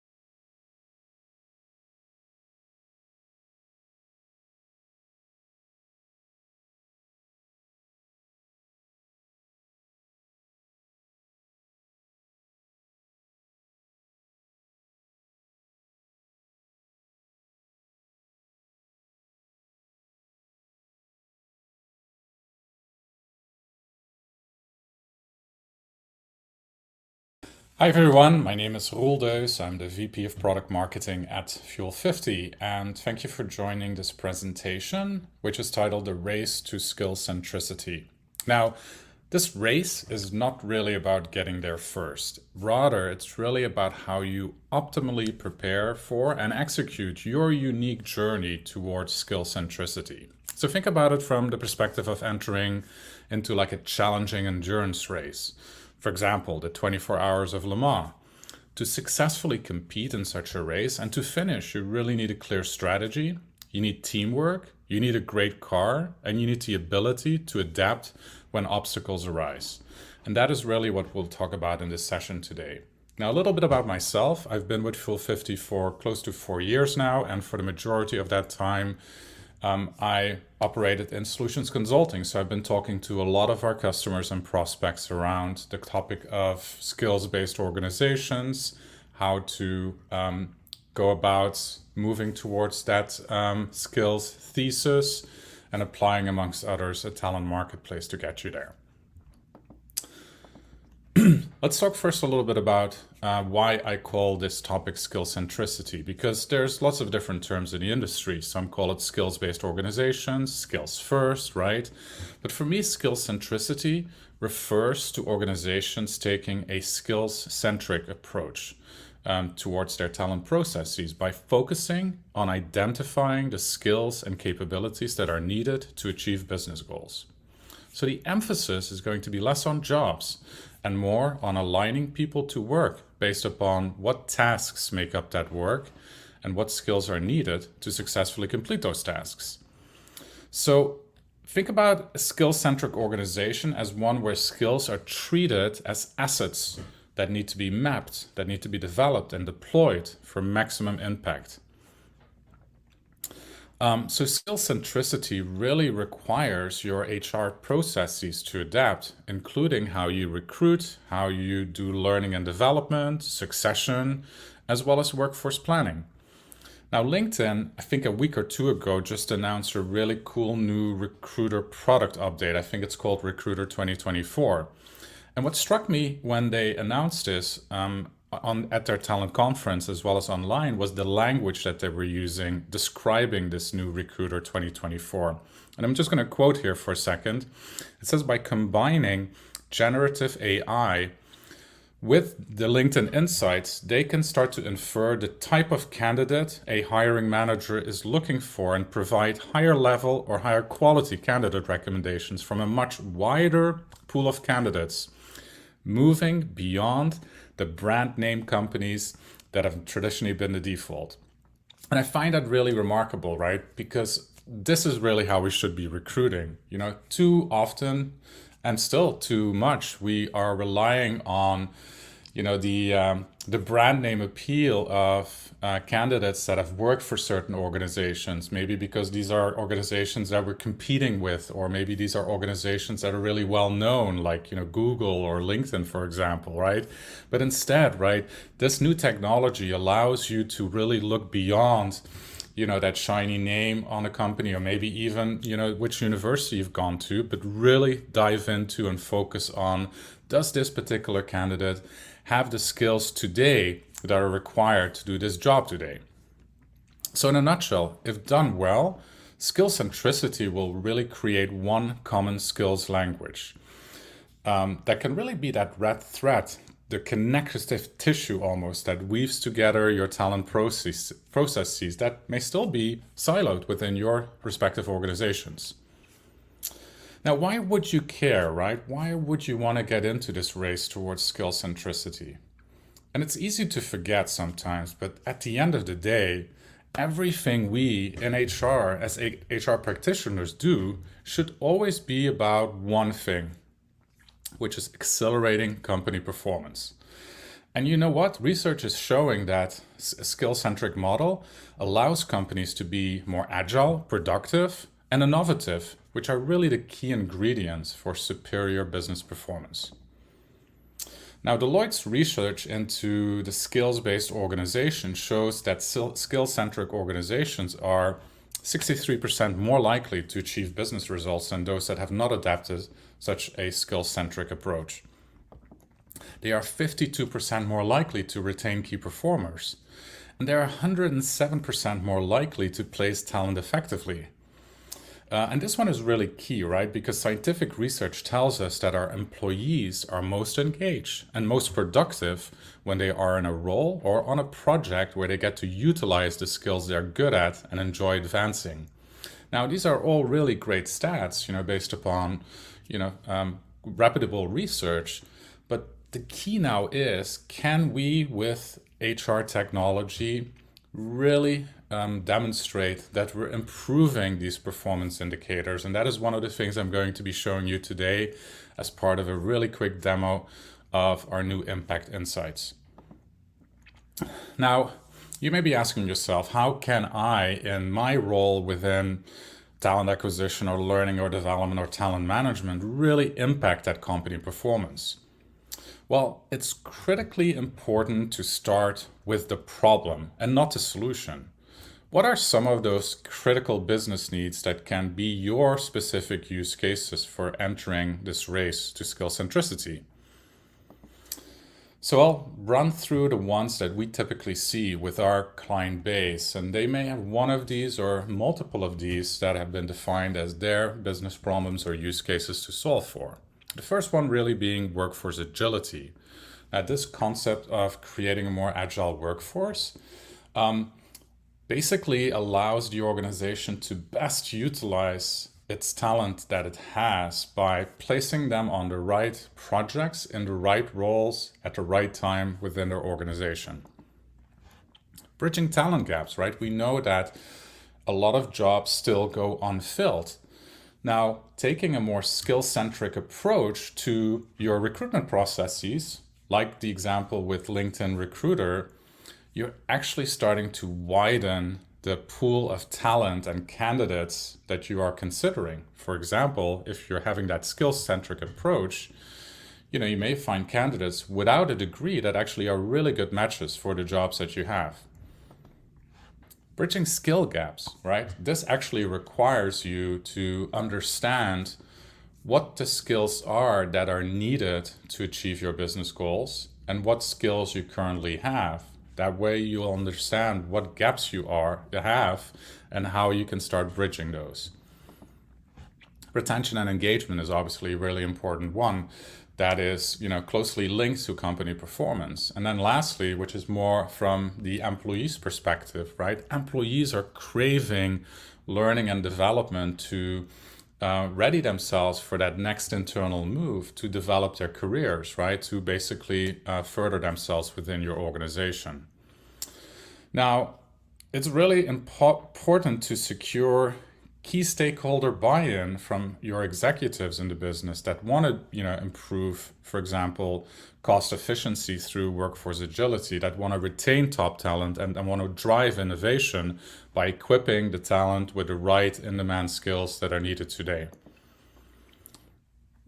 So now that you've identified the business need or problem you want to address, let's talk about technology solutions and in particularly 3 core things I would advise you to look for in a solution. First of all, choose or settle on a skill system of record, a skills ontology or a taxonomy, and I'm going to dive further into this topic in a minute. Ensure that there is skill interoperability between that skill system of record and these other skill systems of truth, as I call them, within your tech stack or within your business processes. And thirdly, and quite importantly, make sure you have done your skill to role mapping so you do have that benchmark as to what skills are needed for the business to be successful in meeting its objectives. Okay, so let's talk about that skill system of record, right? A skills ontology, in essence, helps with creating that common language of skills across your organizations. And there are a couple of considerations I would, recommend you take into consideration here. Make sure that whatever ontology you use is market data driven. Nowadays, most vendors will use the powers of AI to analyze key trends in market data, whether those are job postings or candidates' resumes that are freely available on the internet, right? You want to understand from a global perspective, what are those key and trending skills relative to a role that are dynamic and are changing every year and maybe every couple of years as technology advances as well. Make sure that the ontology that you're using is multidimensional. Well, let me talk a little bit more about what that means, right? So multidimensional refers to really mapping the relationships between skills within that ontology, like which cluster or domain or maybe function do they belong to? What are adjacent skills? But also it refers to going deeper into what a skill actually means. Is there a definition to the skill in your ontology? Do you define or distinguish proficiency levels within a skill? And I think that's really important to do, right? Because I don't think skill development happens, from one day to the other, like switching on that light switch, right? It's like a gradual process, like almost like a light dimmer that goes from dimly lit to fully bright. And so you want to be able to understand different proficiencies within a skill, and ideally also have a behavioral-based outcome descriptor for each proficiency level. Thirdly, make sure you have some type of skill type differentiation within your ontology. Now, in the case of the Fuel 50 skills ontology, we distinguish between capabilities, specialist skills, and tool and technology skills. And it's important for us to distinguish between these different types of skills because some of them are easier to learn, maybe by going to a course or doing a certification, like programming Python, than others. For example, coaching or innovative thinking, right? Let me give you an example here in terms of how I distinguish capabilities and specialist skills. Think about playing the piano as a capability.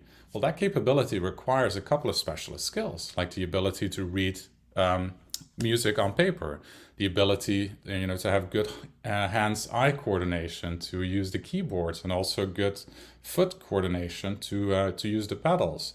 Those specialist skills in combination with experience and context really provides that capability of piano playing.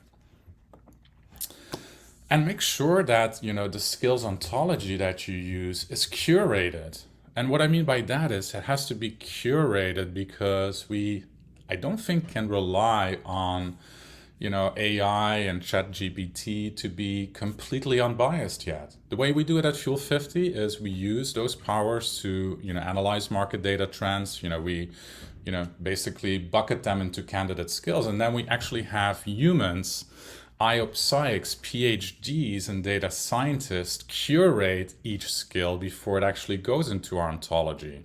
And that curation avoids that you have duplication or quality dilution in your skills ontology, and ensures that every word, every definition, and every proficiency descriptor is reviewed against DEIB standards to ensure zero bias.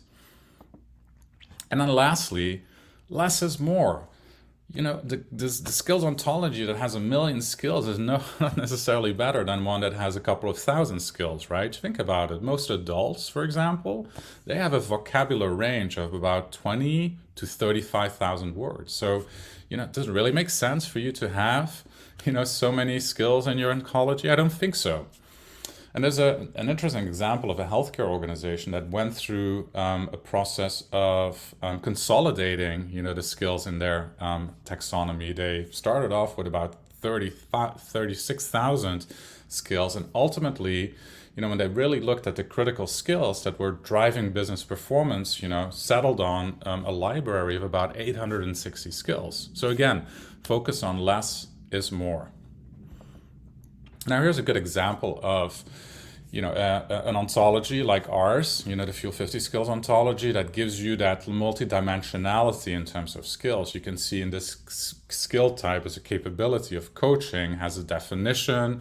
It has, different proficiency levels, and each proficiency level actually has a unique descriptor and it's a behavioral-based outcome descriptor. So it's important, right? Because if you want to self-assess, or your manager is going to validate the skill for you, it's a lot more objective if they can actually read, an IOP psych behavioral-based descriptor than if it were just a number, or even if it were to just be binary.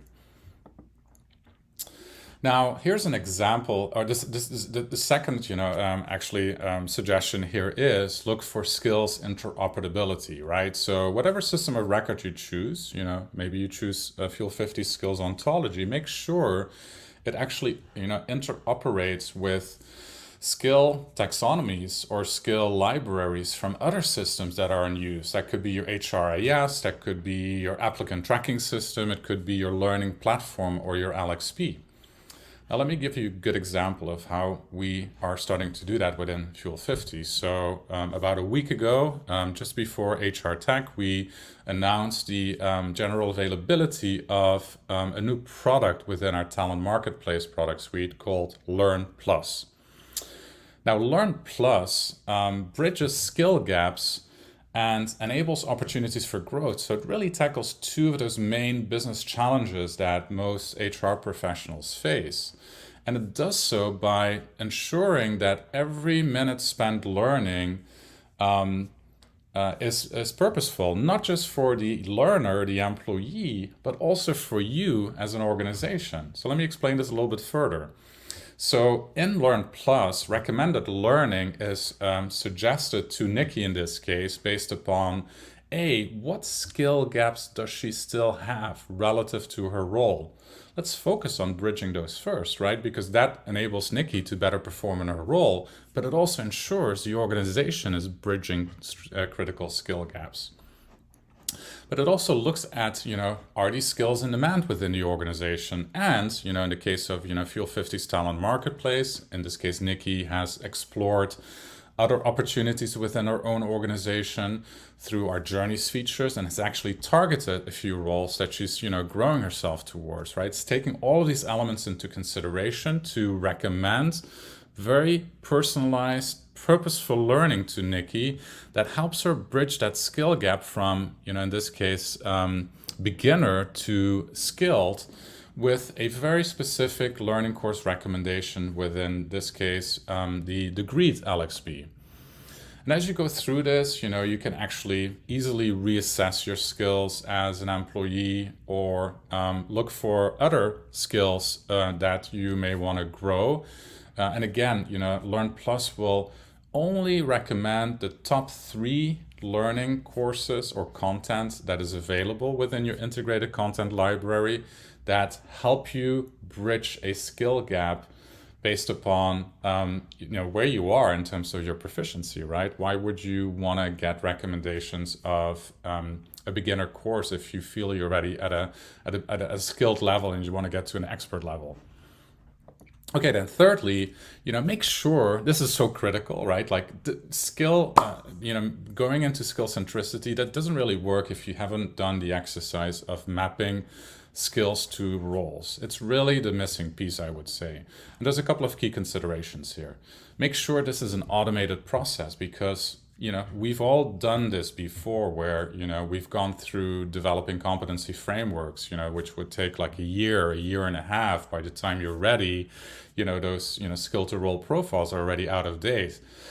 So make sure it's an automated process, that basically keeps track of, trending skills and capabilities as they change relative to roles. It's really important. Then secondly, it's really important that this becomes your unique skill to role mapping infrastructure. So infusing your, what I call organizational DNA, your values, your specific leveling structure, the fact that you have very likely required competencies for people in senior level positions, right? Like all of that has to be infused to make this particular, let's say, skills infrastructure really your own. And then lastly, you want to be able to also edit these roles, and that is important because if you get the ability to review, share them with subject matter experts or business leaders within your organization to tweak them, you actually get more buy-in from those stakeholders on, the skills infrastructure. Now, I will finish up here with, real quick, glimpse of a proof of concept in terms of our insights product that I want to share with you. And this is really around the use case of retention. Now, this quote is obviously pretty straightforward, right? Companies that excel at internal mobility are able to retain employees much longer than those that don't. And now we can actually prove the value of skill centricity and, a talent marketplace by this new Impact Insights dashboard, which we are going to release in Q1 of 2024, but I'm giving you a preview here. So this is an actual large size enterprise customer, 100,000 employees or more, that is measuring the impact of the talent marketplace. And you can see that they actually have been able to save $140+ million through creating more internal mobility, and $11.3 million through better retaining existing employees. And so we can go through this and see that for active users of the talent marketplace, the internal mobility rate is a lot higher than for every user, including those that haven't gone into the talent marketplace yet. I love this particular stat, right? This shows that active users of the talent marketplace are 3.4 times higher retained than those that are not active users. And now we can go drill down into the data underneath to understand what kind of development actions did they take in the talent marketplace that made them stay with the organization longer. And now you've got an insight that you can share with your CHRO to hopefully increase that 3.4 number for next year. People with a target role, I mentioned this already, folks can actually explore journeys, their next step within their organization, within a talent marketplace. Now, this shows that people that have actually targeted a role are 2.2 times more likely to stay with the company. And in this particular example, more than 100 people have actually targeted a role, but they've also acquired that target role at some point in time, which leads to direct retention ROI. Okay, now I want to finish up with giving you a couple of quick pieces of advice, to summarize this session. Fall in love with the problem, make sure that you establish, where the challenge really lays. Then secure buy-in from the start. Becoming skill-centric is a transformation. It requires support from the top. So look for business leaders that want to improve cost efficiency, drive innovation, retain top talent, right? Use the power of storytelling to show that executive, for example, a day in the life in a future skill-centric state. Make it tangible. Thirdly, perfection is the enemy of progress. So start with a narrow scope, achieve some quick wins, tell those stories and build from there. And meet people where they are, right? Help them understand how to advance their careers in a skill-centric system. And then lastly, picking the right components of your car, right? Ensure you have the best battery pack, your skills library, to ensure trust and endurance. Ensure data operability between skill systems, is much like, having the car's engine and transmission finely tuned, to ensure the smooth delivery of power. And make sure you create a skills-based architecture, which is really the chassis of your race car, because all of the other components are going to be mounted on it. All right, thank you for listening to this presentation. Please follow me on LinkedIn, either through the hyperlink here or by snapping a quick picture from this QR code.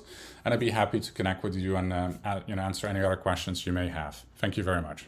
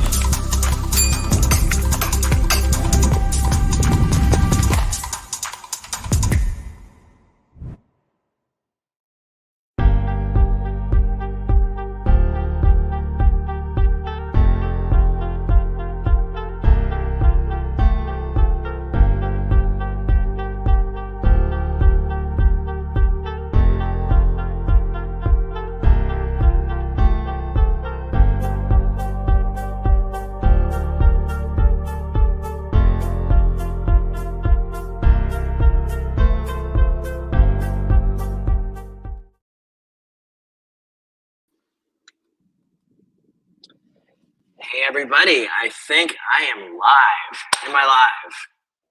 I'll wait to have Matt confirm.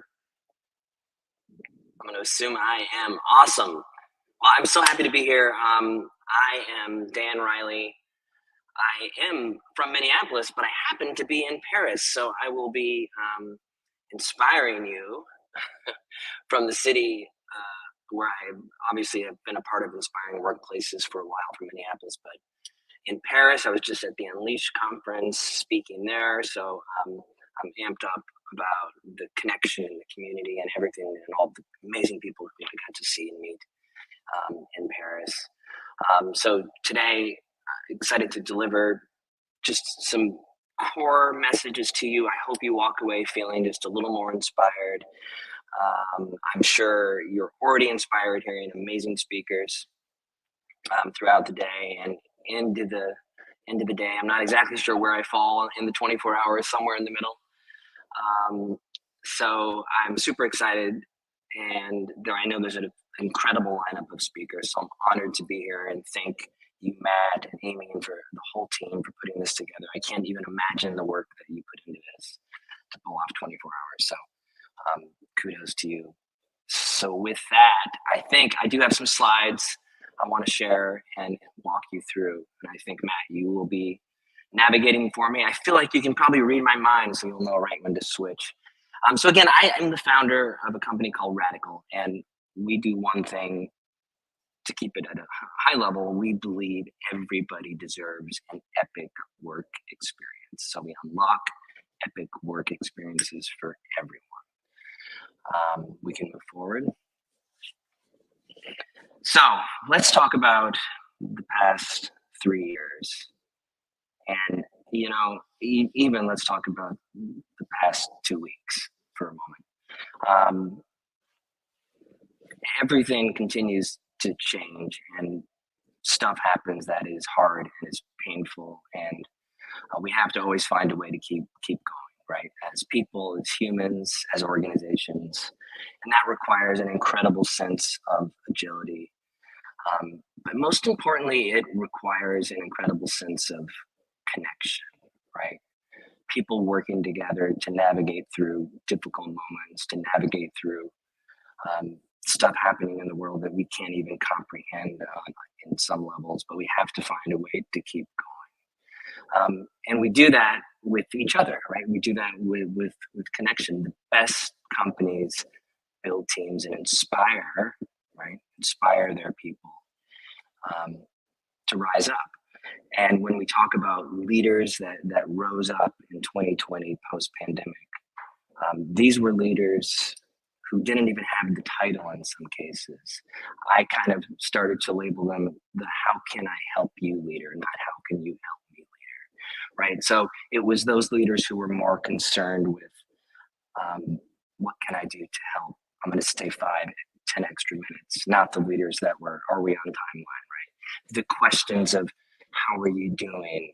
How do you feel started to become more relevant. It wasn't just a starting point of an introduction of a conversation, right? The person asking actually cared, like, how are you?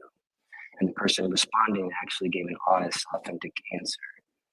And we got to know each other, right, in different ways. We started to learn about each other. We started to build relationships that really didn't exist. And so when we talk about people being our greatest asset, that's beautiful, a beautiful thing to say, but we started to live it more, right, post-pandemic. And it was hard as work started to change and everything started to change. And I want to be clear, it's not just change, it's changing, right? It continues to change. So we have to be prepared to navigate in a world that will continue to change daily. And that's how the best organizations will succeed. Next slide, please. So we've done some research. I was going to do some interaction with you, but so what I'm going to ask all of you to do is just think about this for a moment. We did some research around an epic workplace. So we believe everybody deserves an epic work environment, an epic work experience. I'm going to define that in a little bit. But first, I wanted to start with, what are people saying about the work experience that they need? So we did a panel across North America. And these words, I can tell you through all my speaking around the globe, resonate everywhere, right? And it resonates across generations, right? These are things people want to feel. They want to be appreciated, right? They want to be supported. They want to have and feel like work is exciting. They want to have flexibility. We know how important that is. They want to feel successful, like they're adding value. They want to feel empowered. They want to feel valued. Yes, they want to be paid correctly and equally, right? And we know we have work to do there too. So those are some of the words when we asked people and learned what is an epic work experience and what do they need. Now, what did a lot of people say about what they're actually experiencing today? And before I go through some of these words, I'm going to let you all know I am an optimist, and I believe work is beautiful and work can be great, but work is a little bit broken right now, and we have some work to do. And we'll get there, but it's going to take an incredible amount of commitment, and it's going to take reimagining our strategy, our work strategy. And so how people and what they're saying about how they actually feel, people are stressed out, right? I mean, just think about the last 2 weeks. There's a lot of reasons to be stressed. There's a lot of reasons to be exhausted. There's a lot of reasons to be overwhelmed. People are feeling drained, right? People are feeling underpaid. That's a reality. They're feeling underappreciated. So this leads to frustration, right? Micromanagement. I'd like to think in the 2023 world that word should just go away, but it still exists, right? People are still micromanaged. So we have work to do. And this leads to fear, right? And this leads to the feeling of downhill. I'm not getting to where I need to be. So people know what they want. They want to feel everything off to the left that you're seeing on the screen. But the reality is we have a lot of people in the workplace, and you'll see in a moment that only 21%, based on our latest research, of people feel like they have an epic work experience. We can move forward. So how do we start to navigate through this? I am a huge believer and fan of the word change, and I know a lot of us are. But we can't fear change. We must never fear change. Change is not the enemy, and change is meant to be uncomfortable. And I know you probably all heard this in some similar statement, but it is meant to be uncomfortable. But with that said, all of us within the organizations, and especially those who are leaders within organizations, but I say everyone has a responsibility, right? We have an obligation to take action so we can do better for the humans who work for us. And from an organization standpoint, they have an obligation to take action so they can do better for the humans who work for them. So we have work to do. It's meant to be uncomfortable, and it's not meant to happen overnight.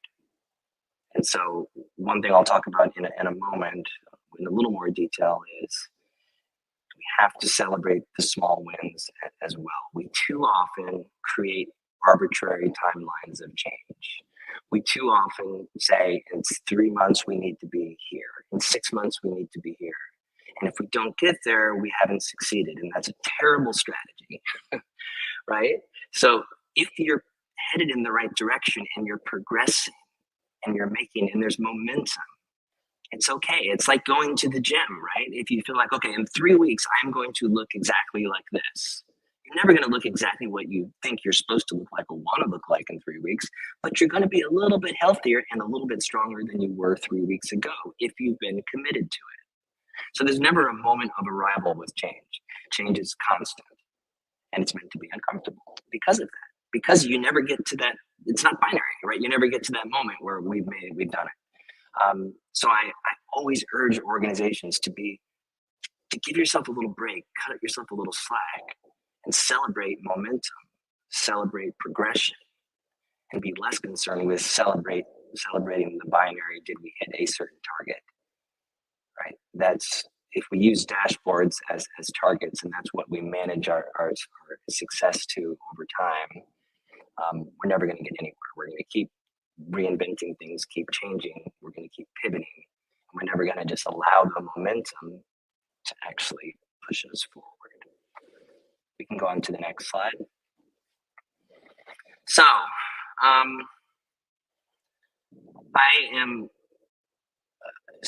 when we talk about long-term success and that North Star of where you're going and where you want to be as an organization, it isn't found in being profit-centered. I'm going to explain what I mean by that in a moment, but I'm going to first explain that success is found in being human-centered, right? Putting people first, always. Being profitable, right? Hitting revenue growth, hitting productivity goals, all of those things are outcomes. That's all those things are outcomes. If I talk to any CEO, anyone, and I ask, what is your number one priority? And if they say to grow revenue, or to have greater margins, or to increase productivity by 20%, I'm going to say, then you shouldn't be the CEO of this company. Clear, just hands down. that isn't your number one priority. Your number one priority, that might be an outcome of what you hope to achieve, but your number one priority has to be empowering your people. When any of those things that I talked about are in a tough place, if you're slipping on revenue, you're slipping on margins, whatever it might be, how do you fix it, right? You fix it by empowering and asking your people to step up, asking your people to help navigate the future forward. So you have to take care of your people. So when we talk about people, tying this back to my earlier slide, talk about people being our greatest asset, right? This is why all the outcomes we want in business are based on our people. And the reality is, work wasn't originally designed for putting people at the center, right? Work years ago, if you rewind the clock, was designed for profitability, right? It was designed for organizations to make money. And of course, we still want that. Everybody wants to be a part of a successful company, a growing company, a company that's doing cool things, changing the world, of course. But everyone ultimately also wants to be empowered, and those words that I was using, delighted, inspired, right? So again, this is so important. This is a critical mindset for organizations to have around why do we say people are our greatest asset. This is why.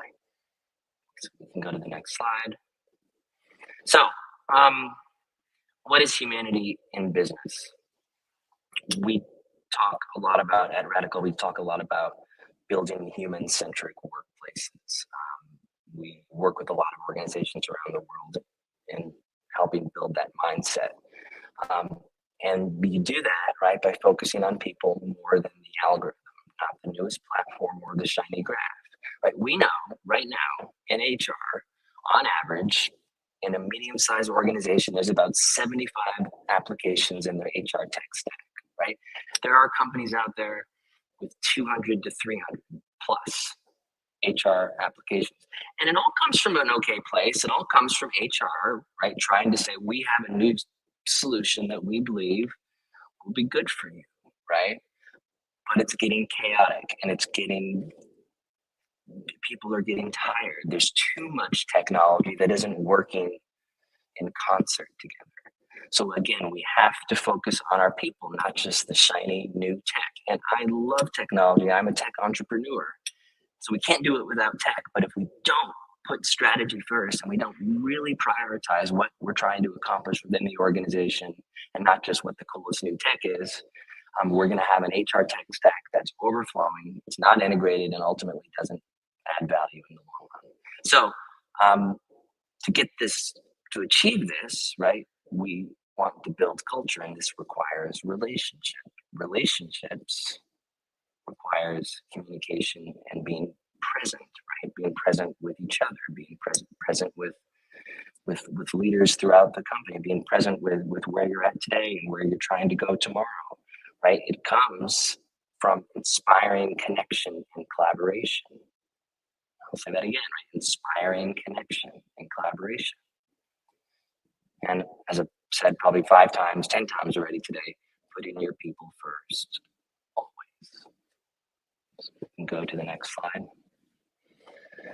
So the other thing, before I jump into what does an epic work experience look like, being a little more specific there, I want to talk about the word agility.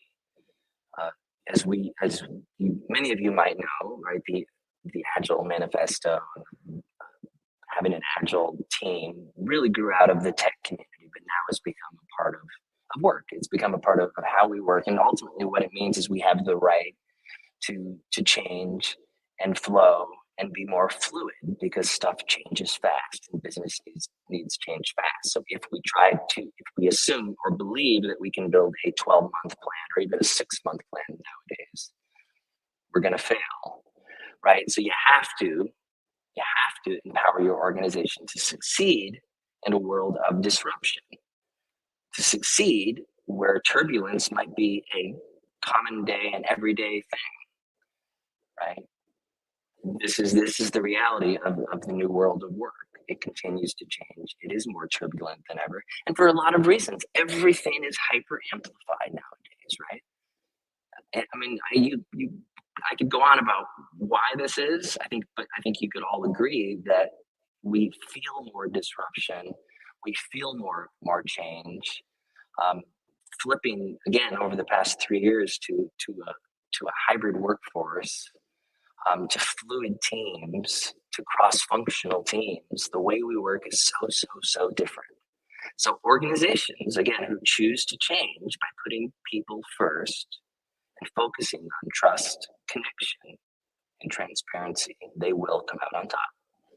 This is just, our data says this, and it's not even, I don't even need data, right, to say this. This is just what we know.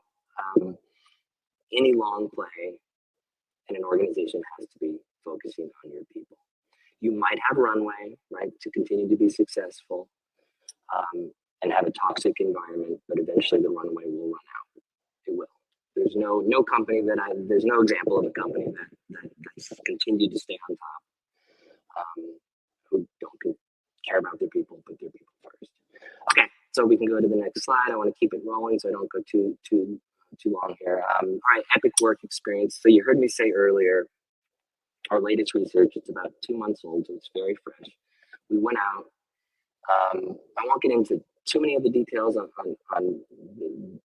the study itself, but we looked at reason, accomplishment, direction, identity, connection, and learning, right? So these were the areas we built some very sophisticated items and went out to find out how people are feeling. And only 21% came back and said, we have an epic work experience.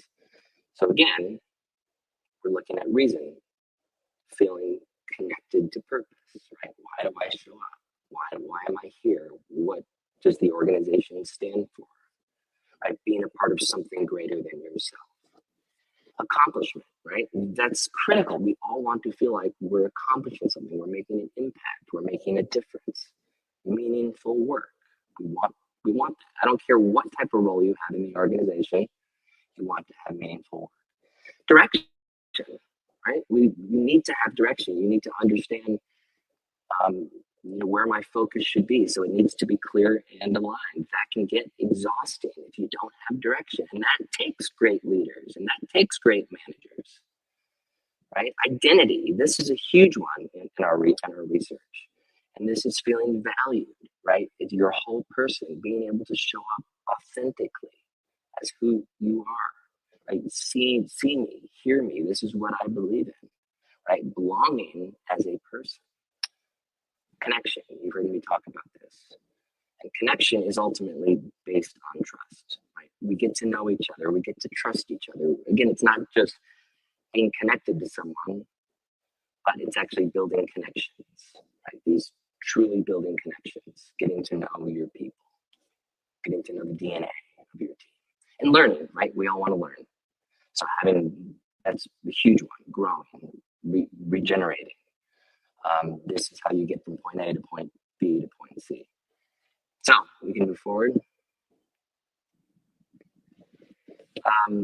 So when people have an epic work experience, our research says, and this is, again, it means it's full of meaning, clarity, and connection.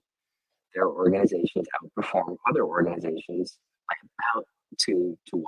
So by about 200%. Right. So if you're a CFO listening, this isn't just fluff talk, right? This is the outcome, right? If we take care of our people, we create an epic work experience for everyone. We flip the pyramid, we inverse the pyramid, we focus on the individual, we empower the individual, we loosen up on the 50, 60, 70 solutions in our HR tech stack, and we start to listen to what our people need, right?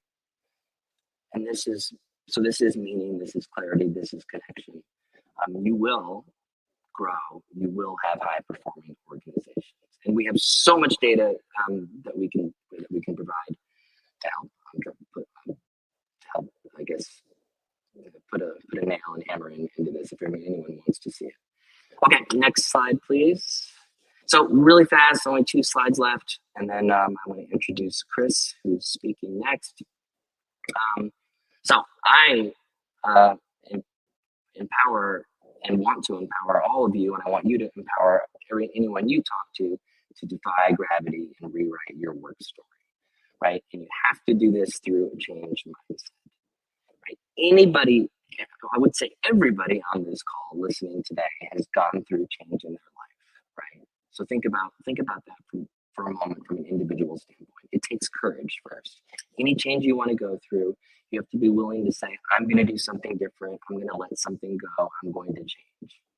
From the hardest things, if going into becoming sober, to small little things that you need to do, whatever it is, it takes courage. Then it takes connected, right? Having a support system, people around you who will help pick you up when you fall, not fail, but when you fall, right? You have to have that network of support.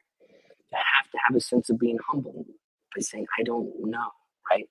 Showing up, and it's okay not to know everything. So being humble is critical in a successful change mindset. Empathy, right? Listening to a different perspective. Man, we need more of that. Throughout life, we know that. It doesn't mean you have to believe in everything, but take the time, right? To be empathetic, to listen, and then transparent. Of course, trust is so critical. And then commitment, right? It's ultimately up to you, right? You have to be committed. You have to see the course through. So with that, epic, we energize our people. We personalize change that we're going through. We ignite change, right? And then we calibrate. And calibrate means we listen. We listen, we tweak, we listen, we adjust. And that's critical. Again, like I said, change is a constant. So we have to constantly be calibrating. So, and again, an epic work experience isn't just something we arrive at and we're there. We have to constantly work on it. We have to constantly adapt to the changing world, the turbulence that we've talked about. So we can go to the next slide. And I believe this is my last slide.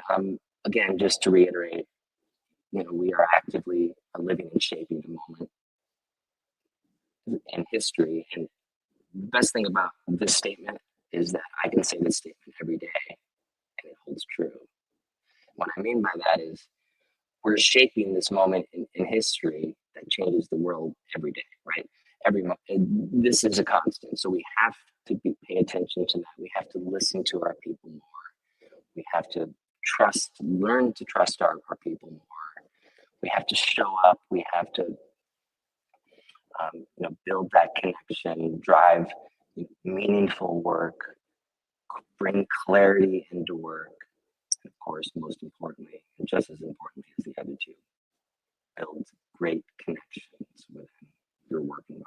And if you do all of this, you start to point yourself on the right journey to create an epic work experience and ultimately to create incredible organizational culture. So I think right there, 26 minutes. We can go to the next slide. I think it's my thank you slide. It is. So again, reach out to me on LinkedIn, Dan Riley, Radical. There'll only be one. And feel free to connect with me. If you have any questions, I'm happy to answer them. Again, thank you to Matt at Inspiring Workplaces and the entire team who put this together. And Matt, I'm going to ask you, would you like me to introduce Chris? I can read his bio, or is that something that you want me to do? Let's go for it. All right. Real time inspiration. I love it. So I'll introduce Chris Dyer. I hope I'm pronouncing your last name right. I believe I am. And I'm just going to read this. I'll do it in my like I'm a recording book voice here.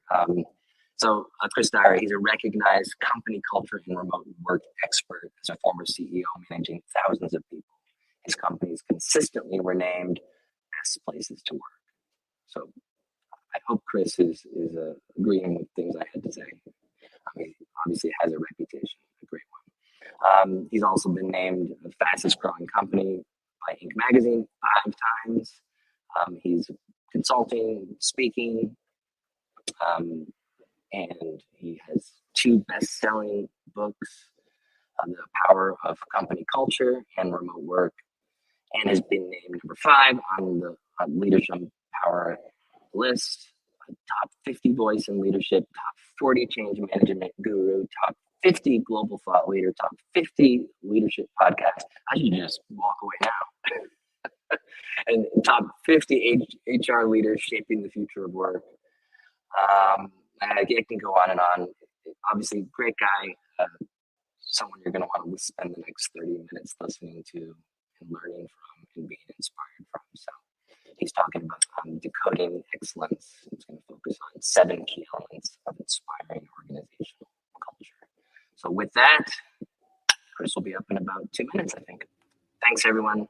Have an incredible rest of the day or night or morning. Well, thank you so much. I appreciate it. Hopefully you're hearing me, you're seeing me, and we are live. I will give just a second to make sure somebody doesn't pop in and say, no, you're not, but I think we're good. I see myself up on the screen. So hopefully the slides will come up and we can get rocking and rolling here. So there we go. I think we're up. Well, that's Hey Chris, trying. it's me. It's obviously 22 and a half hours in, and this is always going to happen, the nature of technology and live TV, as they say. Yeah. So if you're able to share your slides by clicking the present button and actually just putting your slides in below, and then I'll actually be able to put them into the stream for you. I see. With a bit of luck. And it's great to have you here. It's been too long. Been too long. I think the last time I saw you might have been in Chicago. Yeah, and I think that's the first time in Chicago, which is probably about 8 years. So, so it's present button just down below in the middle. Then you can, if you've got your own slide deck, then or PDF. I have entered the deck in there. Okay, let's see if it comes up. So I don't need to share my screen then, huh? No. You're going to do it? So yeah, if you do present now, and then you put your slide deck into that. And then that should then present itself to me. It says processing. There we go. There we go. Look at this. Look at As that. if by magic. So anyway, it's been nice to talk to you. Sorry for anybody else watching this. I've been on the go almost 24 hours, so I'll leave you to it, Chris. Fantastic. Well, okay. Nothing like a little technology to get us going. So thank you so much, Matt, for having me. It's good to see you. Actually, I didn't mind the small little gap there because we had a chance to check in and say hello. But thank you so much for having me. I'm Chris Dyer. I have a brand new book coming out at the end of the month. If you're in the States, if you're anywhere else in the world, you can grab it right now.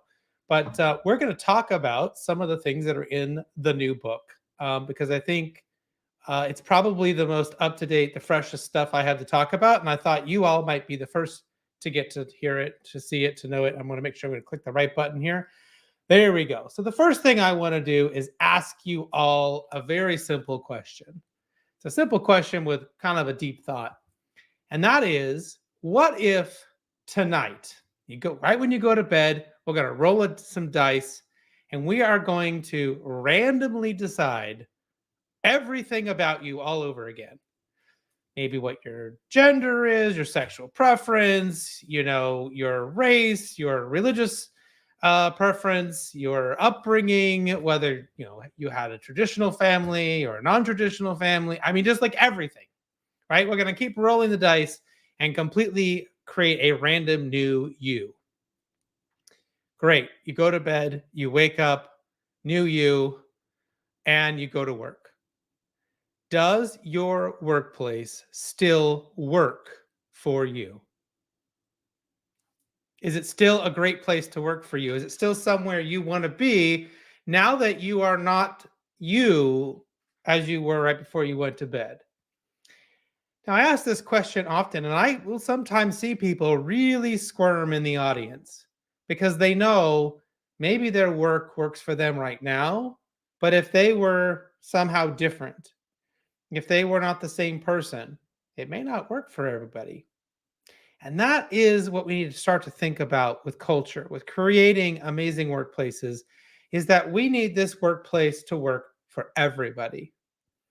And so sometimes designing things for the minority can end up making it better for the majority. Sometimes when we take time to make sure we're not doing certain things that might create the wrong kind of space or the wrong kind of outcomes, we can make sure that our culture goes to the next level.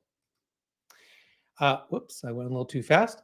So my original book and now the second edition really focuses on these 7 pillars.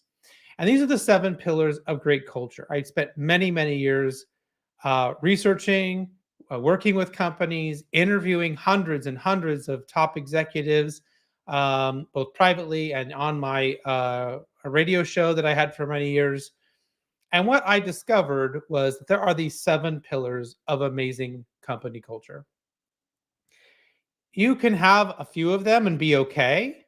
There are certainly things you can do to have a decent culture. But if you want to have a great culture, you got to be transparent. And we just heard that a second ago from Dan. We have to have a positivity, a positive sort of leadership approach. We have to be really good at measurement. We have to be good at listening. We have to focus on what makes us unique. We have to have incredible recognition programs, and we have to deal with mistakes properly. And if we do all of those things, we'll have a great company. Now, I'm not going to talk about all 7 today. What I am going to talk about is a few of these pillars and some of the brand new case studies, some of the brand new data, and the brand new things that I added to my new book that I think are the most exciting. So I'm kind of going to give you the best stuff for free right now. So the first thing I did is I went in and studied and did some work with VaynerMedia. Now, you may know Gary Vaynerchuk, otherwise known as Gary V. He's a pretty popular guy. He's really knows how to get attention. He's done amazing for himself, and he's got this company called VaynerMedia. And he is probably the most people-focused, people-first CEO that I have ever seen. I mean, he lives it, he breathes it.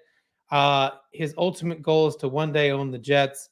We'll see if that happens. But he has done remarkable for himself by putting his people first and making his company and his companies, he's got more than one, really a people first company. Now, I worked with his chief heart officer, Claude Silver. She's a remarkable person. If you don't know who she is, I highly suggest you check her out. And we really tried to focus on what made them special. Where was it inside of those 7 pillars where they were really, really good. And we figured out that they were great at that positive leadership, right? They focused on what was good. They focused on what, where we could do better by first studying what's going well, seeing what people are really doing, and focusing on how do we perpetuate and grow and think about really exploding those things that are going well. We're not running around the office pointing out mistakes and talking about what's going wrong. We're talking about what's going right as our first inclination. And that's the positivity pillar. And then even looking at data and saying, well, in this sea of all the stuff going on, is there somewhere that's, things are going really well that we maybe didn't expect? And how do we go back and do that? Now, one thing that Claude really talked about in this case study that I put in my book was that they felt like where they were stumbling, or where leaders tend to stumble, is on the design part of positivity. So positive leadership comes from this philosophy, or this psychological school of thought called appreciative inquiry.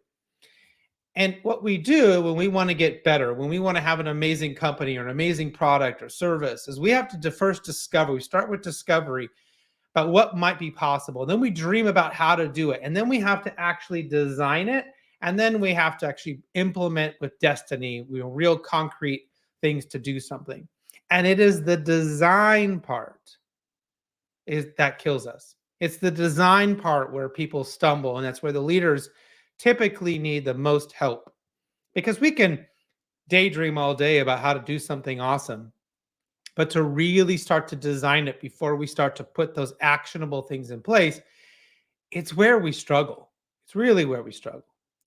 So we really looked at what made them successful and where were they really doing well. And this may come as a surprise to you, but it didn't to me, because we had seen this before, but it's a really great reminder. And it was that the middle matters. And so what do I mean by that?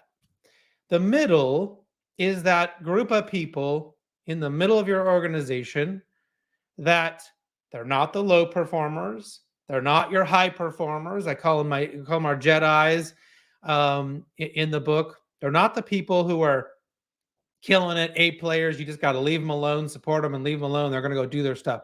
It's everybody else in the middle. It's that main group. I sometimes used to call them the flip phone crowd. Back in the old days, for anybody who ever had an original cell phone, it was we had these big bricks, and then we had flip phones. That was the next cool thing. And after flip phones came the iPhone and the Androids and all of those, the smartphones. It was a real struggle to get a certain group of people to give up their flip phones, to finally migrate over to a smartphone. They were going to hold on to, there were people that held on to that thing until the buttons fell off and it just wouldn't work anymore. And they really represented a certain group of people who are resistant to change. They don't want to do new things. They don't want to, try new things. They just want things to be how they are. And it ultimately, when we want to impact change, we want to do something awesome with our companies, it's them that we have to motivate and help understand to get them on board to moving forward. Because when they finally move, when they stop being an anchor to your change management initiatives, when they start being a part of the momentum, that's when really great things happen. And that's when we have this incredible positive impact and outcome for our organization. So the middle matters. And so Claude really talked about how they spend a lot of time really giving that support, empathy. They really listen, and they spend a lot of time trying to help that group be successful.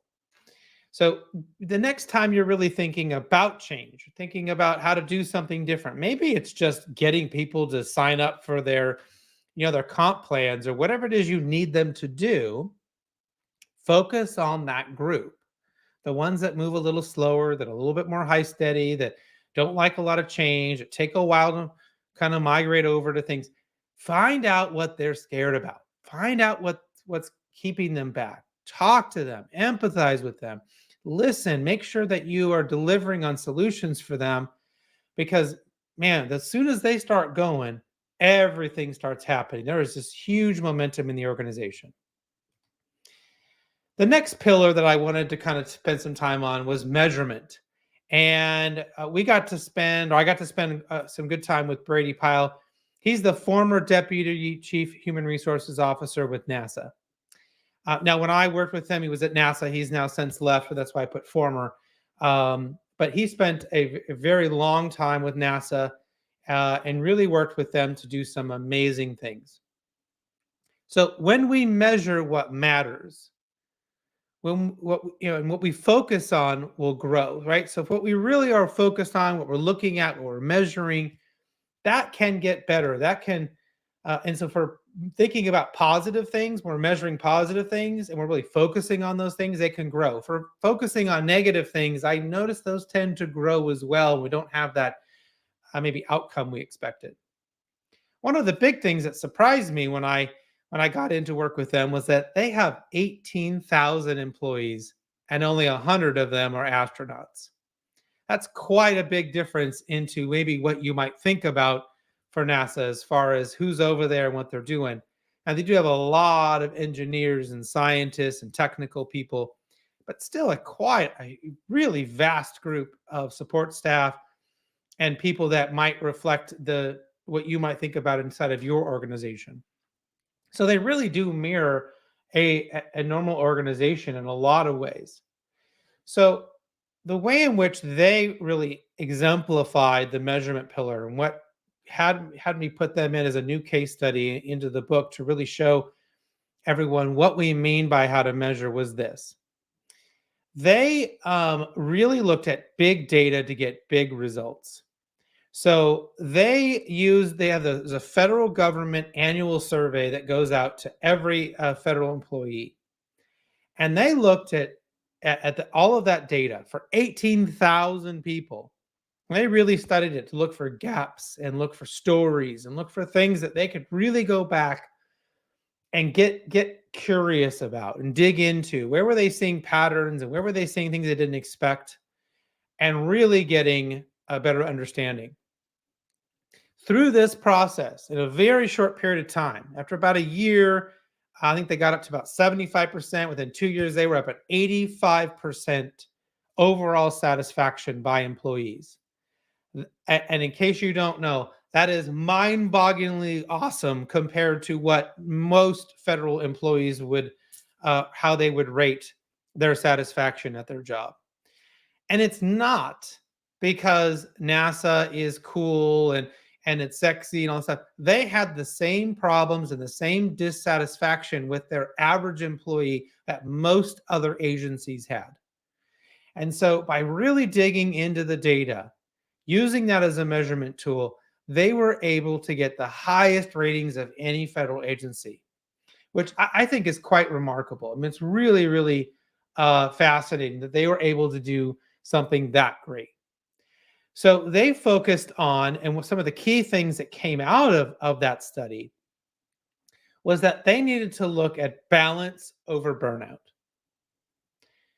They noticed that because the mission is so intense, because they have such incredible maybe danger or intensity with what they're trying to do, okay, no offense to the DMV, but they're not a DMV where they're not somebody at a government office who's processing whether or not you can drive.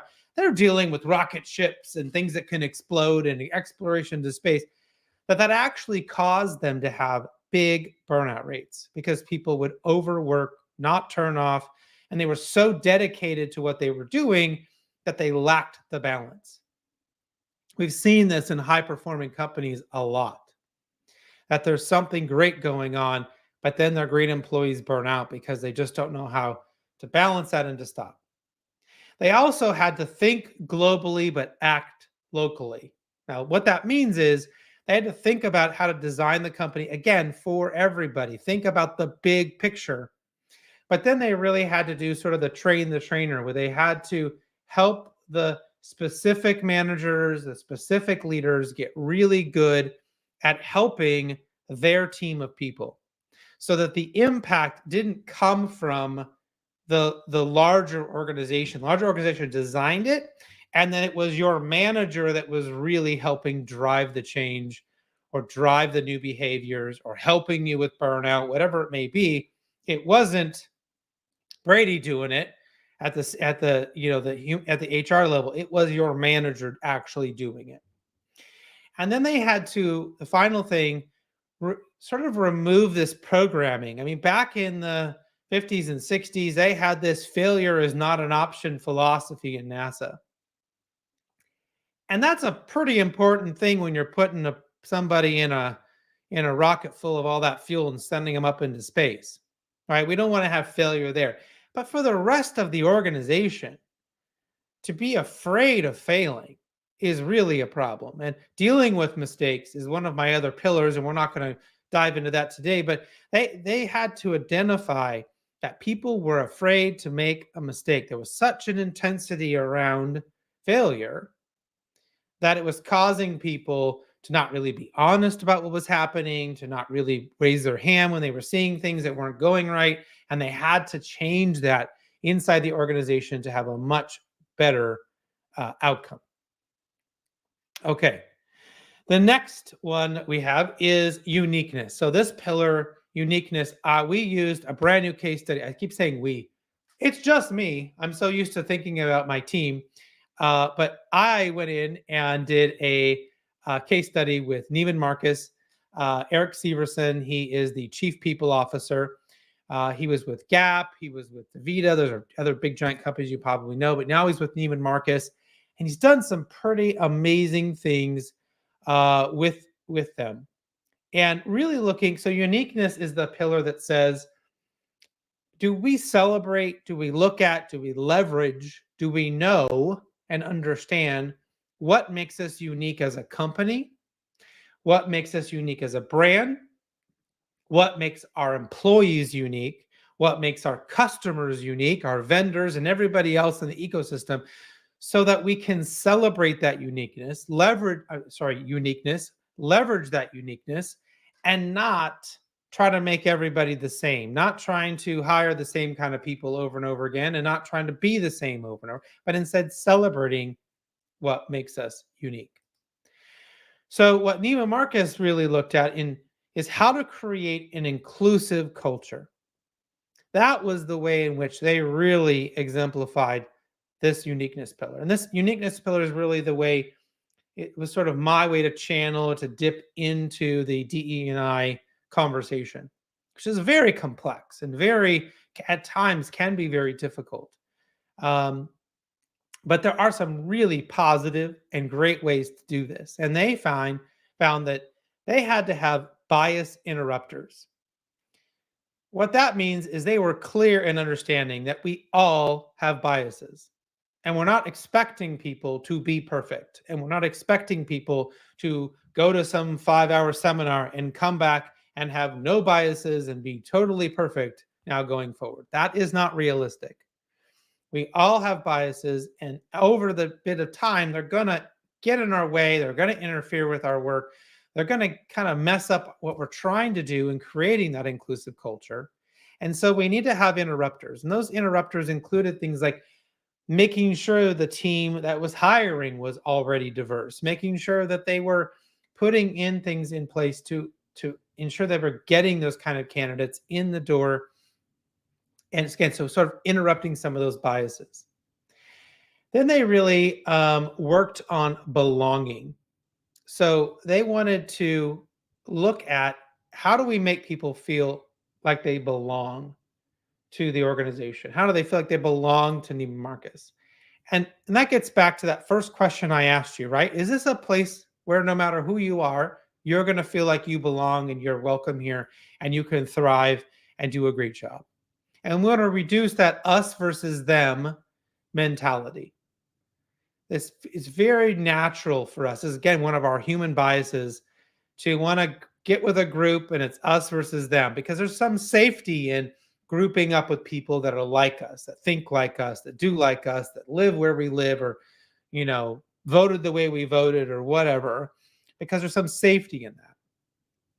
In an organization, that's actually counter to what we want to do, and ends up destroying culture and creating too many subcultures. So we want to have this, remove the us versus them and make it more about belonging. And so the way in which they sort of phrased that and worded that was making culture work for everyone. One size fits all. And I loved that they took this term, one size fits all. Being a luxury clothing and retail store, you know, it makes it, that was clever. So the one size fits all is really great. And it's aspirational, right? I mean, the chances of them getting to 100%, that every employee over their vast amount of stores around the world, they all 100% feel that way, may never happen. But it's that they're trying to get there every day to create that inclusive culture so that people love their job. So those are the three big case studies that I thought would be important for everyone to kind of be exposed to today. Now, you might say, great, Chris, that's cool. I would love to do that. I would like my company right now to take that on. How in the heck do we make it happen? How do we actually do it? Well, that's where I think the work is the most satisfying for me, because I believe in the power of company culture. But I also believe that we have to have real tactical things. We have to have real systems and real exercises or plans, you know, that design part to really make things happen. It is not enough for us to say we want to do something or to believe we should do something. We have to actually design it to happen. And so I'm going to give you a few things to think about before we're done here, so that maybe you'll be able to make it happen back in your organization. The first one is to understand the relationship between information and engagement. So this is my little chart for any of you that are more analytical, that didn't care about the nice little pictures I had. If you like a good old chart, here's your chart. So assuming you have a good idea, assuming it's a good idea, because if it's not a good idea, this will not work. But if it's a good idea, the more somebody understands something, the more likely they are to be engaged along that axis there. So let me say that a different way. If you don't understand at all, you probably will oppose whatever it is I'm asking to do. If I opened up a door and there's a dark room in there and you can't see anything, and I say, hey, can you come in this room with me? You don't know me, the room is dark, you don't know what's in there, you should say no, right? Because you don't know. But if I explain, hey, I can't find the light switch, can you help me? Hi, I'm Chris, I need to find this thing, somebody needs this, you know, can you help me? Suddenly, if you have more information, you might be willing to say yes to the thing I'm asking you to do. It's the same thing every day at work.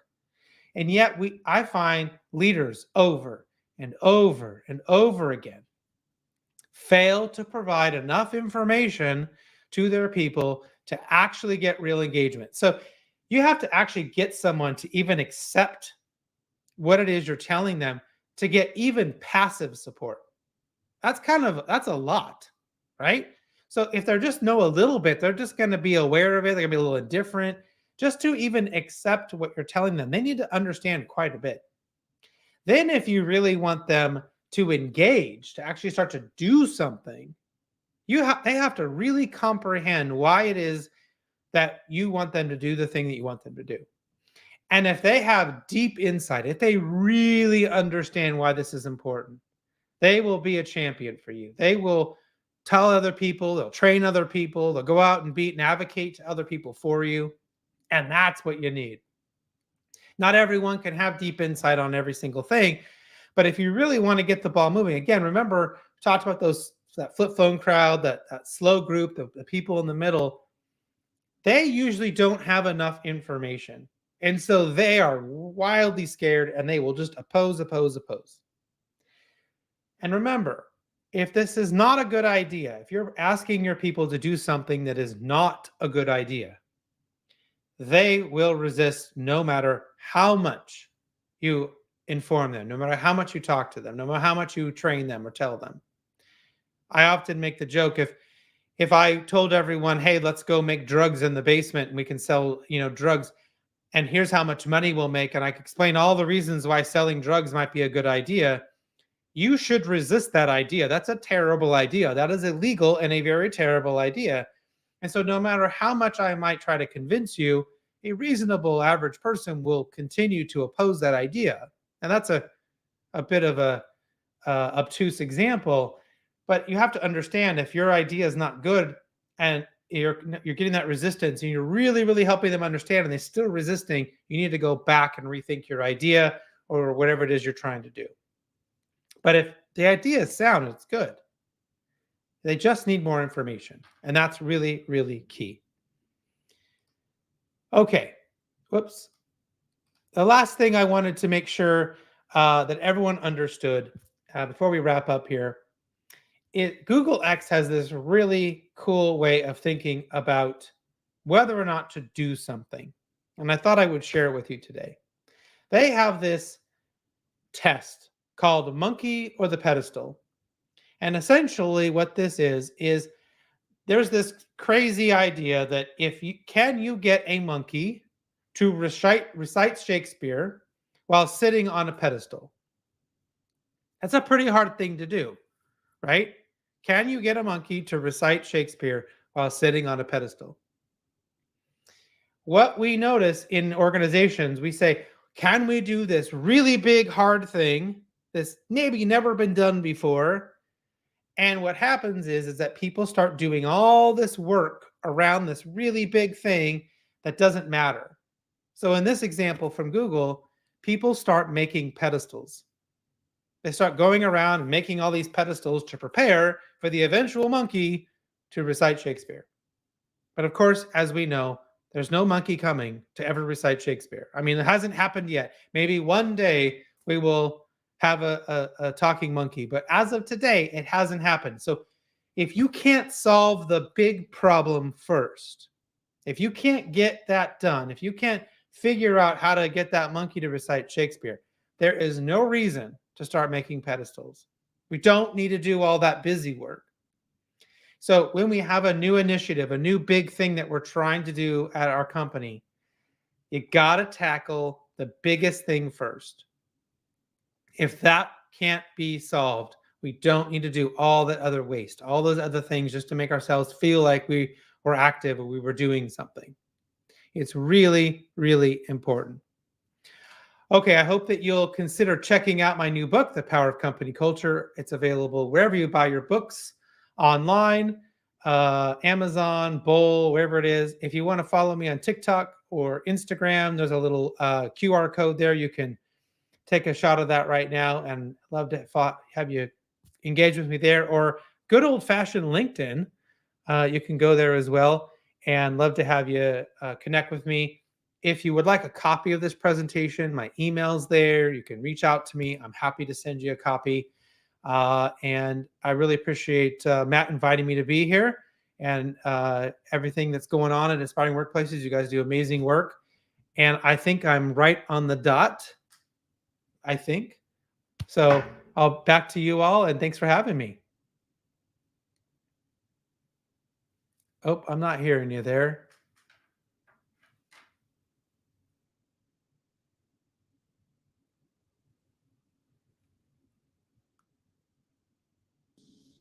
There we go.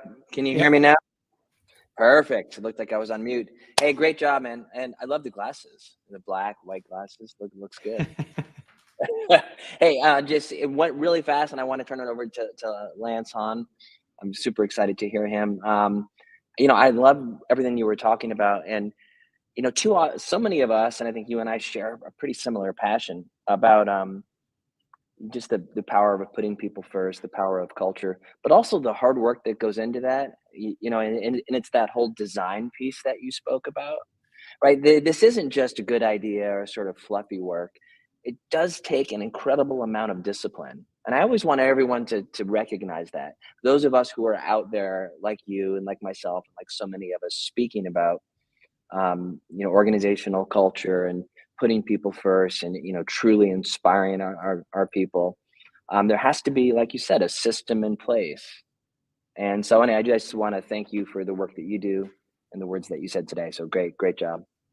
Thank you so much. I appreciate it.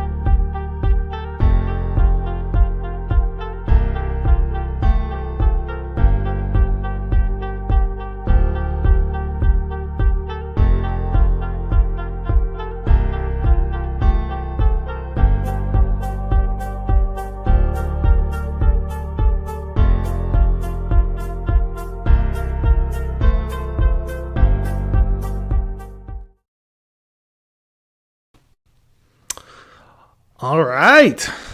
We've made it to the West Coast of the United States. I am here, Lance Hahn. I'm your host for the next hour. Really appreciate y'all joining, sticking with us for all day. I'm really excited to be here. It's my second year presenting here at the Inspirathon, and it's a very fun opportunity to just share with a really large global community, and really have that opportunity. This is being obviously it's being hosted live, so that's why I'm talking to you right now. But it's also being recorded, made available on demand. Don't forget to ask questions or share your thoughts in the comment section throughout the talk.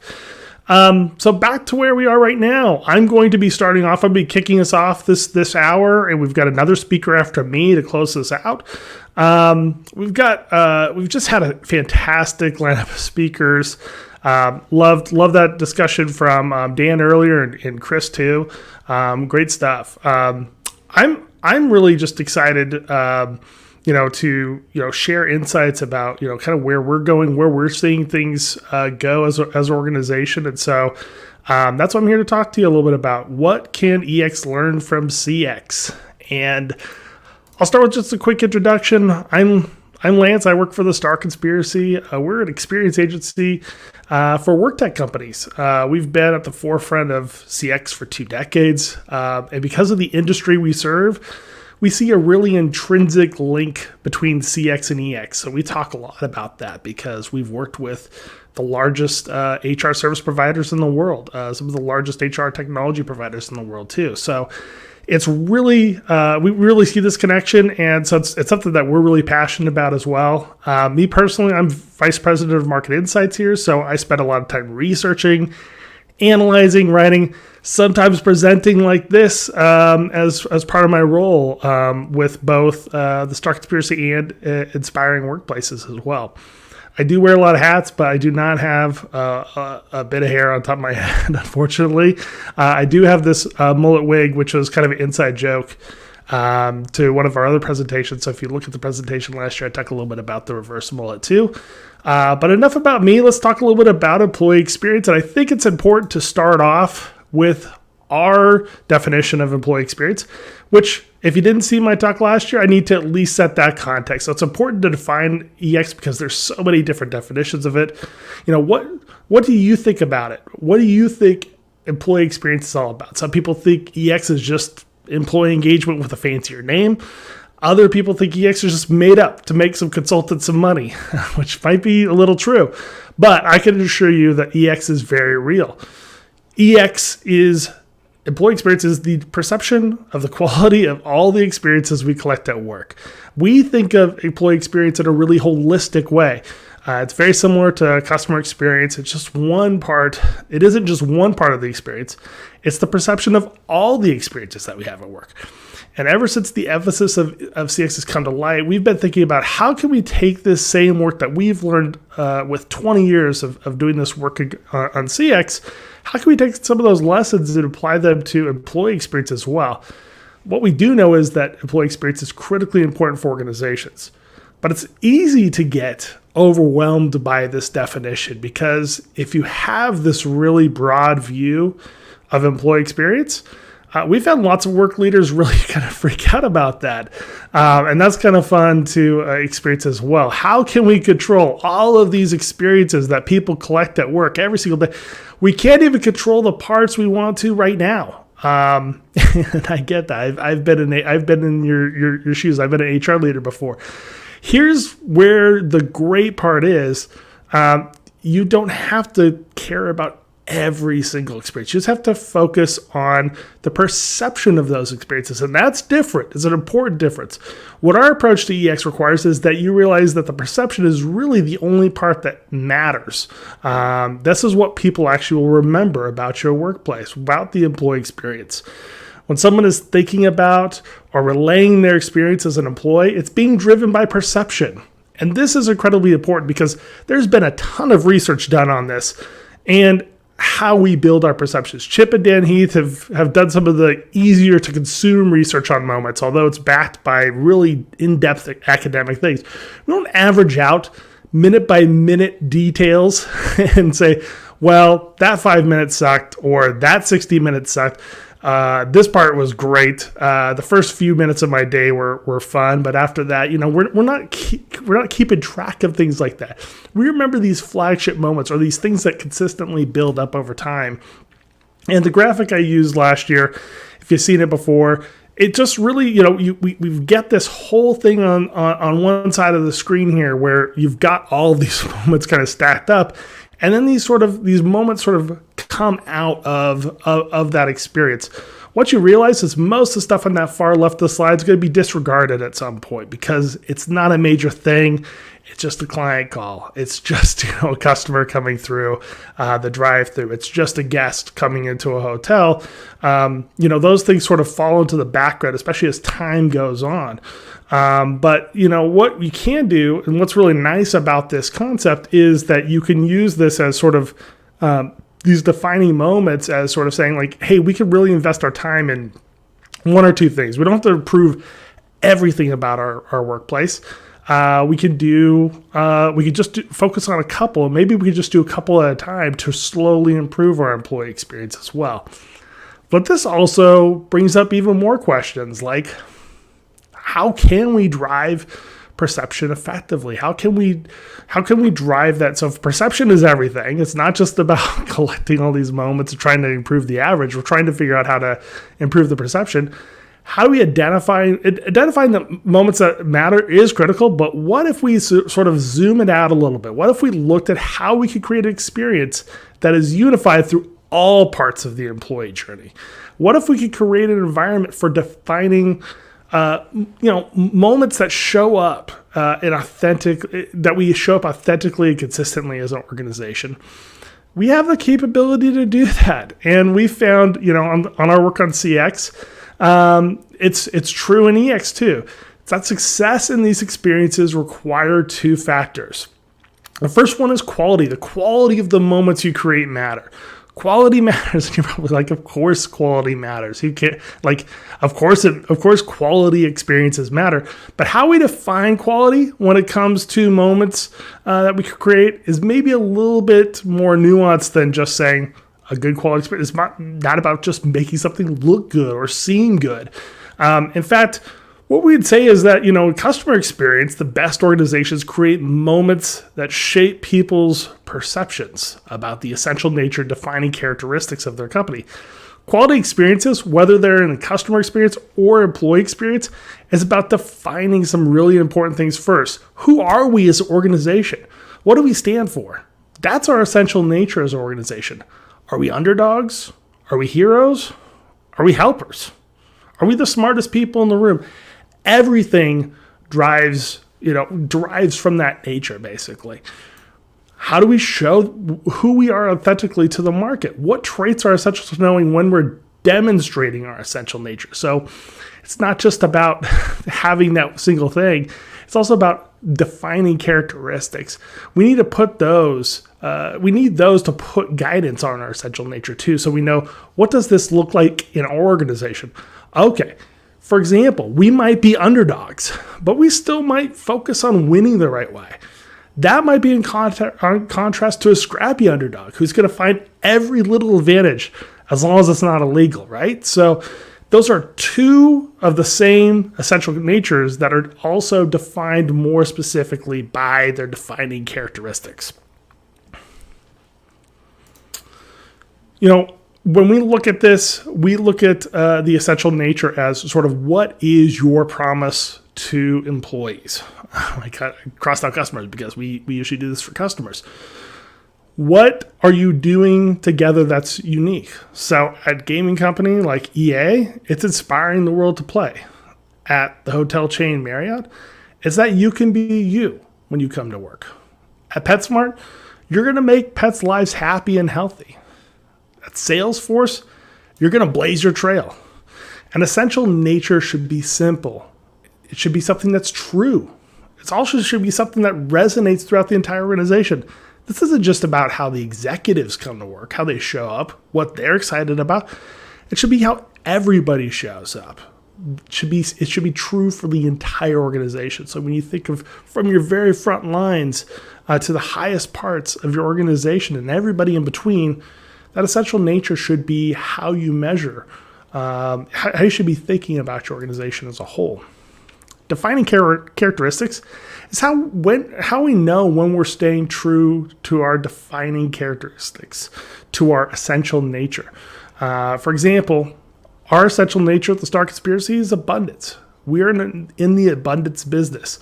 But abundance can mean a lot of different things. What does it mean at our organization? How do we measure abundance?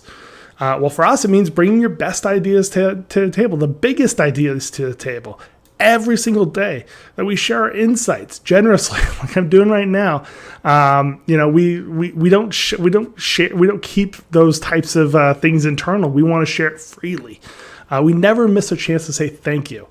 And so, in case I haven't said it already, thanks for making it through 23 plus hours of this Inspirathon to see me, to have this experience with me. I really appreciate it. It's been a great experience for us, and there's been some great speakers. But that's part of our defining characteristic as an organization.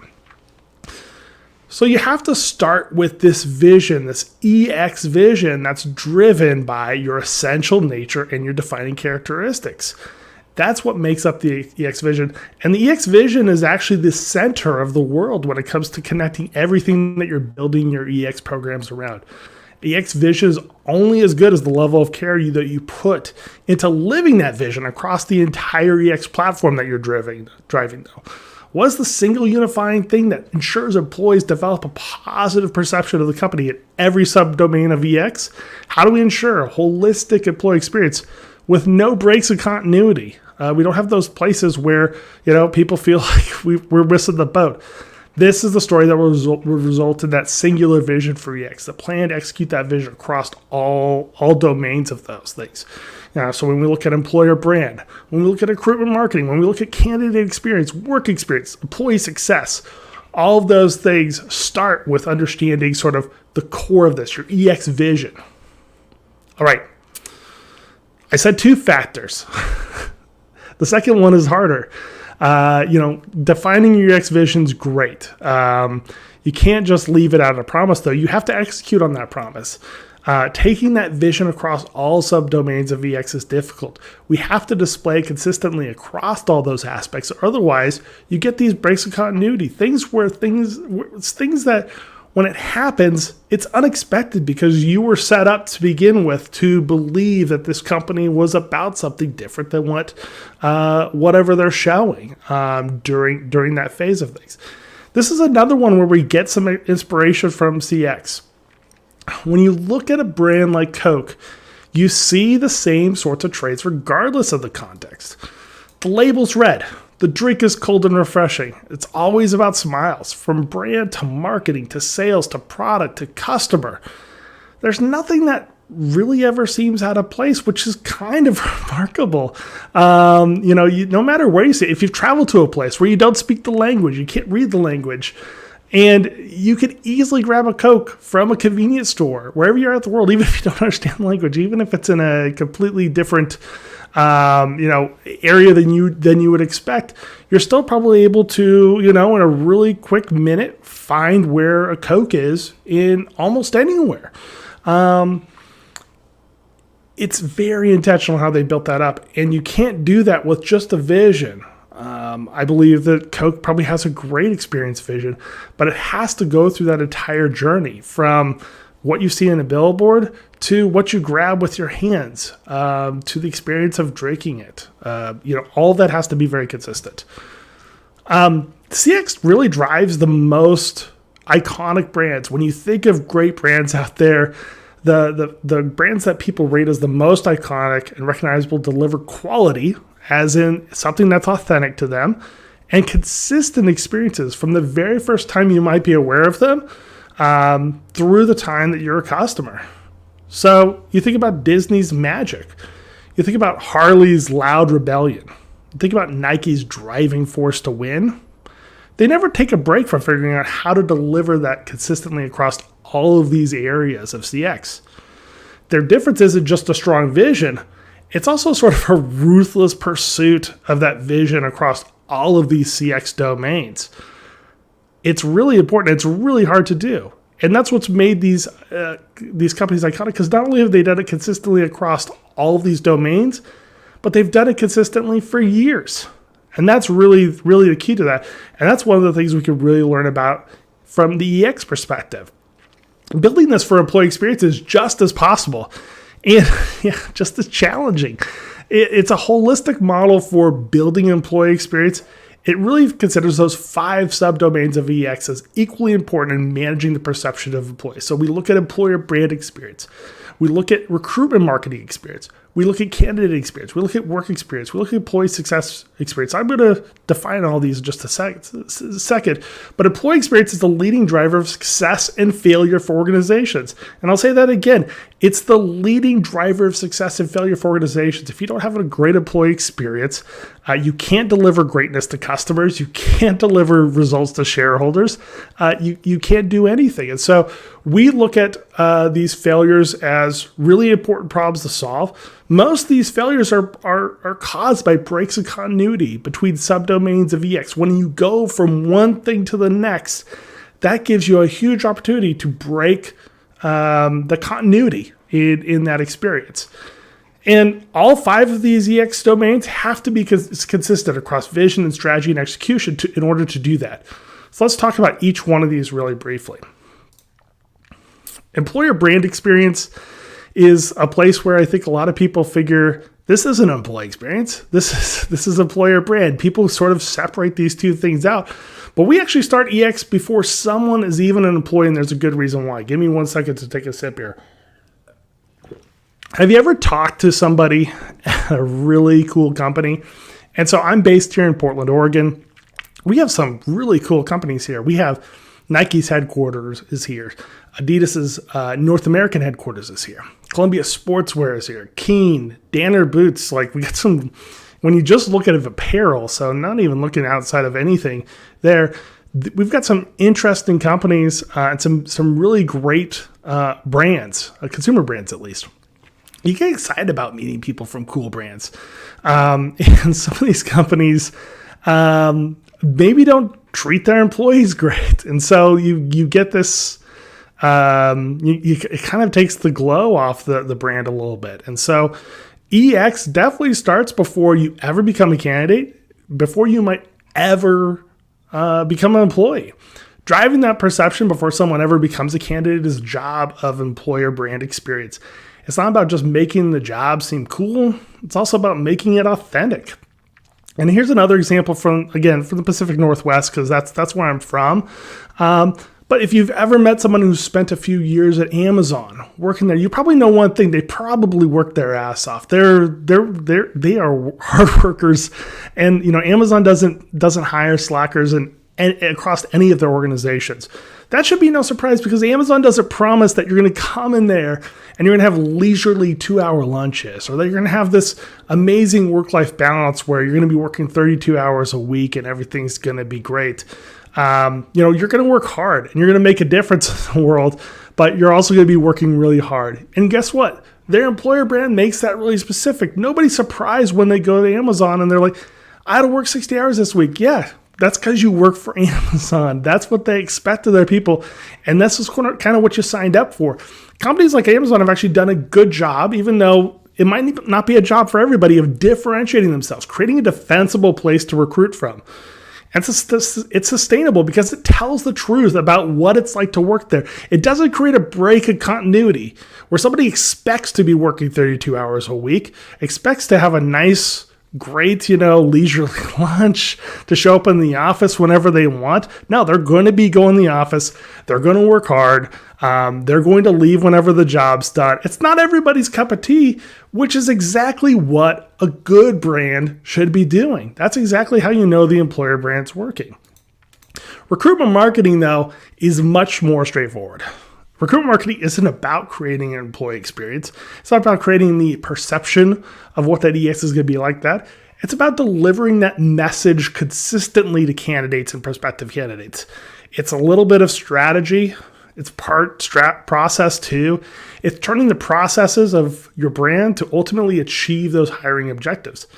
Like customer experience, employee experience goes through these 4 phases of recruitment marketing to ensure that it's part of EX is accomplished.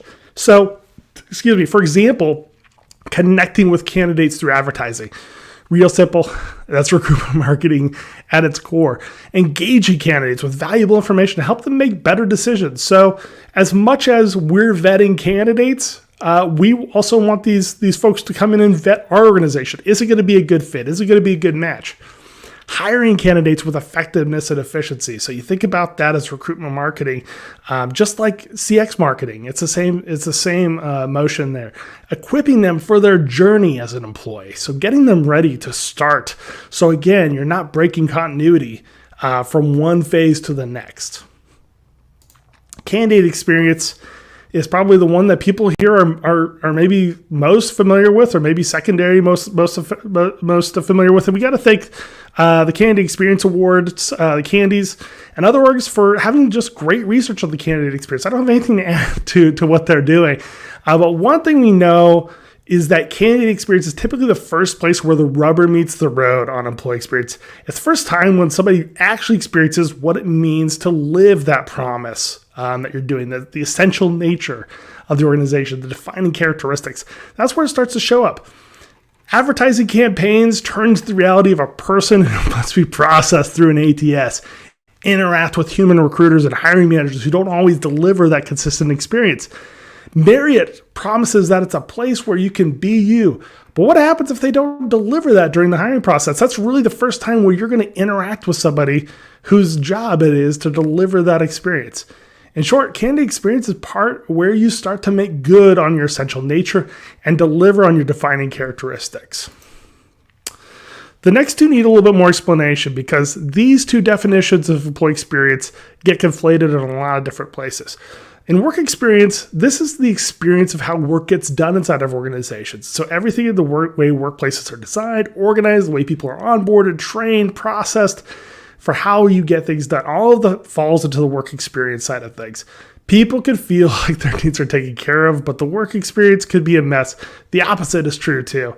Employee success is also how employees are supposed to be treated, whether it's how they're supported, whether it's D&I initiatives, whether it's benefits, whether it's well-being, whether it's recognition, whether it's fair compensation.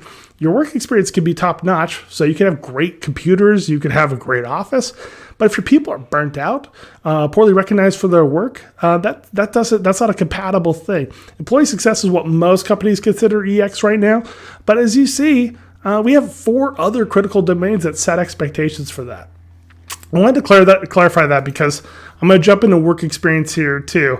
Work experience is such an easy thing to control, but it's super underrated in EX strategy. And so I love to share this example. I worked at a place that was mostly pretty good, but something stuck out about the experience of working there. You see, every time it rained semi-hard, which, I live in Portland, we do get our share of rain, the parking lot would partially flood.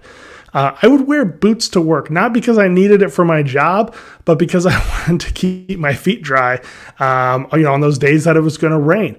Half the parking lot would be inaccessible. Otherwise, you'd have to either park very, very far away in a different parking lot, or you would just have to park in the huge puddle and deal with that. Did they ever fix that? No, I am being 100% serious here. I went by there a few months ago when it first rained, and I was just kind of curious, if they had fixed this. And no, there was still a gigantic puddle there. The executives didn't care. They all parked somewhere else in there, and a lot of them, at least as I'm to understand, don't even go to the offices frequently as they did in the past. Obviously. There were complaints. Yeah, it never got fixed. And it's a very small thing. On its own, it's no big deal. And I say that truly. I mean, if that was the only thing that was going wrong inside the organization, that'd be one thing. But the lack of investment in infrastructure is also shown a consistent experience of not always being faithful to the majority of employees' needs. And so you start to see other patterns of that happening inside the organization where, hey, the executives are taken care of. Some of our, valued employees are taken care of during this. Why aren't we all being taken care of? Critical systems like project management or training tools may seem major, but they're also probably even more important to employee experience than you might even initially think. Work experience is a super important one to get right as well. Finally, employee success experience. We're to the point where you should be really comfortable with this part of EX.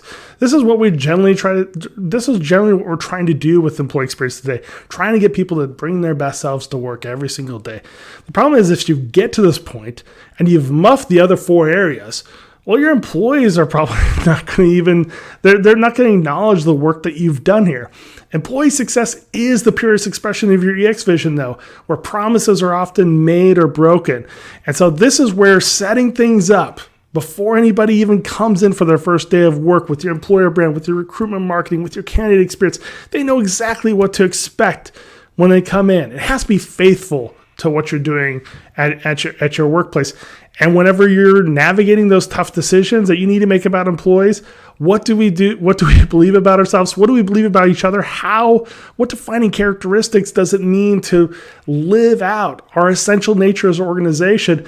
It's all revealed here. How you lay people off, how you promote people, how you recognize people. It all is laid bare right here. And I'll say this, it's just this simple. Just bring everything together, do it under an EX vision.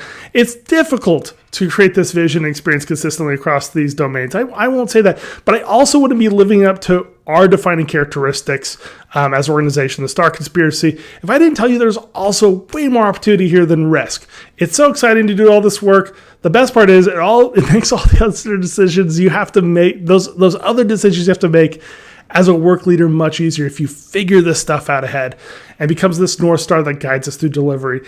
I've got one little secret for you. There's an Easter egg here as I close my presentation. All of this stuff I just went through, it's necessary and great, but you can't get to EX Nirvana by just doing all of this with ruthless efficiency. You have to do something that breaks the script. And this is the back of my laptop. I've got a bunch of stickers on it. These script breaking moments could take the highs of a special moment, say when a person gets a promotion, or the lows of days we'll never forget, say when someone loses a family member and delivers the vision in the most visceral way. For my 10-year anniversary, a large contingent of my coworkers shared their favorite breweries with me so that no matter where I traveled, I could find a place with delicious craft beer. I love it. I love these guys. It was in line with our essential nature, abundance, and with our defining characteristics, freely sharing information that made my life richer and better. It was also memorable, too. I saved that presentation on a personal folder so I would never lose it. There's orchestration and magic during script-breaking moments that can make or break your experience for the better. These moments will also give you, charity whenever you are imperfect in your promises, like we all are.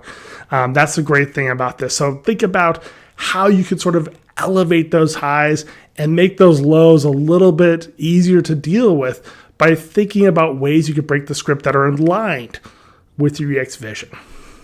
If you got this far, thank you so much. The too long to watch, EX is a collection of defining moments, not all moments. EX can follow the lead of CX by delivering experiences with quality consistency. That's what we talked about today. And make sure to break the script, to elevate the highs and lows of your employee experience throughout. I want to thank you so much. I went 1 minute over, which I regret, because this is already a long thing. But please reach out if you have any questions about this. We'd love to chat about EX and CX. You can find me on the socials. You can email me. Please feel free to do that. But before I go, I want to introduce our next speaker. I'm so excited to do this. He's a friend of ours. Worked with Rob for a long time. Rob Catalano. He's Worktango's co-founder and chief strategy officer. I call him Rob Cat. Some of his friends do that. Some of his enemies probably say that too. But love Rob. He's the co-founder and chief strategy officer at Worktango. He spent the last 18 years building HR technology advisory companies. Rob was on the founding team at Achievers, where he spent 10 plus years growing that organization, and his passion for improving the employee experience led him to co-founding Worktango in 2015. To help companies collect and act on authentic employee feedback, he was named one of the top 100 top global employee engagement influencers each year between 2017 and 2020. He's had the privilege of speaking to HR leaders in over 40 cities. His talk today, employee recognition and rewards trends, best practices will be shared. We'll share combined experiences and learnings from hundreds of organizations that upgraded their recognition and reward strategy. Rob will share why focusing on recognition strategy is critical in today's workplaces, how it can be leveraged through economic uncertainty, the evolution of employee recognition, and why certain methods are sort of outdated and no longer adequate on their own. Proven effective methods and practical solutions to creating a culture of appreciation, and examples of companies that are doing it really well. Really excited and super excited to welcome Rob to the Inspirathon.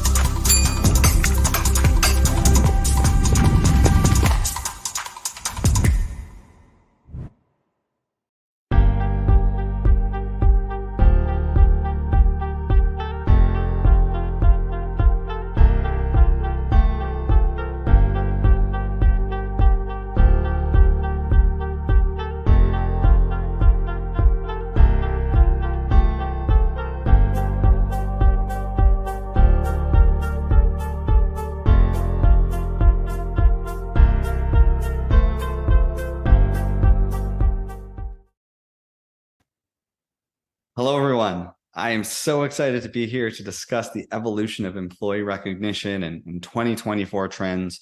Before I dive into anything, I did want to, in the spirit of recognition, recognize all of you, right, for being here, for taking time out of your day, for the folks that put on this event. Just a big level of appreciation for all of you, and excited to be here and chat about a topic that I am super passionate about. For the last 2 decades, I have seen recognition strategies work in my own organizations as I've advised other companies, right? And I've just seen that impact it has on organizations. And my goal is to bring that wisdom of crowds approach and thought into what trends I'm seeing to share with you all today. Now, as passionate as I am about this topic, I'm also passionate about music, right? You're going to see that theme in and out today's conversation. So hopefully you like music and appreciate it as well. But before I get into any of that, I want to start the conversation today with a story. And that story is about the Ford Motor Company. Back in 1907, the Ford Motor Company, right, Henry Ford, actually had an attrition rate of over 700%. 700%, right? Hard to keep their employees. And what they did is they trying to figure out at that time, how do I get people to sit on that line and build that Model T Ford car? So what they did is they created what I call the first ever years of service program. If you were there a certain amount of time and you hit that milestone, you got rewarded with something. Fast forward, right, 120 years later, companies are still using that as the predominant way to recognize and reward their employees today. Right? They're still using the same strategy. Right? It won't work, right? It won't work with today's modern employee and modern workplace, right? Which leads me to the theme of the story is that problems are durable and solutions change. We will always be hard pressed to recruit, retain, inspire our talent, right? But we have to change the approaches to doing it, especially with a more rapid and moving workplace than we've ever seen before. Now, I'll say it's okay to not change your music tastes, right? I haven't changed, listening to Metallica and CNC Music Factory from decades ago, but we do have to change our people strategies. We can't be doing what we've been doing over 100 years ago. And that leads me to what I want to talk about today. First off, why recognition is a must-have in organizations, right? We'll share a bit of the why, then we'll talk into the how, right? 7 trends I'm seeing how companies are actually moving towards a better recognition strategy and impact in their organization. And lastly, I want to leave you with a quick, simple recognition formula, something you could take away for yourself or your team first thing today. So before I get into all of this, every time I do a talk, I share one slide that's really critical, and it's this one. Who cares, right? I look on Google, I ask for who cares, and I can never get a better image or depiction of that than this image. But I wanted to just level set. Maybe recognition is something you're new to. Maybe you haven't seen the impact of it. So let's just set the table in terms of why we should care about this topic and think about improving our recognition and reward strategies. So a couple of things I want to bring up. First is I could spend hours on all the data out there of all the metrics, all the studies on how recognition drives success. And here are a few examples, right? Retention, engagement, right? There's all kinds of that research out there, but it's not just about people metrics, it's business metrics, profitability, performance, productivity, customer satisfaction. There's a lot of research out there, and I'll share you the slides and the links that you can look at and review yourself. One thing that really captures me, though, is another study that was recently done showed 79% of employees leave their job to a feeling of lack of appreciation for their work. Think about it, right? There's an intrinsic motivator as human beings that gets fulfilled through recognition, and not getting recognized, right? Again, it's just a huge reason people don't feel appreciated and want to leave your organizations. One last reason you should care that's related to this is I saw a recent study, quite interesting, that asked employees what they consider most important. As we just talked about, a big chunk, over half, is around recognition. But when you ask them about how often they're actually recognized at work, more than half is either not at all or even annually. When we think about that, right, we're still conducting those practices from 100 years ago. Companies are really starting to shift their strategy, shift their focus on building the right culture of recognition and leveraging recognition and rewards in their organization in new ways. And that's really what I want to talk about with most of the time. All right, what are 7 recognition trends that I've seen? I've seen companies succeed. I've seen them fail. I've seen them navigate towards really impacting the engagement of their organization and the success of their businesses. And I want to share with you all 7 that I've pulled together and validated with customers. So we'll dive right in. First trend is a culture of recognition versus an event. So our experience at work, it's made up of a series of moments, right? And companies are getting away from that one-time recognition event or that one-time years of service award to create many appreciation moments. And when you create a space and the ability to have many appreciation moments, that's how you get a culture of recognition, right? It's not just an annual award ceremony, right? It's not just recognizing one person's 5 years of service, but it's intentional. It's a sustainable culture of recognition, that's structured towards driving some of the results that I shared earlier. And why are companies making this change, right? This number, 3.8, it represents the US Bureau of Labor Statistics in 2022 of average employee tenure. Literally, people are only staying 3.8 years, right? Your 5-year award isn't working. Right? People aren't going to sit around for 5 years waiting for their first reward or recognition. So because of this, there's been an evolution in how companies are changing their strategy. And I've seen companies change, and some of them are at different levels of this. But in many organizations, right, they're starting here or are still here where they're only recognizing and rewarding milestones, right? And milestones mean tenure, they mean birthdays, right? Personal milestones that are there. And it's not to say they're not important, but they aren't having the impact that they want to see in their organizations. So the next stage in that journey and kind of the recognition structure is around rhythm-based recognition and rewards. So how do we have quarterly awards or monthly nominations? So companies, when they make that shift, right, they're shifting to something that's a little more rhythm-based that they can have more recognition and reward moments. Now, the challenge with this is it's typically top-down, right? It's very limited. And that's why organizations have shifted down to what I call always-on recognition, right? How do you make sure we can always amplify the values and behaviors in the company, right? Sometimes we can do it with rewards. Sometimes we can do it without rewards, as I'll talk about in a bit. But the reason why I wanted to bring this up is I wanted to double click on peer-to-peer recognition. It's a huge contributor to building the culture of recognition that organizations want. And one of the fastest growing trends that I'm seeing, right? I always like to say peer-to-peer is where it's at, right? It's basically allowing your employees at any time, right, to amplify what you've defined as the right behaviors and values that you want to see happening in an open way, right? They're not limited. It's any direction. It's top down. It's bottoms up. It doesn't have to have a reward attached to it. Sometimes it's just free recognition, which we'll talk about in a bit. But why it works, right? Peer-to-peer recognition brings people together, right? It builds bonds. It builds connection that's positive, right? It's genuine, right? It comes from people that actually see what happens day in and day out and deep understanding of work, right? It isn't top down where many times executives don't see what's happening day in and day out. And the best part is it lets recognition happen all year round. It's not a quarterly award or a monthly nomination. And that allows companies to boost morale all year round. So a lot of companies are shifting to this world, and many people, need some data to support some of these decisions, but there's a lot of research out there as well. Peer-to-peer recognition is 35% more likely to have a positive impact on financial results than manager-only recognition. Not just, people data and metrics, but business metrics at the end of the day. And again, it works, right? I've seen it for over 20 years now. I've seen peer-to-peer recognition implemented, change cultures, support, positive impact. But again, right? Hopefully this data gives you a bit of that feel that I've got to see firsthand.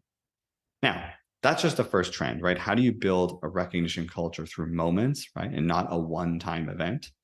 And once you get to that level and you get a culture of recognition and peer-to-peer recognition happening on a very, very regular basis, that's only half the battle. The second trend I'm seeing many organizations lean into and seeing success in is the fact that they're publicizing and amplifying the recognition that exists today, right? Companies are finding a lot of value in publicizing that peer-to-peer recognition, amplifying it in different ways.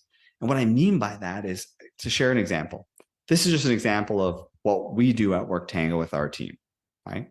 This is an example of Alicia recognizing Barb for living one of our values of being 1% better every day, right? And obviously giving more detail to that.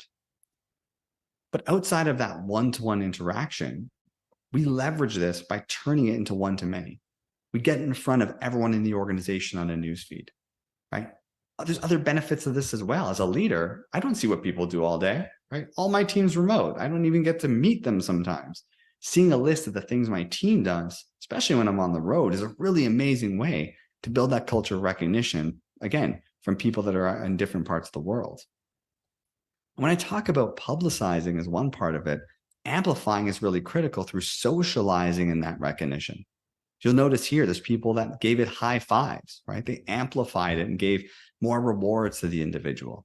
There's comments, right? Commenting on the recognition themselves, or think of the impact of an executive team member writing a comment on a recognition that happened that they weren't even aware of. So again, peer-to-peer recognition is important, but when you can amplify it and socialize it in different ways, it has huge impact. And again, you may think, I don't have the organization or team that sits in an app every day or sits online every day. And I've worked with companies that take it to that level in different ways as well. I did a whole webinar with Boston Beer Company that showed their strategy, and they have people not in front of technology all day, right? So what they have is when people are making that delicious beer, right, there's recognitions being shared across different screens in their location as well. So again, first trend is how do you build a recognition culture with many moments in peer-to-peer? The second is how do you amplify and publicize that to build more value from it? The third trend, however, is understanding that you can't undervalue the impact of recognition as well. And what I mean by that is when many companies build their recognition strategy, they just think about rewards. What rewards are we giving people? But at the end of the day, if you just focus on rewards, it limits your ability to share recognition across your organization. Rewards have a budget, right? There's costs associated with it, right? You can run out of budget really quickly when it comes to building your recognition and reward strategy. So if you think about recognition in and of itself, right, that intrinsic motivation, right, you remove the constraints of budget to build the culture of recognition that's really important for you. And we just discussed at the beginning, right, all the impact that peer-to-peer recognition has on organizations and people. And what's interesting is amplifying values and behaviors is critical because at the end of the day, what gets recognized gets repeated. In the spirit of always on recognition, when you have more recognition moments, right, it amplifies what's important, right? When you see what other people are recognized for, those behaviors are repeated. And this is an important part of this whole concept of a recognition strategy. And what's even more important, I think, and more critical is in our current work environments, this is actually a really good way to, amplify connection in organization, right? A more human first culture, right? And we need that, to meet the changing expectations of employees. I mentioned it earlier. I haven't even met staff, but I've been able to see what they've accomplished through recognition. So again, having this recognition happen on a very frequent basis and understand that recognition alone without reward has huge impact. And a lot of companies are starting to realize that and build a structure and an approach and strategy about putting recognition first. Now, that all being said, right, recognition is critical. It's important. I would even say it's more important than reward. But the fourth trend kind of gets to the point that you can amplify recognition, not just with rewards, but with meaningful rewards,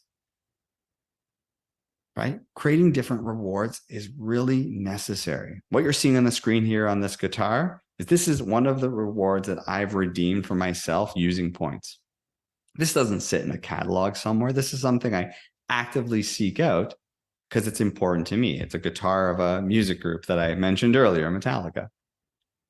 And the reason why I bring up this story is because you can really ruin a recognition by a bad reward experience. I'll never forget, first company I was with, hit my 5 years, and congrats, Rob. Here's a couple of options for you as a reward. There was golf clubs. I never golfed in my life. There was a watch. I never wore a watch at that point. It was furniture. I lived at home with my parents. Like I had no need for furniture. And there was 2 or 3 other options where my 5 years of recognition of hard work was ruined by a bad reward experience. And the reason why I tell you that story is not all people like to be rewarded in the same way, right? It's all about choice. It's being flexible. Maybe people want rewards or merchandise or gift cards or experiences, right? But at the end of the day, it has to be meaningful to the individual.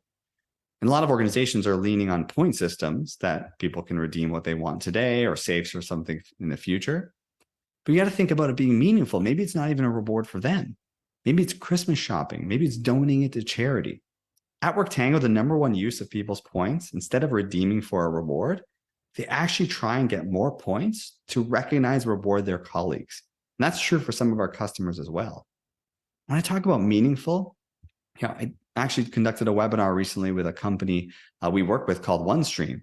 They rallied the organization to share people to redeem their points and again, not get a reward for themselves, but give back to a couple of important charities, right?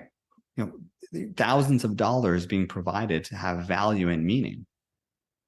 There's a Slack group in our organization at Worktango where we share what people redeem for. Right? People renovated their bathroom, right? The bottom right and the bottom middle there, traveled to see family for a wedding.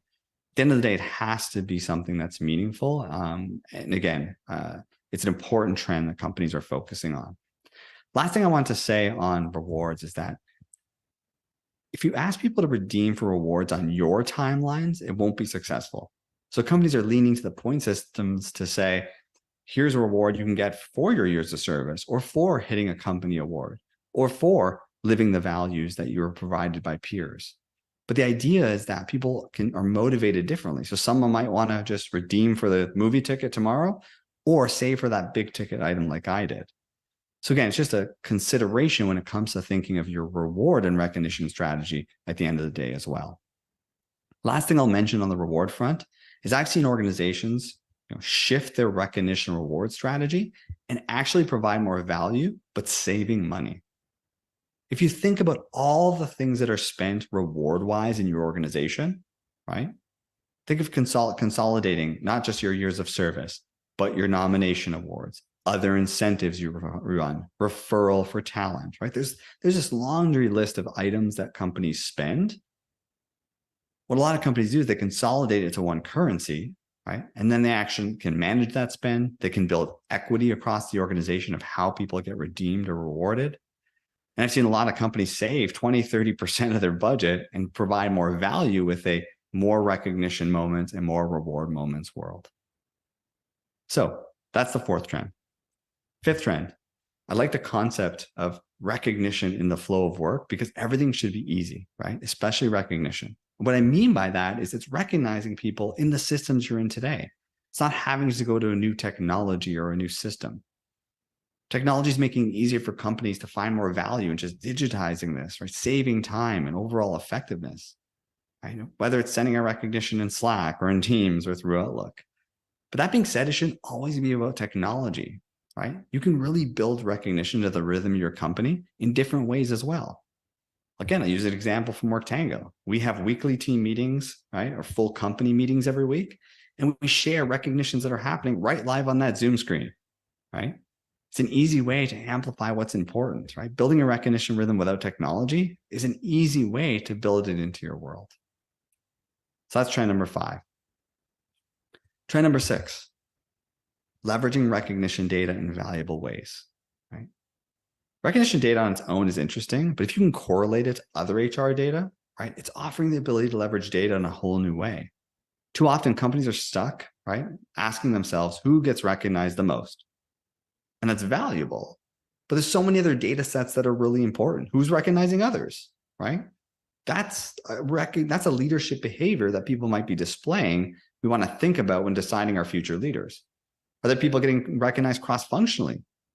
Companies have used recognition data to define cross-functional teams. I've run predictability on attrition using recognition data. So again, there's a lot of ways companies are leveraging recognition data to make better people decisions. Another easy example I see is correlating recognition to performance and engagement. Right? We can look at engagement surveys and identify, is there some correlation to people that get higher recognition to actually being highly engaged in the organization as well. So that's the 6th trend. 7th trend and last is companies are really taking a step back and thinking holistically of having a robust recognition and reward strategy. Why? We saw the impact of it, right? On HR, on company metrics. Companies are investing time and energy in this. If you don't believe me, please believe Josh, right?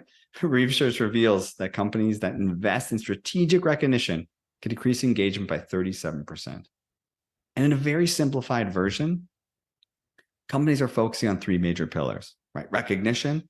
Again, we talked about the values and the behaviors, right? Not just the milestones. The rewards component being meaningful, unlimited choice, and on demand. And incentives. It's a 3rd layer where it's not just about recognizing people for values and behaviors. It's incentivizing the key results you want to see in your company. Key results could be anything, right? Here's just examples of things I've seen with companies I get the pleasure of working with. Driving customer service, wellness participation, safety, compliance. At the end of the day, the point I'm making is companies, yes, they can build a culture of recognition, but when they consolidate their reward strategy, they can actually drive other important results in their organization as well. So in a very short period of time, those were the 7 trends I wanted to share with you. Culture of recognition, publicize and amplify them. Don't undervalue the impact of recognition on its own, but understand it's amplified with meaningful rewards at the end of the day. Recognition in the flow of work is critical, right? How do you leverage recognition data in important ways? and to define that in a robust strategy. Last thing I'll leave you with is there's a right and wrong way to recognize. When you're going to recognize someone, don't just say thanks. Make sure that recognition is specific, meaningful, and timely. Right? Specific. What's the specific thing that that person did? How is it meaningful? Did it drive customer satisfaction? Did it help, your organization move towards a successful goal? Was it living your company values and behaviors? Make it really meaningful and make it timely. Do it today. Right? Don't wait till the company event that's happening 364 days later. You can literally just write a recognition to someone in your organization tomorrow. Do it. It'll be impactful. Write them a note and make sure it's specific, meaningful, and timely. So thank you. That being said, really appreciate the time today. Always love chatting with passionate folks about this topic. Feel free to reach out and have a good rest of the day. Take care.